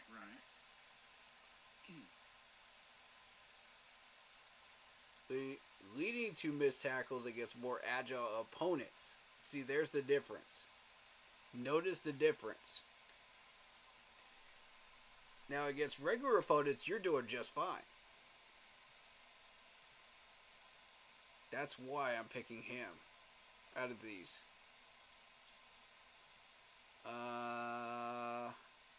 Chris Jenkins is there. Chris Jenkins is a good edge rusher, though. Right. Well, he can play both, though, right? He can. He can tackle. His strength is run defense, which fits the 3-4, which is what we're doing.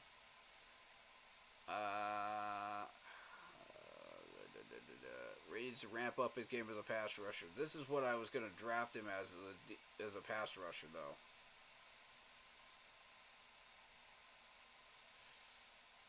Ugh. Isaac is another option. Edge rusher, good combine numbers. Struggles in tackling. So for me, this pick seems fairly simple. It's got to be Cooper. Unless you want to go Brooks. If you go Brooks at 65, can you guarantee that Cooper is going to be there? No. So you're at that point choosing between these two. Trotter and Gray. I see. Yeah, that's a good breakdown. That's tough, man. God, that's tempting. God, you need to stop tempting me with Brooks, man. That's a trap. That's why I call Brooks a trap, man. That's a trap and a half. That's funny. Sweat might also be a trap here at this point. Because I've got, ooh. Hello. Look at that run defense. That's nasty. Oh, okay. Dang. Jeez. Yeah. Okay. Is yet to develop a pass rush movie consistency at the NFL level. Conditioning is a concern. We can work with him on that. Right. Ooh, man. Limiting his initial impact as a pass rusher. So his lack of acceleration. Okay, so he can't battle against seasoned offensive linemen because of his stance.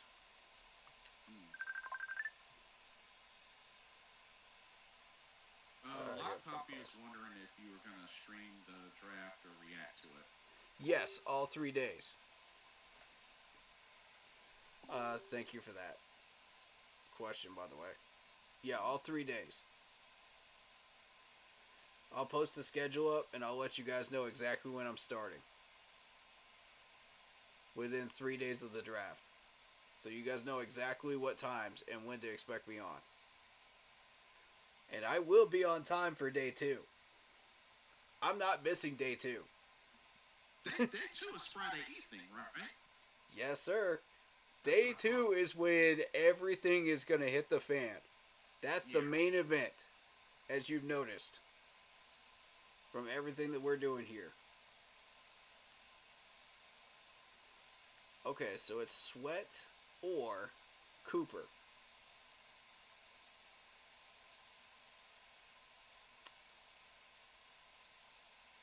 With defensive tackle, I've got Justin Eagleby down here. Okay. With linebacker, I'm kind of limited.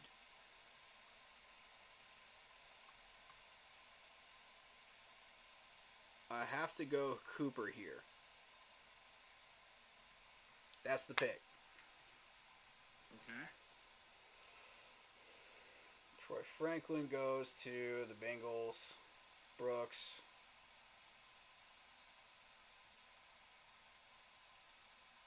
Adrian Cooper it is, eh? Alright. Keon Coleman's off the board. Frazier's off the board. Troy Franklin. Tampa's off the board. Notables that I'm seeing so far. Isaac goes to the Packers.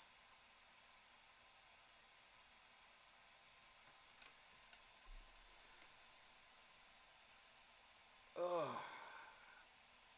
Even after picking that one, I still feel dirty about it, man. You know? Oh, really? I still feel dirty because look at all this talent that's going off the board. It's disgusting. Right. Oh, God, I feel dirty. That does not feel good at all. Oh, that's funny. See, that's why when you get these specialty players up here like Powers Johnson or somebody like that, it messes with you. Your entire draft, it messes with your brain. You're just like, shoot. Because you're used to doing it a certain way, and then you see that and you're like, I can't ignore that. Right. Ugh. God, it's gross. Alright. Like I said, I'm already targeting Kamara down here at 133. So it's too early. Sweat's still there? So is a Rororo? Now, if you guys don't know anything about a Rororo, this dude's a monster too. I absolutely vouch for a Rororo. And yes, that is exactly how you say his last name. Like, a row your boat. Really? That's how you say it? Yeah. Wow. Yep. Interesting. A row. It's so fun to say, too.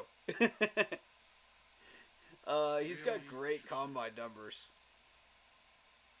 And he's a good tackler, good pass rusher, but a better run defender. Oh, And yeah? Oh, okay. that is accurate. Can improve his hand technique and placement. We can work with that. Inconsistent pad level. Despite strong play against the run, needs to develop more of a reliable approach against double teams and complex offensive schemes. Yeah, that's accurate too. When possessing good functional strength, further technique, consistency is needed to maximize impact in both run and defense and pass rush. Yeah, so we'll need to just work on his fundamentals. Basically, is what it's saying. That's basically what the scouts are saying there. But yeah, can he do everything you're asking him to do? Yes. Dude is a beast. And he's also from Nigeria. Oh. Interesting well, a name fact like there. That, I mean, He can play nose tackle and he can play defensive tackle. right? But what sets him apart is that 40 time, 4.89. He's fast. He's strong, and he can get to you. So, did they measure? Okay, yeah. The bench is in the yellow with 29. So this is accurate. All of this is accurate. Based on what I've seen of him. 5 sacks. But he mostly plays run support. So I just wanted to point him out to people, you know, so that everybody's made aware that he's an option out there. Let me just make sure there's nobody in chat. Okay, cool, we're good. Oh, excuse me. I'm trying to keep up with chat though, as we're doing this. Okay, wide receiver.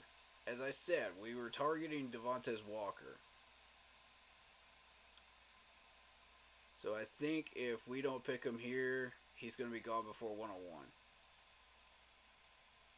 Burton is another option. Alabama wide receivers are always a good ones to have. I like the combine numbers. I like the 40 time. He's not the fastest out of the class, but he can catch. But he can't block. Oh. Ugh. Another one of those. Another one of those. That's not good. That's not what we're looking for. 60 is borderline. At this point, I'll probably take Burton over Walker because of the fact that you're dealing with an Alabama wide receiver over a North Carolina one that is more battle tested. Plus, That's fair, which is fair. Plus, the hands are better. Bama runs a better system.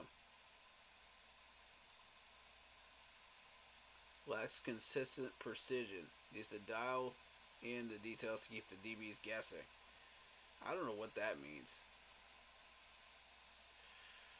By his speed. Okay. Tripping off defenders too easy. Temperature on the field is a red flag. Some volatile tendencies with taunting. Oh, shoot. Let's talk some trash. Needs to keep his cool under pressure. Most importantly, just grow up. Wow. I mean, didn't people say the same thing about Steve Smith? Yeah. Oh! Y'all heard the same stuff about Steve Smith. This dude used to talk trash all day long, but he used to back it up, though. Every single time. Are we dealing with the next Steve Smith with Burton here? Is that what we're looking at? Oh, he looks like he's mad all the time. Look at that face.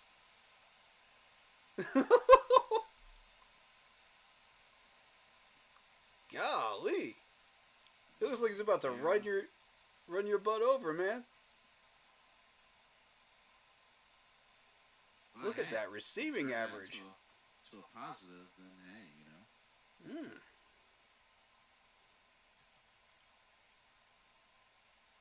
I like that though. He's got that dog mentality, that aggressive mentality, like that Steve Smith mentality.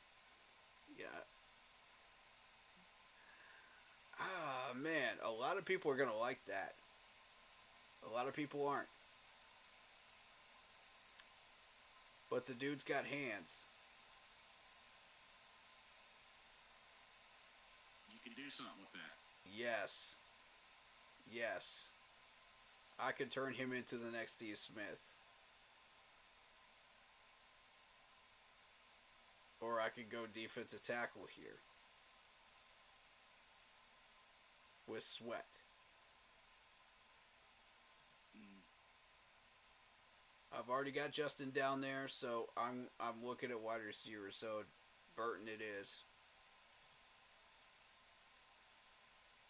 Okay. I think because yeah, Burton it is. I'm gonna turn this dude into the next Steve Smith. Let's go. I knew it. Cardinals got Sweat. I knew it. I knew they were going for him. I knew they were gunning for him. You can have him. Go for it. I got my man. Ah, okay. I got my man. I'm happy with that pick. Okay. That's going to make the Steve Smith people very, very happy right there. Yes, sir. Steve Smith people, where you at? Where you at in my chat? Come on. Show some love for the 89 the GOAT. And every time we picked up a guy like that, whether it be Moose, whether it be Steve Smith, those guys had attitude on the field. And they backed it up. That's what I like. Right. That's what we need.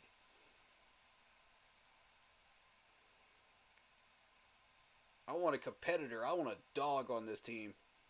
I want somebody that's going to go out there and make some plays for me. And not take no for an answer.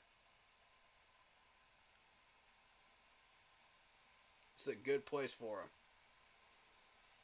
We got the coaching staff that'll keep him in check. No, the Ravens picked Cam Hart.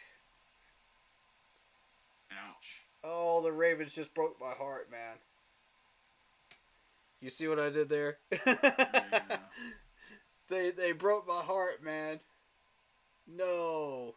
Cedric Gray goes to the Jags. Oh, no. Oh, no. This is, oof. This is no bueno right here. Alright, Jets. You want me to move down to the 111 from the 101. You're going to give me the 135 and a defensive tackle, Tanzel Smart. Now, what do we know about Tanzel Smart? Let's see. Not a name that rings a bell. Interior defensive lineman. And see, we've had a lot of luck with Jets defensive players. We had Frankie Louvu.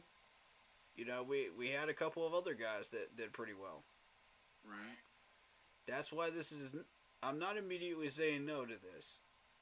Because I like the picks too. $985K for 1 year. Okay. Mm-hmm. Secondary string player. Doesn't get many defensive snaps as expected. But does he make the most out of the snaps when he gets them? That's what I'm looking for. Okay, he needs help. That's what I'm seeing in the assist column here. On tackles. He only has one quarterback hit in 2017. So basically, this dude just doesn't do anything. Nope. Pass. I don't want smart. Fair enough. I like those picks, though. Who are you targeting, Jets? Surely you're targeting somebody if you want me to move down to 111. Saints, second year, nope, pass. Chiefs, second year, next year, pass. Pass on that too.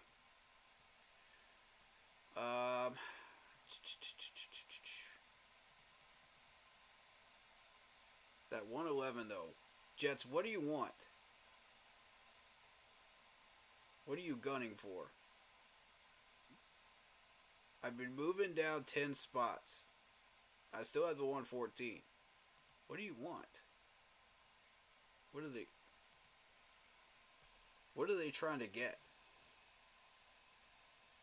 Because this is prime territory to get Kamara. Right here.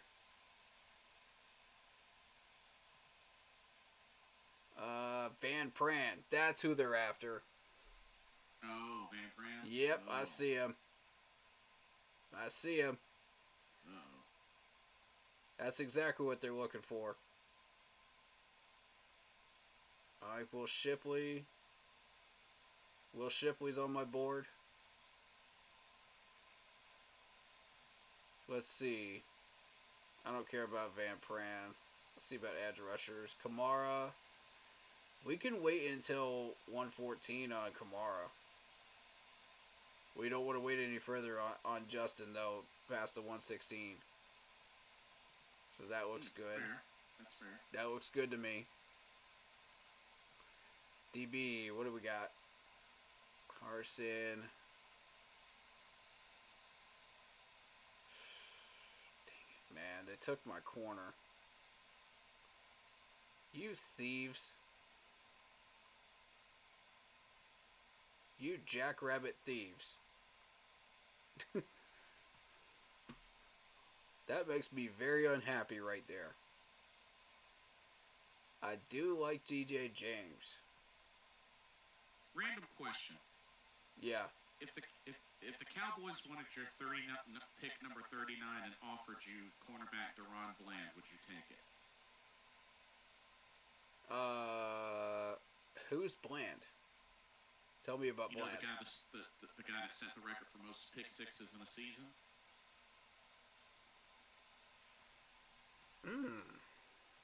So they're offering me what? For the 39? Just him for your number 39 pick. No, I need a little more tout. I need a little bit more value than that. I need picks. Along with him. I'm going to need some picks. It can't just be just him. Fair. Because we need to move that 39 down and get picks. Not just get a player. But get picks too. So, DJ James. Tackling checks out. Run defense. I like his coverage though. Right. The run defense can take a hit because of the fact that he's a corner. Right. I like what I'm seeing here. Let's see his weaknesses. Okay, vulnerabilities. Overly aggressive. Drawing penalties for excessive contact with receivers. Okay. Can we control that? Can we fix the fact that he's getting too handsy with the receivers? Can we fix that? Everything else checks out except for that.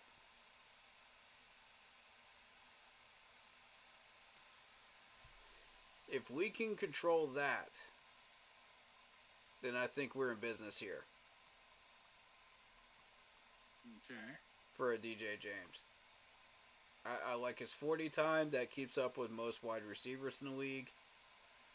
I like his 10-yard dash that shows acceleration. Broad jump, yeah, he can move. Okay. Outside zone corner. Since we missed on Cam Hart, this dude looks like something I can't ignore at this point. Right. We already got these guys. I'm already targeting Justin down here with that. I'm already looking at Kamara for the next pick at 114 or 116. I'm probably going to move the 114 and 116 up to get Justin, just to make sure we grab him within the 101 to 110 area. So I'll go ahead and do that before I make my pick. Obviously.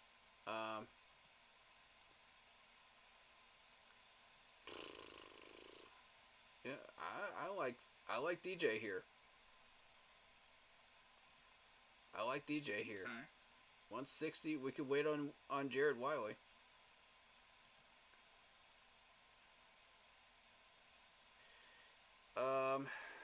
Will Shipley though. Will Shipley is the difference maker here. That's what's stopping me. Okay.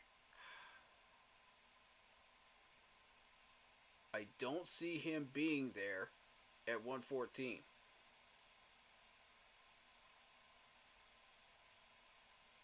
I'm going to have to make a tough call here. If I miss on Shipley, who am I grabbing?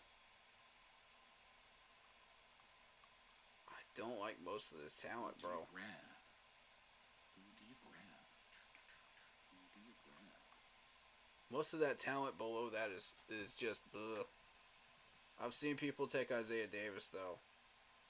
Oh, really? Yeah. I don't know, man.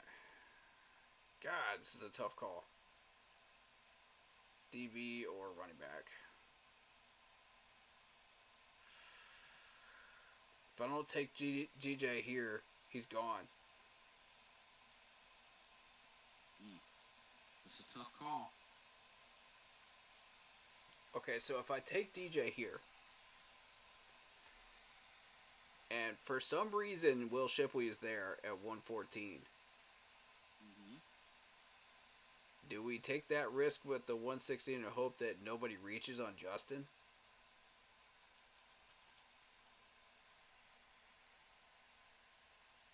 That's tough. That's scary right there. See, we also need to use one of these picks on Kamara too. Right. Make sure we pick up our edge rusher. So that 116 becomes a major problem. Right. We're either going to be choosing now or we're going to be choosing a 116.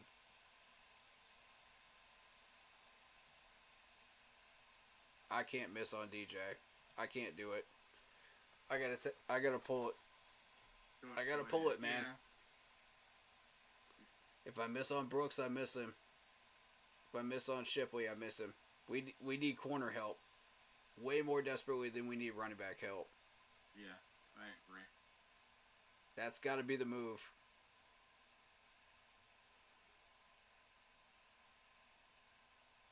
Don't y'all reach. Please don't reach. There's way too much talent here. Dang it, Chargers! They got Jared Wiley. Dang. Okay. Well, we're not out of the woods with tight end. Right. We're not quite out of the woods with that.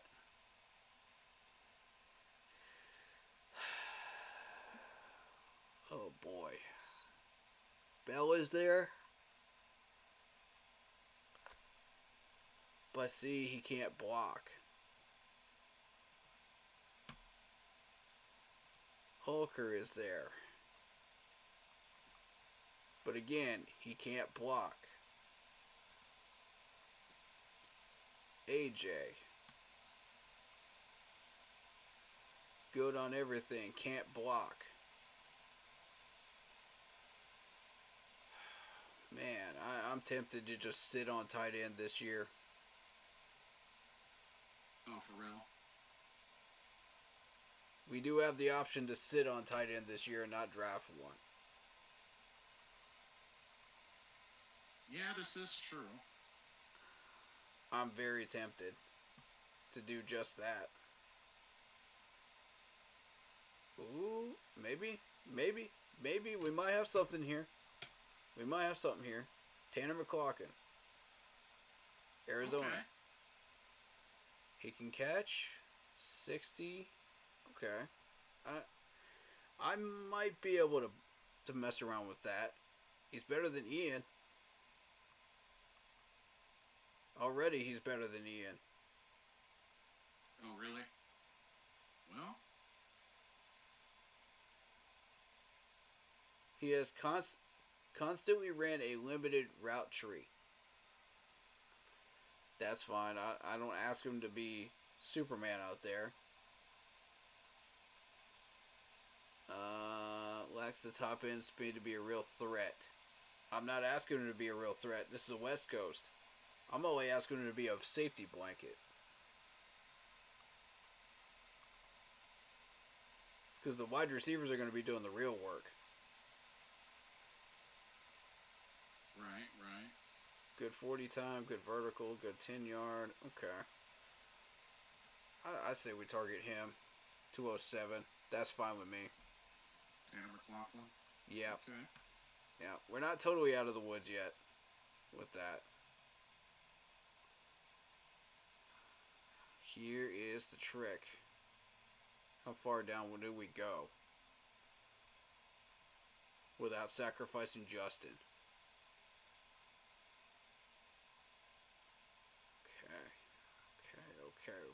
Okay.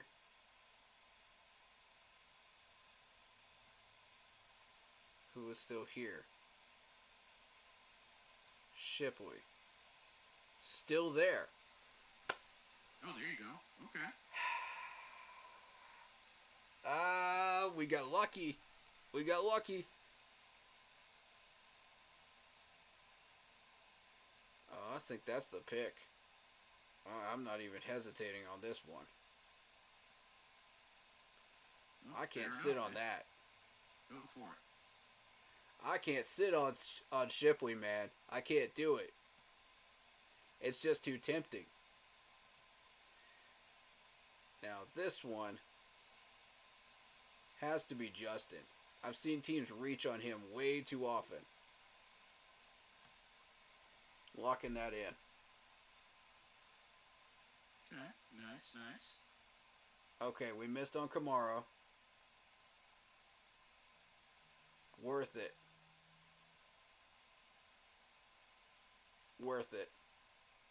Because Justin can play defensive end and defensive tackle. Remember that. Right. This is true.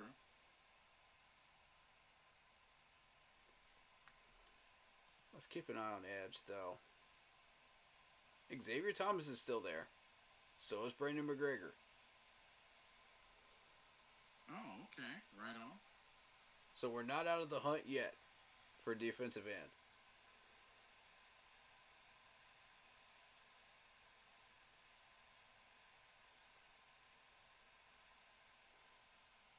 I'm telling you, I keep making punts and I'm not even trying to make them.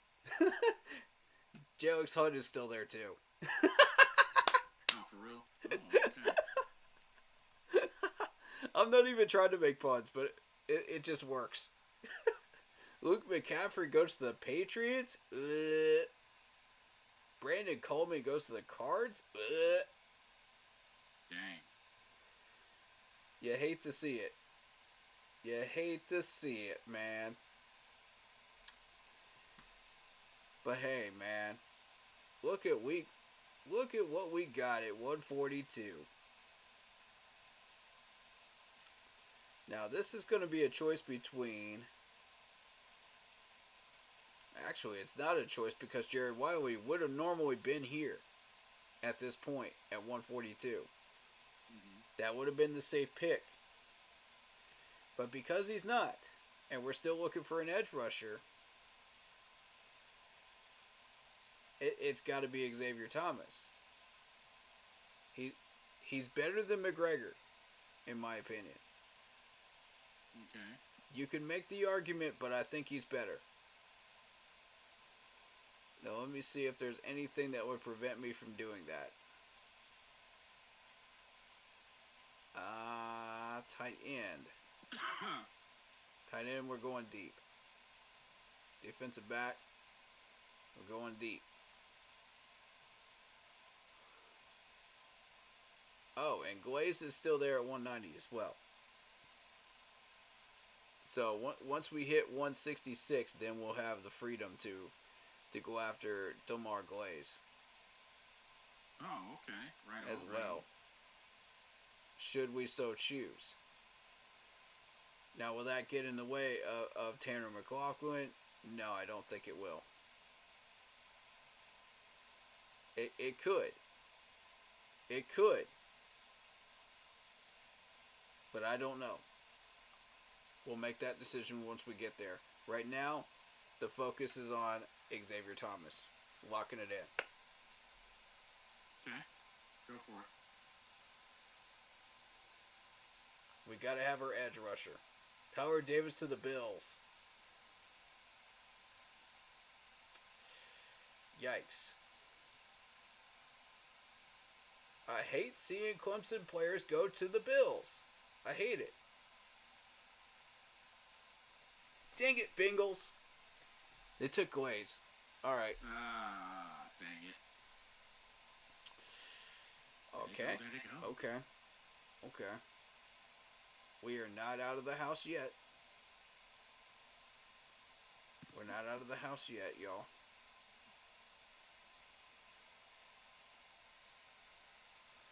Wait till it stops, and now I'm going to show you what's still available at offensive line.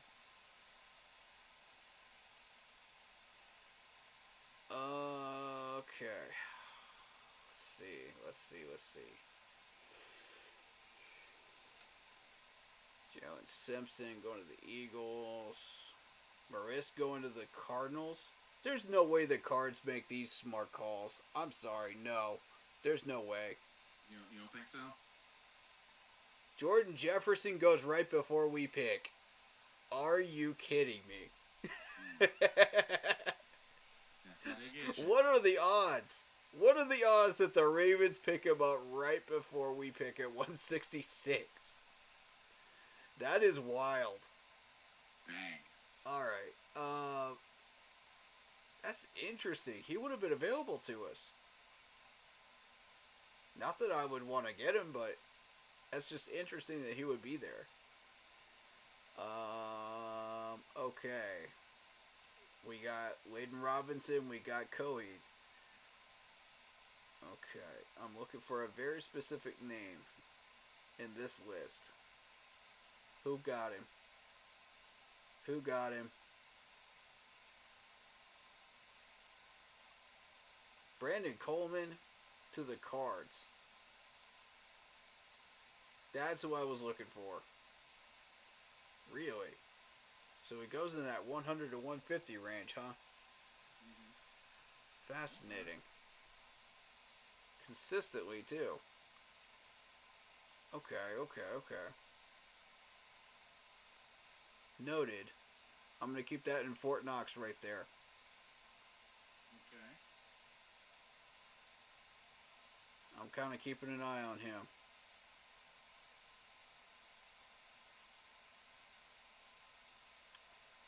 $166. What do we still need?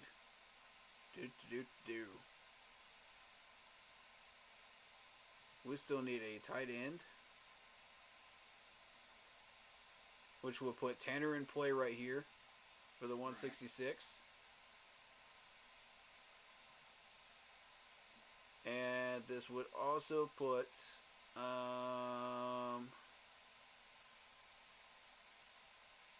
who else were we looking at? Nobody, right? Just him? I think so. At this point, I think so. Alright, so this would this would make this pick between Tanner McLaughlin or an offensive lineman.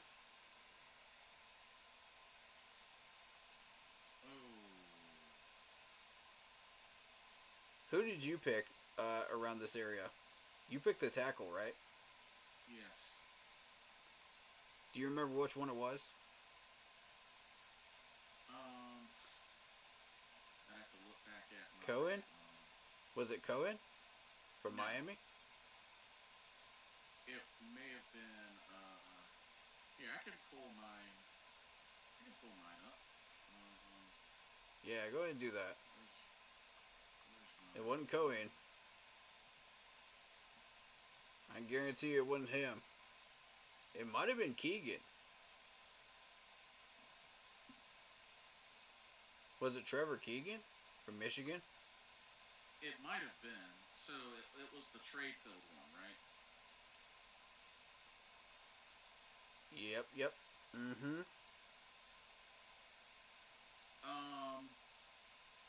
It was Matt Conclaves. Conquest. Let me see. I think Browns got him at 156.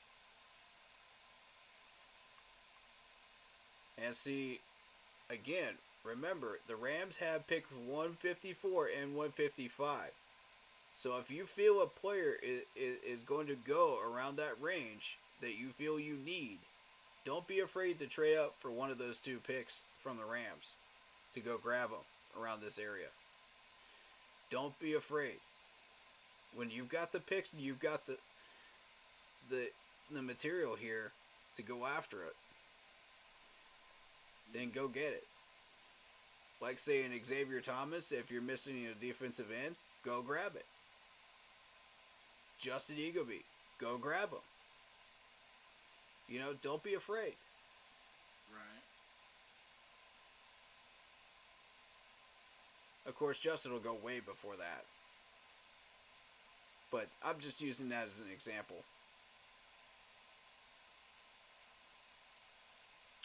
Okay, Layden Robinson is also on my radar. Okay. But the fact is, he doesn't fit what we need. What we need, though. He's a run blocker. It's not what I want.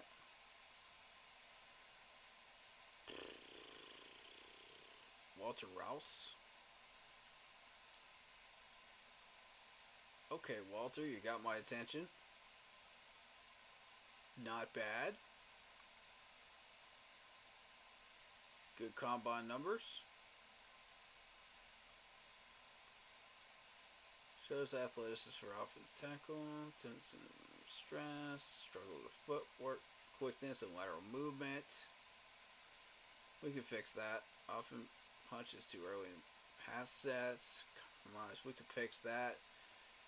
All of these things we can fix with proper coaching at the next level. You're a left tackle. Okay, so if we were to pick this dude, what does that mean for our tackles and guards? How are we musically picking, moving people around if we pick this dude? Because we need a right guard. If you're using Cade Mays for guard positions, that kind of does open up left tackle for a need there, This is true. which you could fill with him.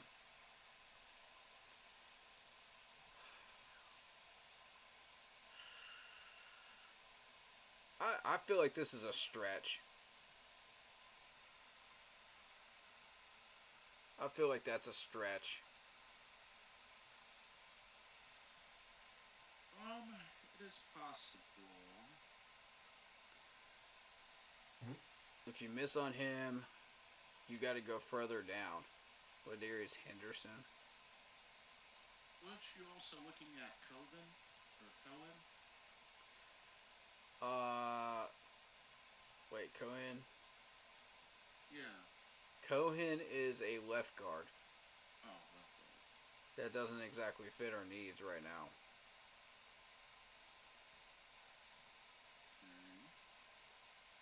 Although I would not be opposed to another guard. We can never, have too much offensive line talent. The more of it, the better. That is true. But if I was going to go that direction, I would have already gone Layden Robinson. I see. So Layden Robinson fits the position that we're looking for, but he's a run blocker. Which is a problem. I don't want a run blocker. I want a pass blocker that can do both. So, which is understandable. That says to me, there's no guarantee Tanner will last till 212 either. This is risky. We don't have to have the extra tackle. It would help, but we don't have to have it. Tight end, we need help in. Okay. Locking it in. Okay. There goes Layden.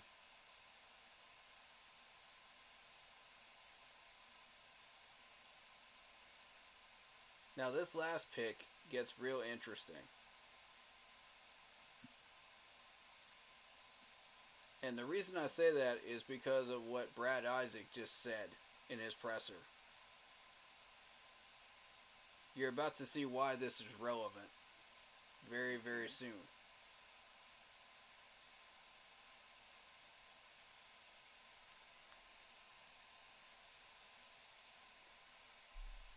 Let's watch Walter here. Let's see if he goes. If he goes,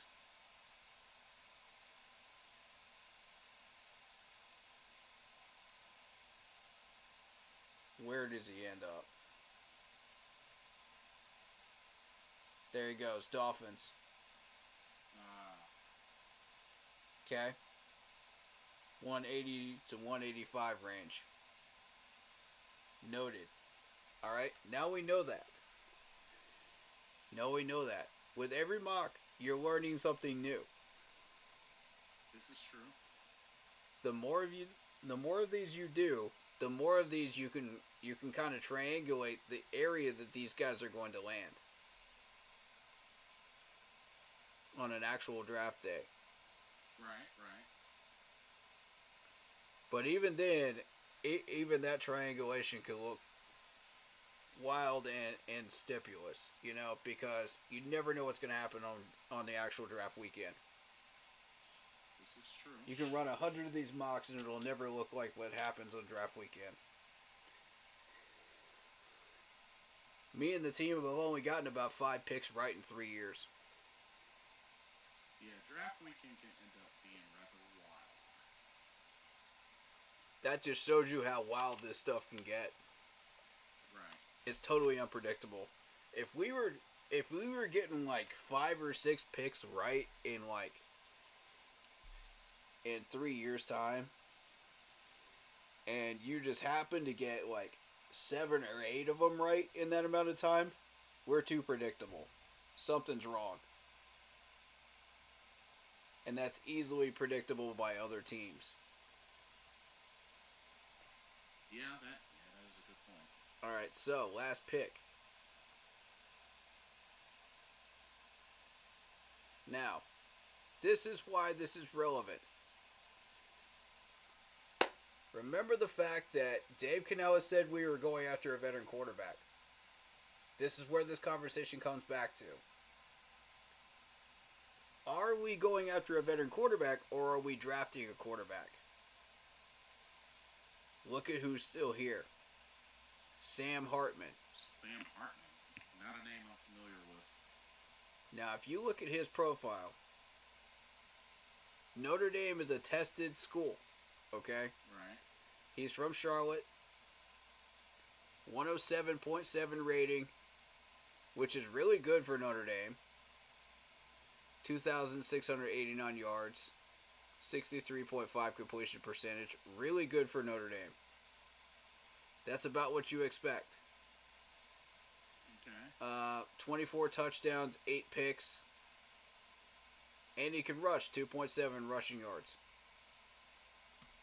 He can't rush real well, but, that shows up in the combine here. With a 4.8 in the combine. Right. But he's a mobile pocket passer. What was Cam? Mobile pocket passer.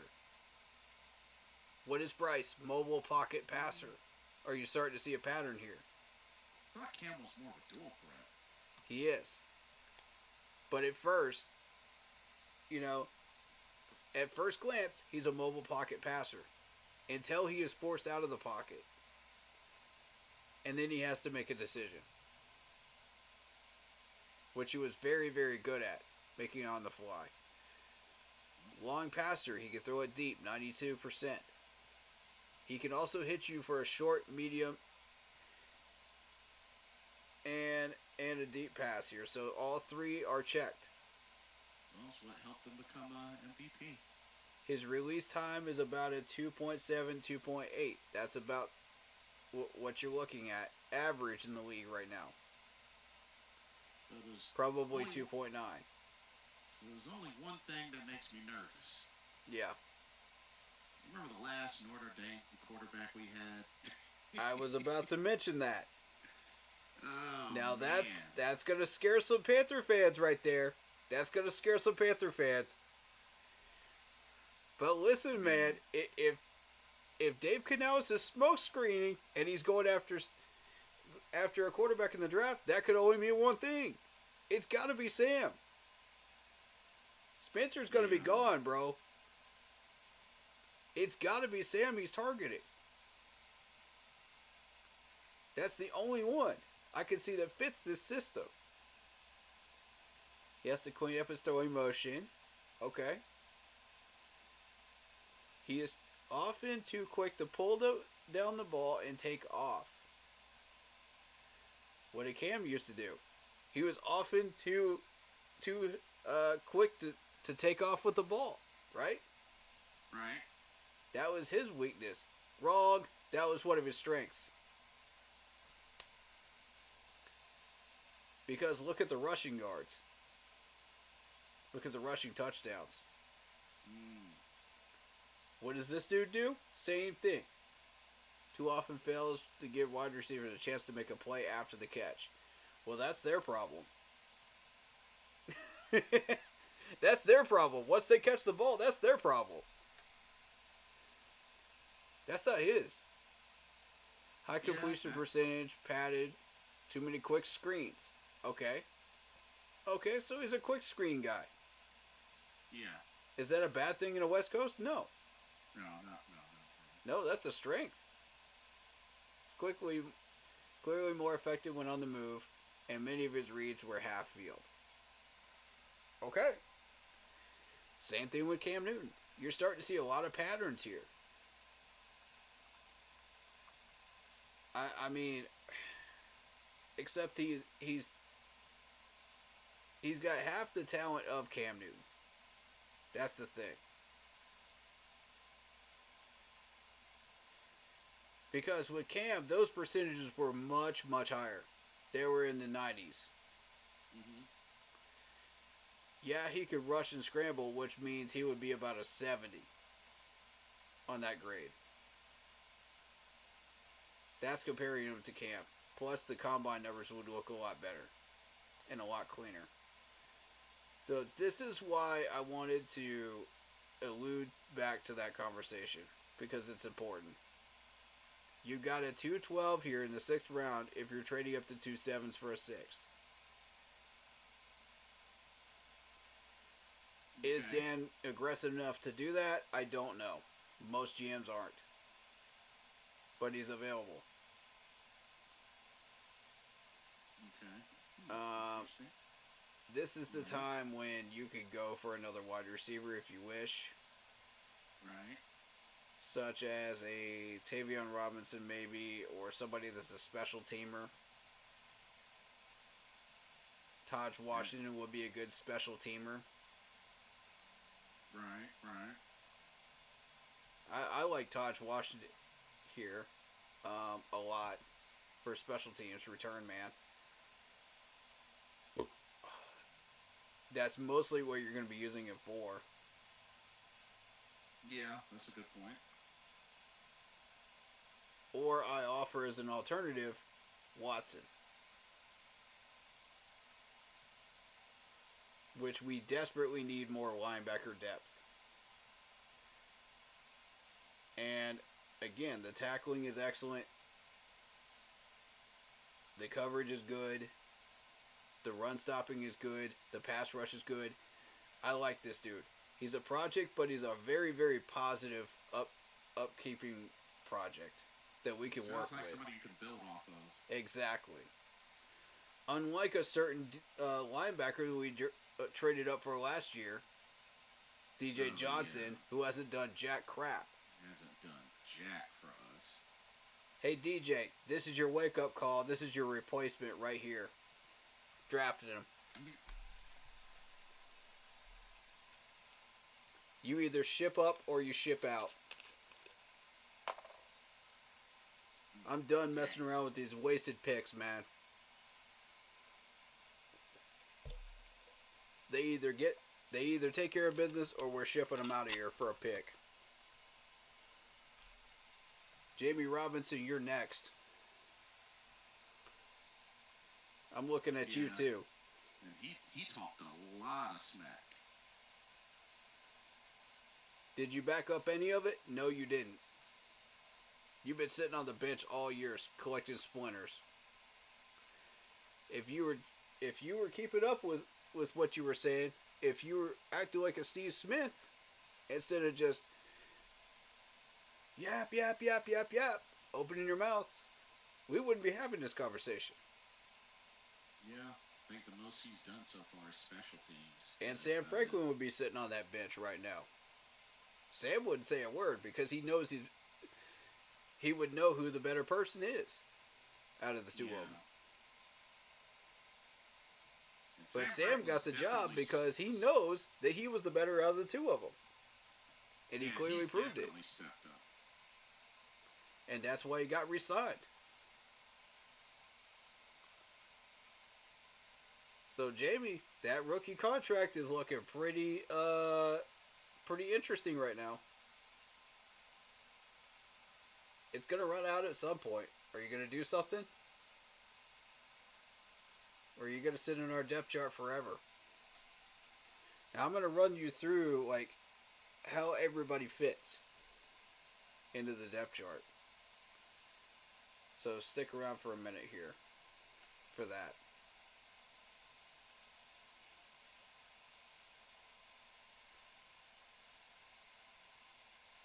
Because I always do that after I mock draft. Just so everybody can visually see it, you know? Come on. Hurry up. Greenfield is another one I'm looking at tackle, just in case you miss on everybody else from South Dakota State. All right. Stream draft 7. Who can see it? Just me. I don't want anybody looking at my mocks. I like how that's an option you can set. That's really cool. Yep. Create the depth chart. Now view the depth chart. Here we go. We're plugging them in. Now, we're going to start with the offense. Let's get rid of that ad so I can see what I'm doing. Okay. All right. Notice how we've got some of the other names on here. Yes. All right, so we're going to start with center, Powers Johnson. Now that's going to free up Cade Mays to go somewhere else where he's needed. Perhaps left guard. Notice how we weren't looking for a left guard. That's where I want Cade Mays. Okay. Now right now, Zavala has of work to do to convince me that this dude is the right fit to be a backup right guard right there. Okay. If he does not, then we need to go out and we need to get Gabe. Or, alternatively, and this is going to piss some people off, we're going to give Deontay Brown reps. We're going to find out who he is. Because we still don't know who this dude is. After 3 years, we still don't know who Deontay Brown is. Because we haven't given him enough reps to find out.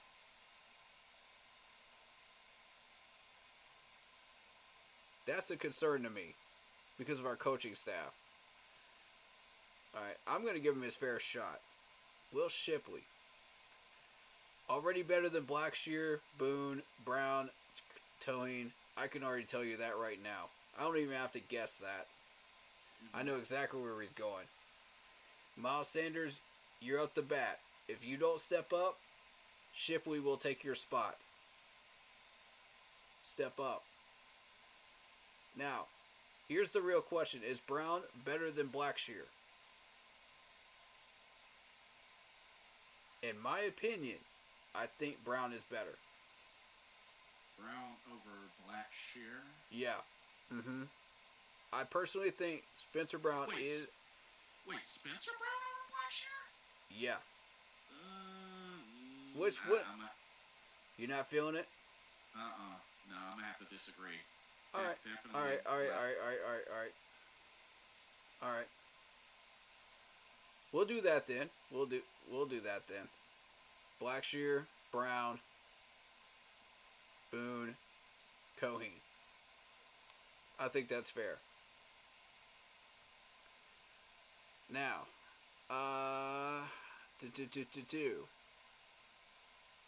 back up to, where's tight end? Tight end, okay, cool. We got Tanner. Right there. I want to experiment with Steven Sullivan. I see something there. I think you did too last year. I want to run this dude through some tests. Okay. I see something, man. That dude showed some hands in the last few games. I want to play around with that.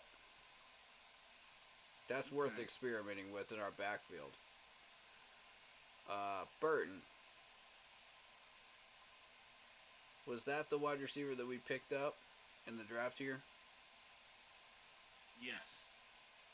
Yeah. Burton, Mingo. TMJ is better than Mingo at this point. He's clearly proven that. Mingo hasn't done jack. As far as I'm concerned, DJ Chark was recently looked at by the Chargers. He's gone. I'm going to go ahead and trash him. Okay. If we need additional help at guard, Nash Jensen is available. Right. At tackle, Larnell Coleman is available. Right. There's Gabe. We're going to go ahead and plug him in. That's the order I want right there. Now, Brady Christensen will have backup role to Taylor Moton, which is good. I want that. Okay. I know I've got solidified help right there. So I'm not even worried about right tackle at this point. Ellen Manning has third spot. Lock Poppy, yes. We no longer have James Campton. That is correct. Yeah, that's correct. Yep. I love Will Shipley from a high school in my county. Got the privilege to watch Shipley in high school. Oh, you lucky duck. Wow. I'm jealous. I got the chance to meet him. Nothing close and personal. Okay. Yep. Nice. I go to every Clemson spring game, so... Or if I can't make it, I at least watch it on YouTube. So I did a watch party this year. Gotcha. on the stream. It was a unique opportunity. They had Dabo on the mic, telling everybody, this is what we're doing, and just walking us through, like, everything. It was so cool. Watching him coach and everything on the field. I loved it. I really like our O-line this year. It all depends on our tackles. Yeah, agreed. You got something solid in Cade Mays and Brady Christensen back there. But the rest, I don't know, depth-wise. Shipley was an actual beast in high school. Well, ran through every defense. Yes, sir. That's Will Shipley. That's the type of running backs we bring into Clemson, man. These guys are monsters. I mean, shout out to Etienne. Shout out to Will Shipley. Shout out to all these running backs that came through Clemson, man. These guys were monsters. Shout out to you, Blitzball. Lock Poppy says. Oh, appreciate you. Yeah. But yeah, Brady Christian is exactly where I want him. That's exactly where he needs to be. Right there. Right behind Taylor Moton. I don't want him moving. Now, if Damian Lewis has trouble, Cade Mays is right there to help him out. Left tackle, that's still an issue with Icky. How much faith do you have in Yosh? That's my question. Ricky Lee's okay, but he's practice squad material. I'm not that familiar with Josh. We'll go ahead and throw Warnell Coleman in there then. Just for some safety help right there. Just to make sure. Did we re-sign Warnell Coleman or is he under contract? I want to say he's under contract, but I'm not 100% sure. Warnell Coleman, let me see.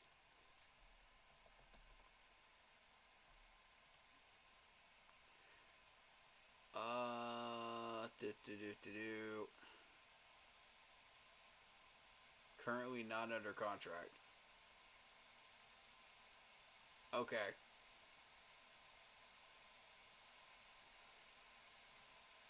So, it's going to be up to Yosh to back up Icky. Icky, you have got to step up this year. You have got to step up. Well, this is year number 3 for him, so he's going to have to fix a lot. Either you fix yourself or we're getting a new left tackle. Period. Lot Poppy says, don't other teams come into streamers like your mocks and watch y'all's picks? For mine, not really. I don't know about for Corey. Oh yeah, they come into mine, but they don't like the picks I have because they have their own sets, and it's totally opposite of what I like most of the time. So they don't stick around long. Now it's the NFL scouts I'm concerned about. It's the scouts and the management. If there's any people from either one of them, that's where we've got to be careful who we pick and put on stream. Now, if we're not streaming, it's fine. Do what you want to do. But if you're streaming, be extra careful because these scouts are everywhere. I guess how would you spot them? Because, I mean... They watch the VODs. They don't come into the chats. Otherwise, we'd know it. Because, I mean, somebody could easily go into our stream, not chat a single time, and be watching. Yeah, that's what I'm saying. They could be VOD watchers, mostly, because they want to slow it down and pause the streams at specific times to look at certain things. So they're information collectors. That's what they are. Now, yes, they will listen to what we say, but mostly they're concerned with the data that we're collecting. Right, the analytics stuff. Yeah. But we got to be careful what we say and what we don't on stream. what we volunteer and what we don't, because that's going to be critical. There's a couple of these players I have been putting into these mocks on purpose several times because I want our management to notice them. You know, and I don't care about the scouts on those. But there's a couple of things that I am smoke screening. Oh, okay. So I'm very, very careful about that. But that's essentially what your offense is going to look like. If you guys want to remove people that won't make the 53, you could do that as well. You know, in your own time. Right. But that's essentially what your 90-man roster will look like going in. Now, This is true. defensively, we're going to start out automatically. Justin Eagleby plugged into defensive tackle. I want him in there. Oh, dang. You ain't going to waste time. You just plug him right on in, eh? Right. Middle linebacker. Middle linebacker, we chose Cooper. Yeah, Edrin Cooper, yeah. And I want Watson backing him up. Now, you can mess around with Watson, put him wherever you want to. He's better than Chandler Wooten at this point. You can put him over there, back up Shaq. That's fine.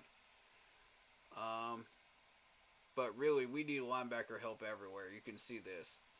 DJ Right. Johnson's not capable. Claudin is not good enough. He's a practice squad guy. Wooten is a practice squad guy.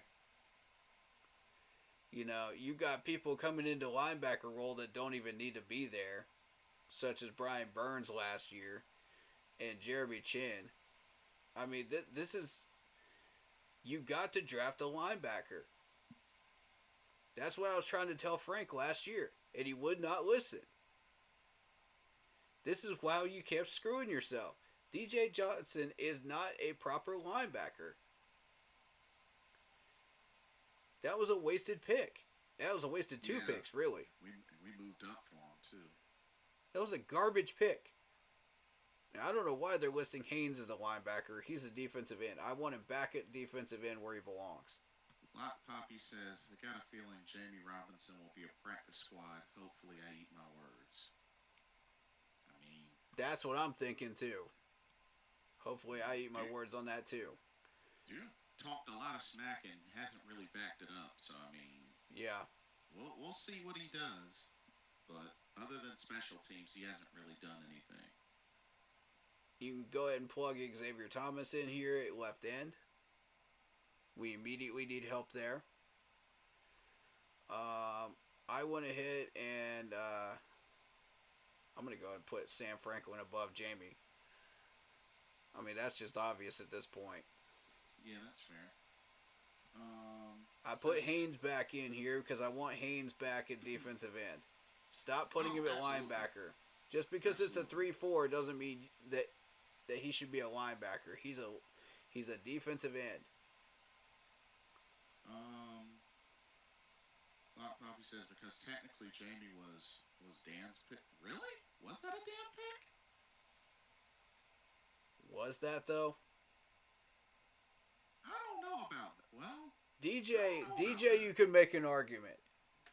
DJ, you can make an argument. Maybe. I didn't think Jamie was a Dan pick, but I could be wrong.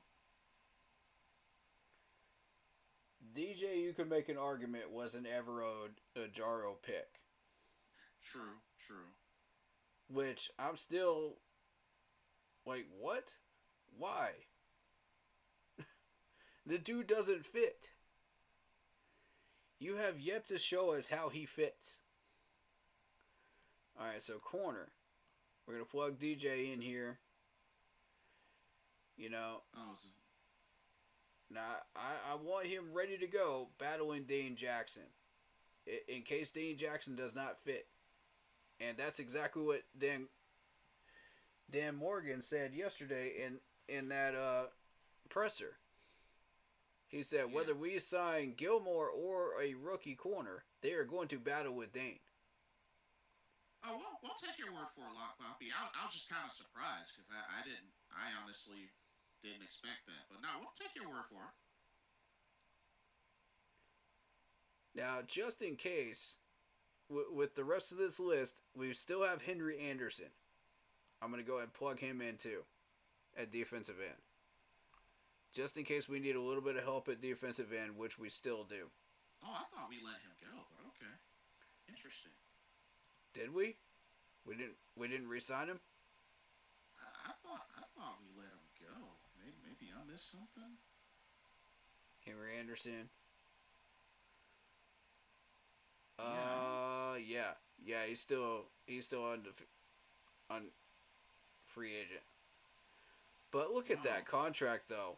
Look at that contract. Come on, 1.1.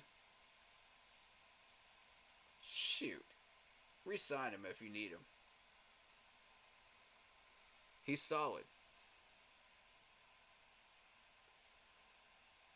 He just has to be able to stay healthy, though. Right. And under our proper management that puts the focus on maximizing our potential, Right. that also includes keeping these guys healthy. Right. If you feel like you still need help at linebacker, you still got Isaiah Graham Mobley. You got Jordan Mack still there. Jordan Thomas too on this list. But I like Tay Davis. I see something there with Tay Davis. Mm-hmm. And that's why I'm willing to take that chance and maybe move him up to the 90 and test him out in training camp. Give him some reps, see what he can do. Yeah, he was brought back, so yeah. Yeah, I see something there. And apparently our management does too. Good. We're on the same page. As far as talent evaluation, that's good. Because when I'm on the same page with the management when it comes to talent values, good things usually come out of it. Like they did in 14 and 15. Mm-hmm. So I'm very encouraged by that. That's good. But that's realistically what you're looking at. All the way down the board. All right. That's your finished product. Not bad at all. I think you can work with that. Yep. I believe so too. You're already looking at that O-line upgrade with Damian Lewis and Robert Hunt. That's big. Yep. Correct. Gotta give kudos to Dan Morgan on that for going in on that. That was very much needed. Yeah. Nobody's trying to get down on Dan. I think he's going to be great for us too. Absolutely. Watch the Panthers off-season videos from last year. What are you trying to link? No, he was trying to. He was saying that was the proof that. Dan Morgan was the main guy his pick. Behind, yeah, Jamie Robinson.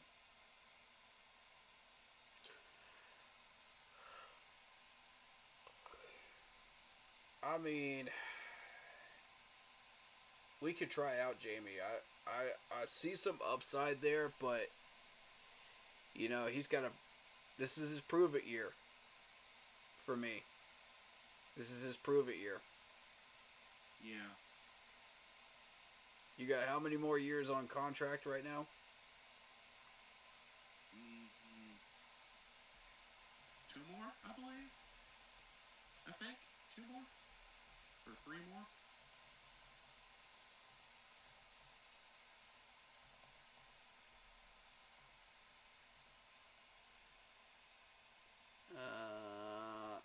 It's 2. It's 2. Oh, it is 2. Oh, okay. It's 2 That M's. was right. Yep. Accrued season 1 year. Okay, signed through 2026.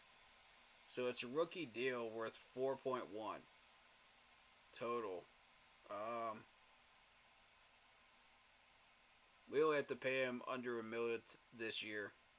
just under $1 million. Gotcha.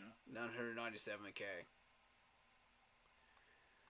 So I mean, we're only giving this man $1 million. Okay, fair enough. If Sam Franklin beats him out, he beats him out. You know, he's just accruing $1 million a year. You know, just sitting on the bench collecting splinters. Who cares? Right. I'm not going to get mad at that. But eventually, we do need to replace a guy like that with somebody that's got talent. Right, that's fair. That actually shows up and is a dog. Because that's what Dave Canales wants in this team, and that's what we want. Good point. So that'll be next year's project. Is what do we do with him? Fair enough. I feel like whatever we don't address this year will be next year's project. Which will be good, you know. That means we're closing the holes in the boat. Now we're dealing with, okay, how do we make sure they stay closed in 2025? Let's seal this thing up. Let's board it up. Instead of putting plaster on it. Because this year we're just putting the plaster on it. We're making sure those holes don't bleak anymore. Right, this is true. When last year you were just putting Band-Aids on those holes. And the water was just coming through like a flood. Right. I mean, you can't float a boat. You can't float a boat and go fishing with a boat like that in the middle of a lake. You're going to drown. Right. I'm sorry. If you don't have swimming lessons like Frank does, you're going to drown. Every time. Matt Rule, same thing. Try to repair it with Band-Aids. Doesn't work. Been trying to tell y'all. You need talent. You need skilled players like we're drafting right here. And if you know how to manipulate a draft properly, and Scott did. To his credit, Scott did know how to trade properly. It's just the talent that he picked up with those picks was complete trash because the coaches controlled it. Oof. That's the problem. Now, when you've got a GM that is his own man, like Dan Morgan is, he's not a puppet. He can stand in that locker, those offices and say, this is a bad idea. If he doesn't agree with the head coach. Right. He's his own man. He's proven that several times over. He's not a pushover. Right. You got a former player that was in a Super Bowl? Come on, man. That dude's not a pushover. He's not going to get used. You make a good point. You make a very good point. So, when they go into those meetings, he can say, I don't like this player. This is why. Okay, let's talk about this player. Don't like that player either. Okay, let's talk about this player. He's not pulling a Scott. I'm trying to tell y'all right now, he's not pulling a Scott. Which is fair. Alright, so we're guaranteed to get the right people because Dan has an idea of how to evaluate players because he was one. Yeah. He knows what he's looking for. Idea. And that's evidenced by this offseason we just had so far.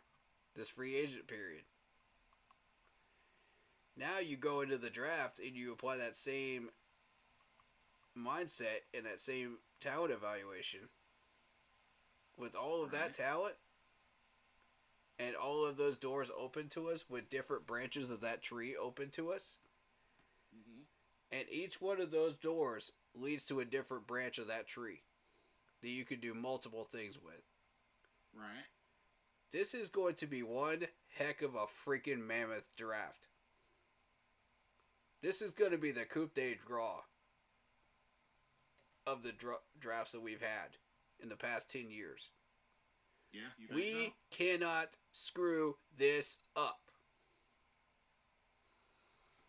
I'm warning y'all, do not screw this up. There's way too much doggone talent going off that board to screw this up. Right. What you do with that 33 and 39 is going to tell us everything of what you're about to do with the rest of it. This is true. He speaks facts. And I'm going to know exactly where you're going with it as soon as you do it. Whatever pick you make, whatever trade down you make, I'm going to know exactly which route of that tree you're going down. And I'm going to say, okay, this is what we're expecting on day 2.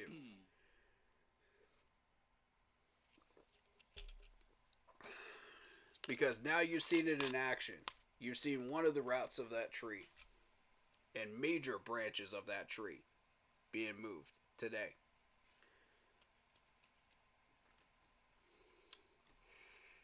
So, with that being said, there's a lot that we can do here to build up this team.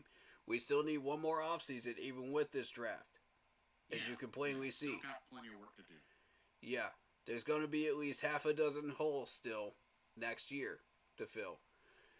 But as we go along up that step ladder process, 25, you're going to have half a dozen. 26, you're going to have 3.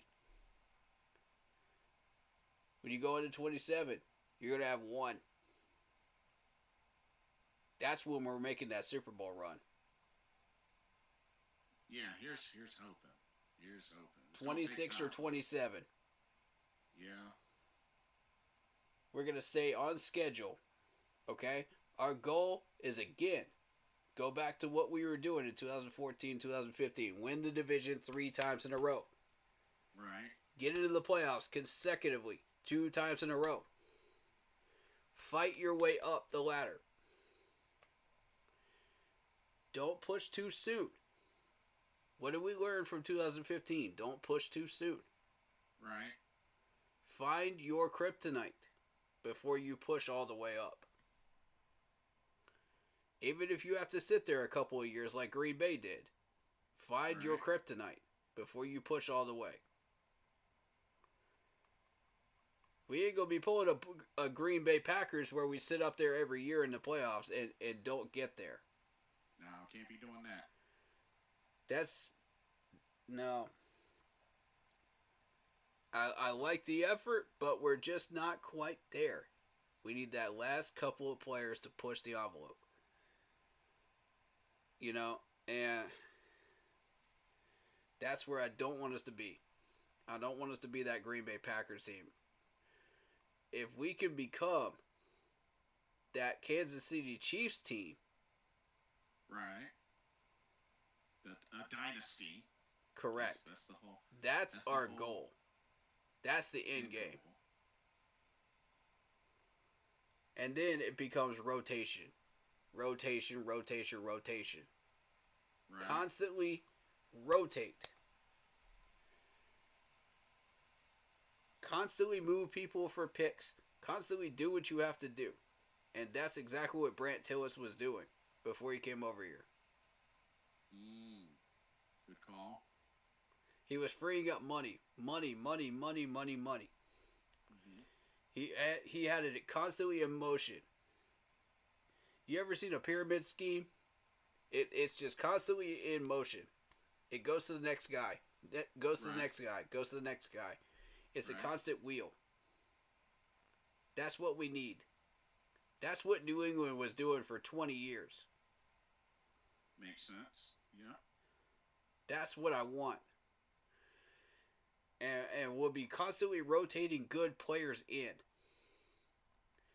So by the time Dan Morgan retires, a happy old man with gray hair, we'll have a couple of Super Bowl trophies in our case, and we'll have multiple playoff wins.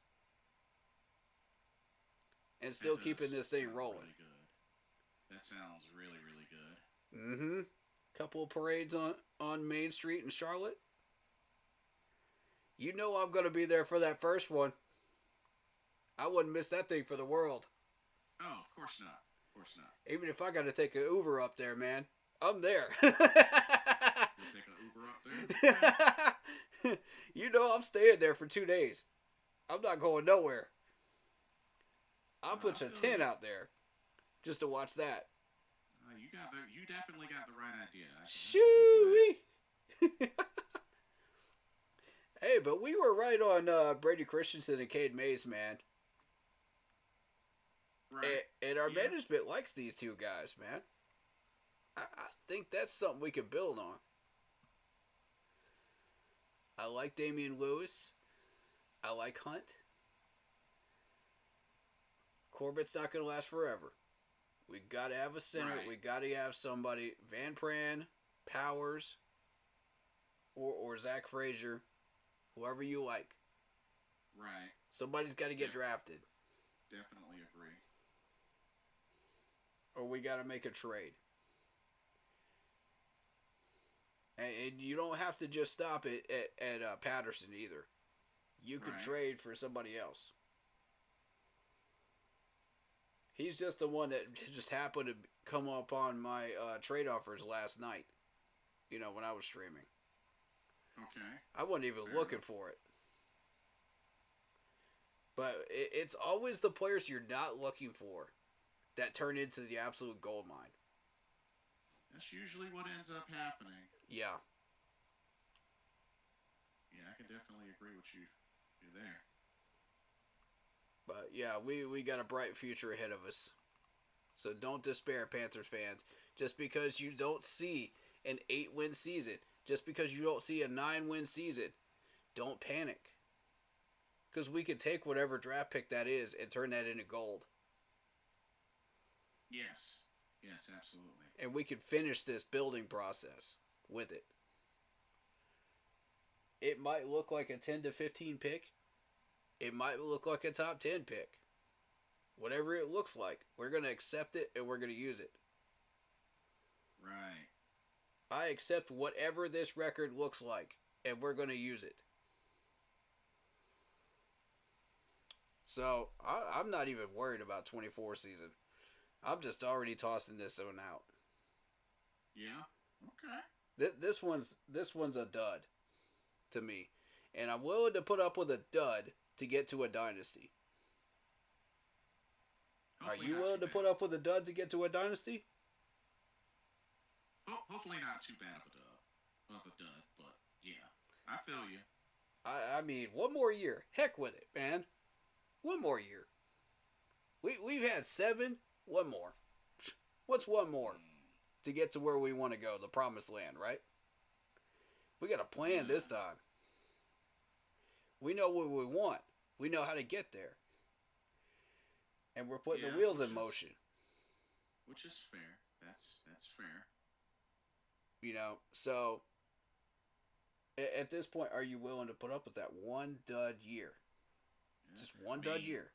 If it happens, I mean, we just have to lick our wounds and keep going forward. But, you know. Are you willing to sacrifice that one dud year in order to get to the promised land? That's what you got to ask yourselves, folks. Put aside your instantaneous win, mindset,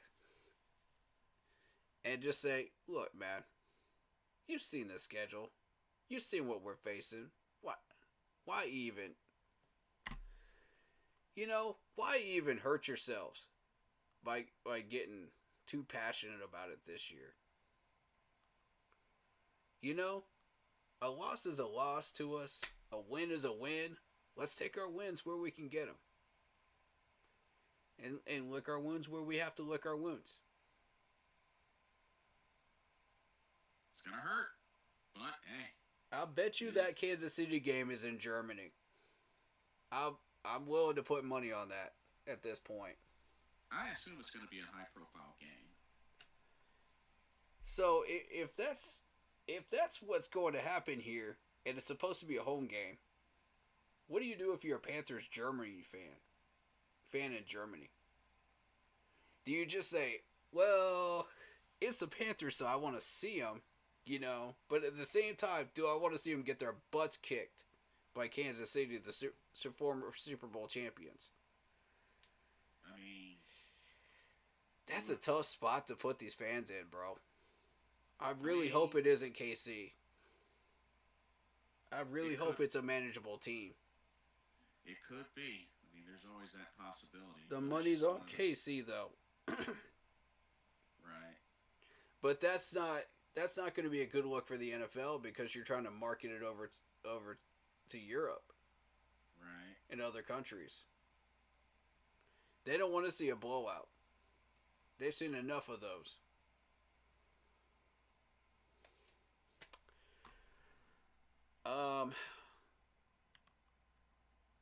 Is there any players or anybody that you want to talk about?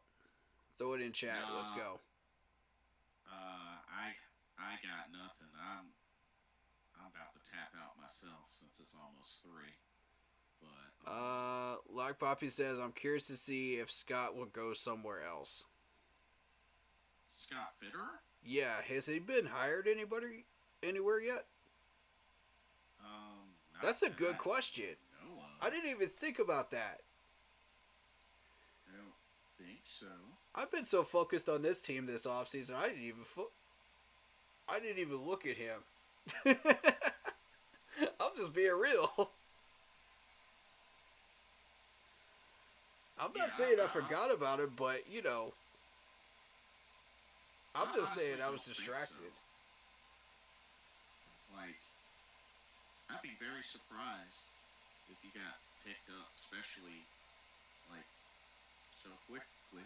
But it is possible. It is. It certainly is. I want him to go somewhere good, man. Yeah, I mean, hopefully he can, bounce back Yeah. and, push forward, but only time will tell. Yep. But here's hoping he gets the opportunity. Yep. But yeah, I feel like we need to keep an eye on Brad Isaac. I just don't. This is a concern to me. And he also mentioned one other thing. I wanted to mention this too. He was talking about the language that we use for snap counts. Oh. He was like, yeah, I immediately went in and I talked to the guys and we talked about that language. And he put a stress on that. And I'm like, Wait. Really? okay. I'm sitting there like, okay. Because you saw the problem that we had last year with that. Yes. If this becomes a problem again, we're going to be revisiting that little clip of his answer right there. Ah. Yeah, that's fair. Yep. I mean, maybe definitely something to take note of. And one final thing, Julius Pepper's Super Bowl ring is being displayed in Raleigh, in the North Carolina Museum of History. Ooh. So if you want to check that out, go check that out. It is a beautiful ring, gorgeous ring. That's pretty cool. Yeah, I wish I'd been up in North Carolina when that was happening, man. Heck yeah. Shoot. After hearing that, I might have to check that out myself. I might have to pay a visit. Shoot. Just to check that out. Canales calls the scouting process fun, going back to their first trip together to the Senior Bowl, and mentions that free agency took the pressure off and they're concentrating on guys who are Panther fits. And I get that feeling as well. Right.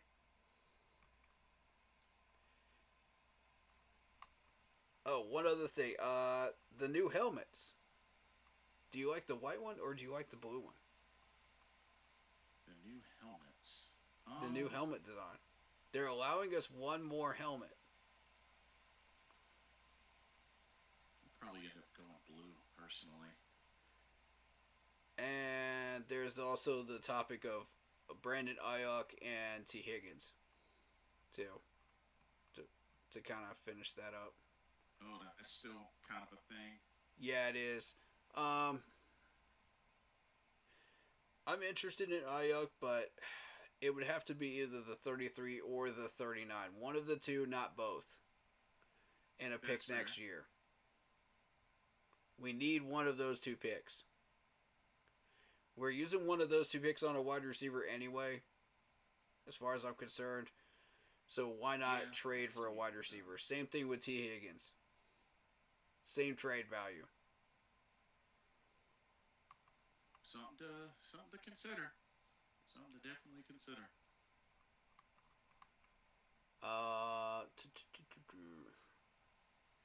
Alshon Robinson was asked why he came to Carolina in free agency. He deadpanned, why not? That was his answer. Why not? That's all you got for us, bro? I guess so. Fair enough. So we've met with Jackson Powers Johnson. We met with some of these other people. So the betting favorite right now is Xavier Legette for 33. I would have to agree with that. That's the consensus. Yeah, I'd have to agree with that. But anyway, Yep. This was a good session. This was a really good session. Finally. Yep. I can't believe already, dude. I feel like the month has gone by so fast, and the draft is next week. It's crazy. Yeah, man. It goes fast. You put in a lot of work, and it all goes quickly. And then you go through draft weekend, and you're just like, that's it. Yeah, exactly. Every year, it's the same thing, though. But just to give everybody a heads up, so for night one, I'm gonna be coming home from rehearsal. Mm-hmm. So when I do, Corey, I'll probably jump into your stream just to see what's going on. I might end up doing that. Sounds good. There won't be a lot of action going on with us in the first round, so mostly it'll just be reactions to the picks. Pretty much. Friday will definitely be on. Saturday, because Saturday is the rest of the rounds, right? It's like 4 through 7, right? And they will go fast. Okay. Yeah, for once I might actually do Saturday, see how that goes. There's gonna be a lot of action on day 2, but mostly the main event is day 2. And you'll see some action on day 3, but it'll be a result of day 2. Yeah, exactly. So yeah, should be good though. Should be good. Right around the corner, ladies and gentlemen. It's crazy. And then we just hope we have a good draft. We build from that and get these players geared up and ready. A lot to look forward to. A lot of work to do. Oh, quickly, Xavier Legette said he's had about a half dozen visits with us already. Oh. So we're showing interest. Some interest there. Some seeds. Yeah. One of the top 30 visits, too. Okay. Well, shoot. Yeah. I just thought I'd mention that. Continue. No, that's duly noted. Definitely duly noted. So, but yeah, hopefully it goes well. And we will go from there. Right. But yeah, like I said, this has been good. This has been fun. Corey, thank you so much for your assistance and advice and help with my mock draft. This was really good. Really, really good. Absolutely. Hopefully that helps you in your mock drafting process of how you do things. Yeah, I mean, shoot. And what you look for. that definitely did. And I will remind you, keep it to yourself the stuff that you don't want out there, because the scouts will check it out. Makes sense. Yep. But feel free to send me anything you got, privately. I'll take a look at it. And good suggestion on the mock draft website, this NFLDraftBuzz.com. Yeah, absolutely recommend it for anyone doing mocks. Go check it out. Let me go ahead and put it in my favorites before I do anything else. Yep. Bookmark it. Yeah, I just bookmarked it. That's Okay, the cool. only one I've seen that you can actually trade players in, and it's free, and you get that much information. Well, hopefully it stays free. Yeah, please no paywalls. But but yeah, I got nothing else. Yeah. So I'll go ahead and say, for me, y'all know the deal. On Facebook, YouTube, Blitzballchamp Gaming.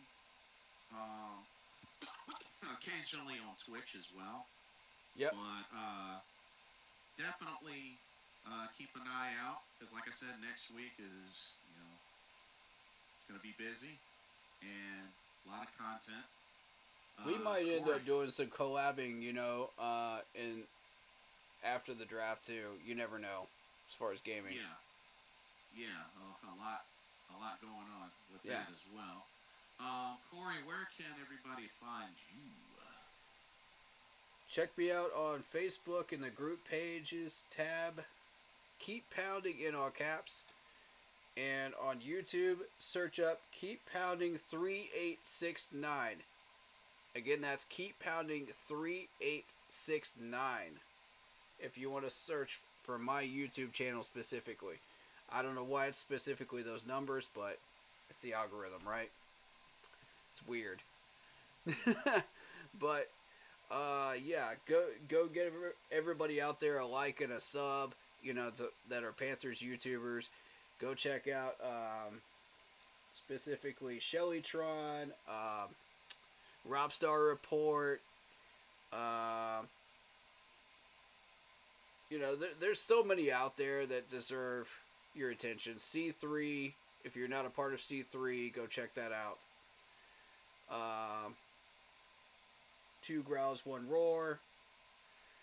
I personally have reached out to him as well recently. So, and Robstar Report was the one that actually recommended this website to us. So, thank you. Much love to you. Right on, right on. But yeah, this has been a lot of fun. Mm-hmm. But we will be in touch as usual. Yep.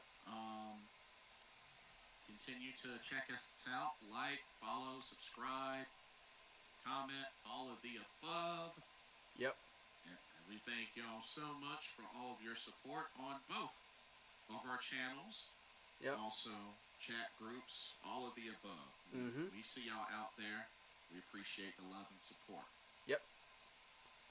So, for another live Carolina Panthers talk, we are your hosts, Blitzballchamp. Keep pounding. We hope everybody has a blessed, safe weekend.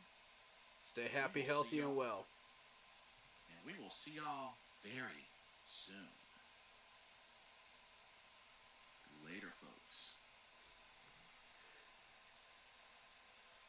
Alright, shout out on my channel to Marcos Cash, who's been in here consistently. Shout out to Fears World from Facebook. We appreciate you. Lock Poppy, our mod, always in here. Love it. Always love it. But yeah, we will catch you guys in the next stream. Obviously. We'll be doing some viewer mock drafts soon on my channel. I don't know when that's going to happen. Probably the next few days here.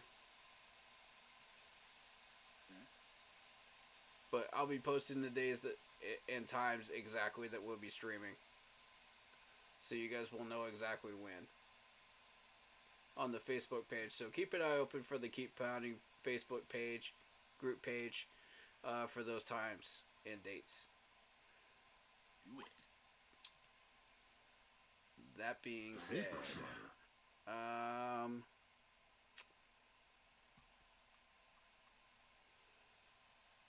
let's get up out of here.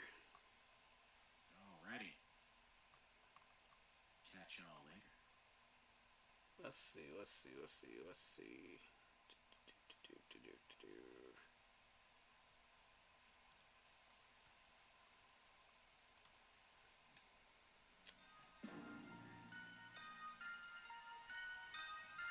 It's an oldie but a goodie song. Let's go.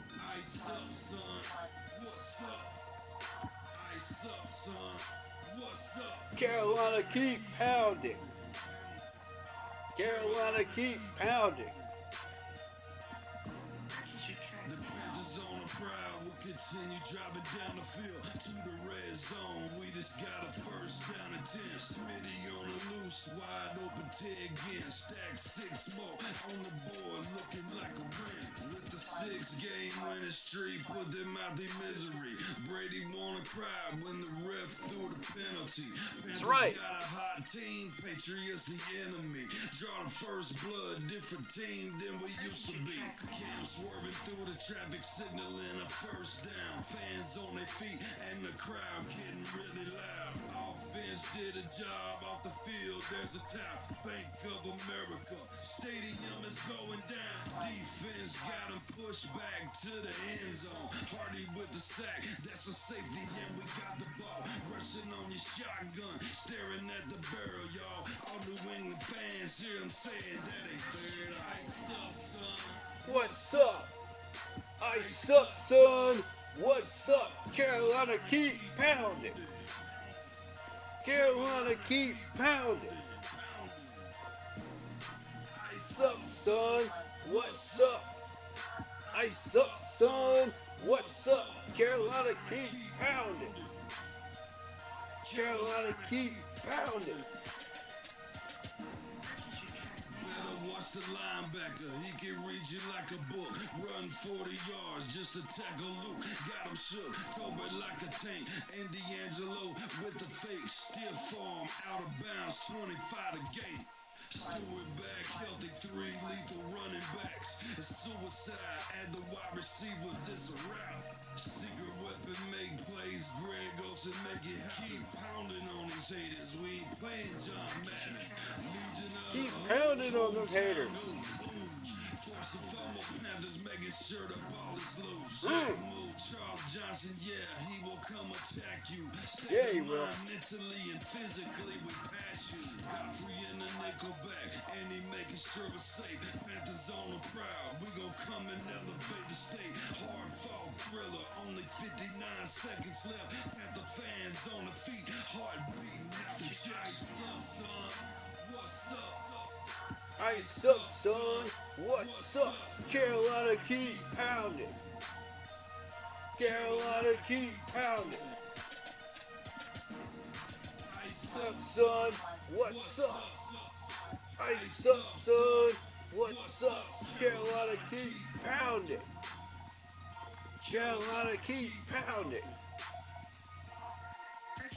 Ice up, son. What's up? Ice up, son. What's up? Carolina keep pounding. Carolina keep pounding. Ice up, Son, what's up?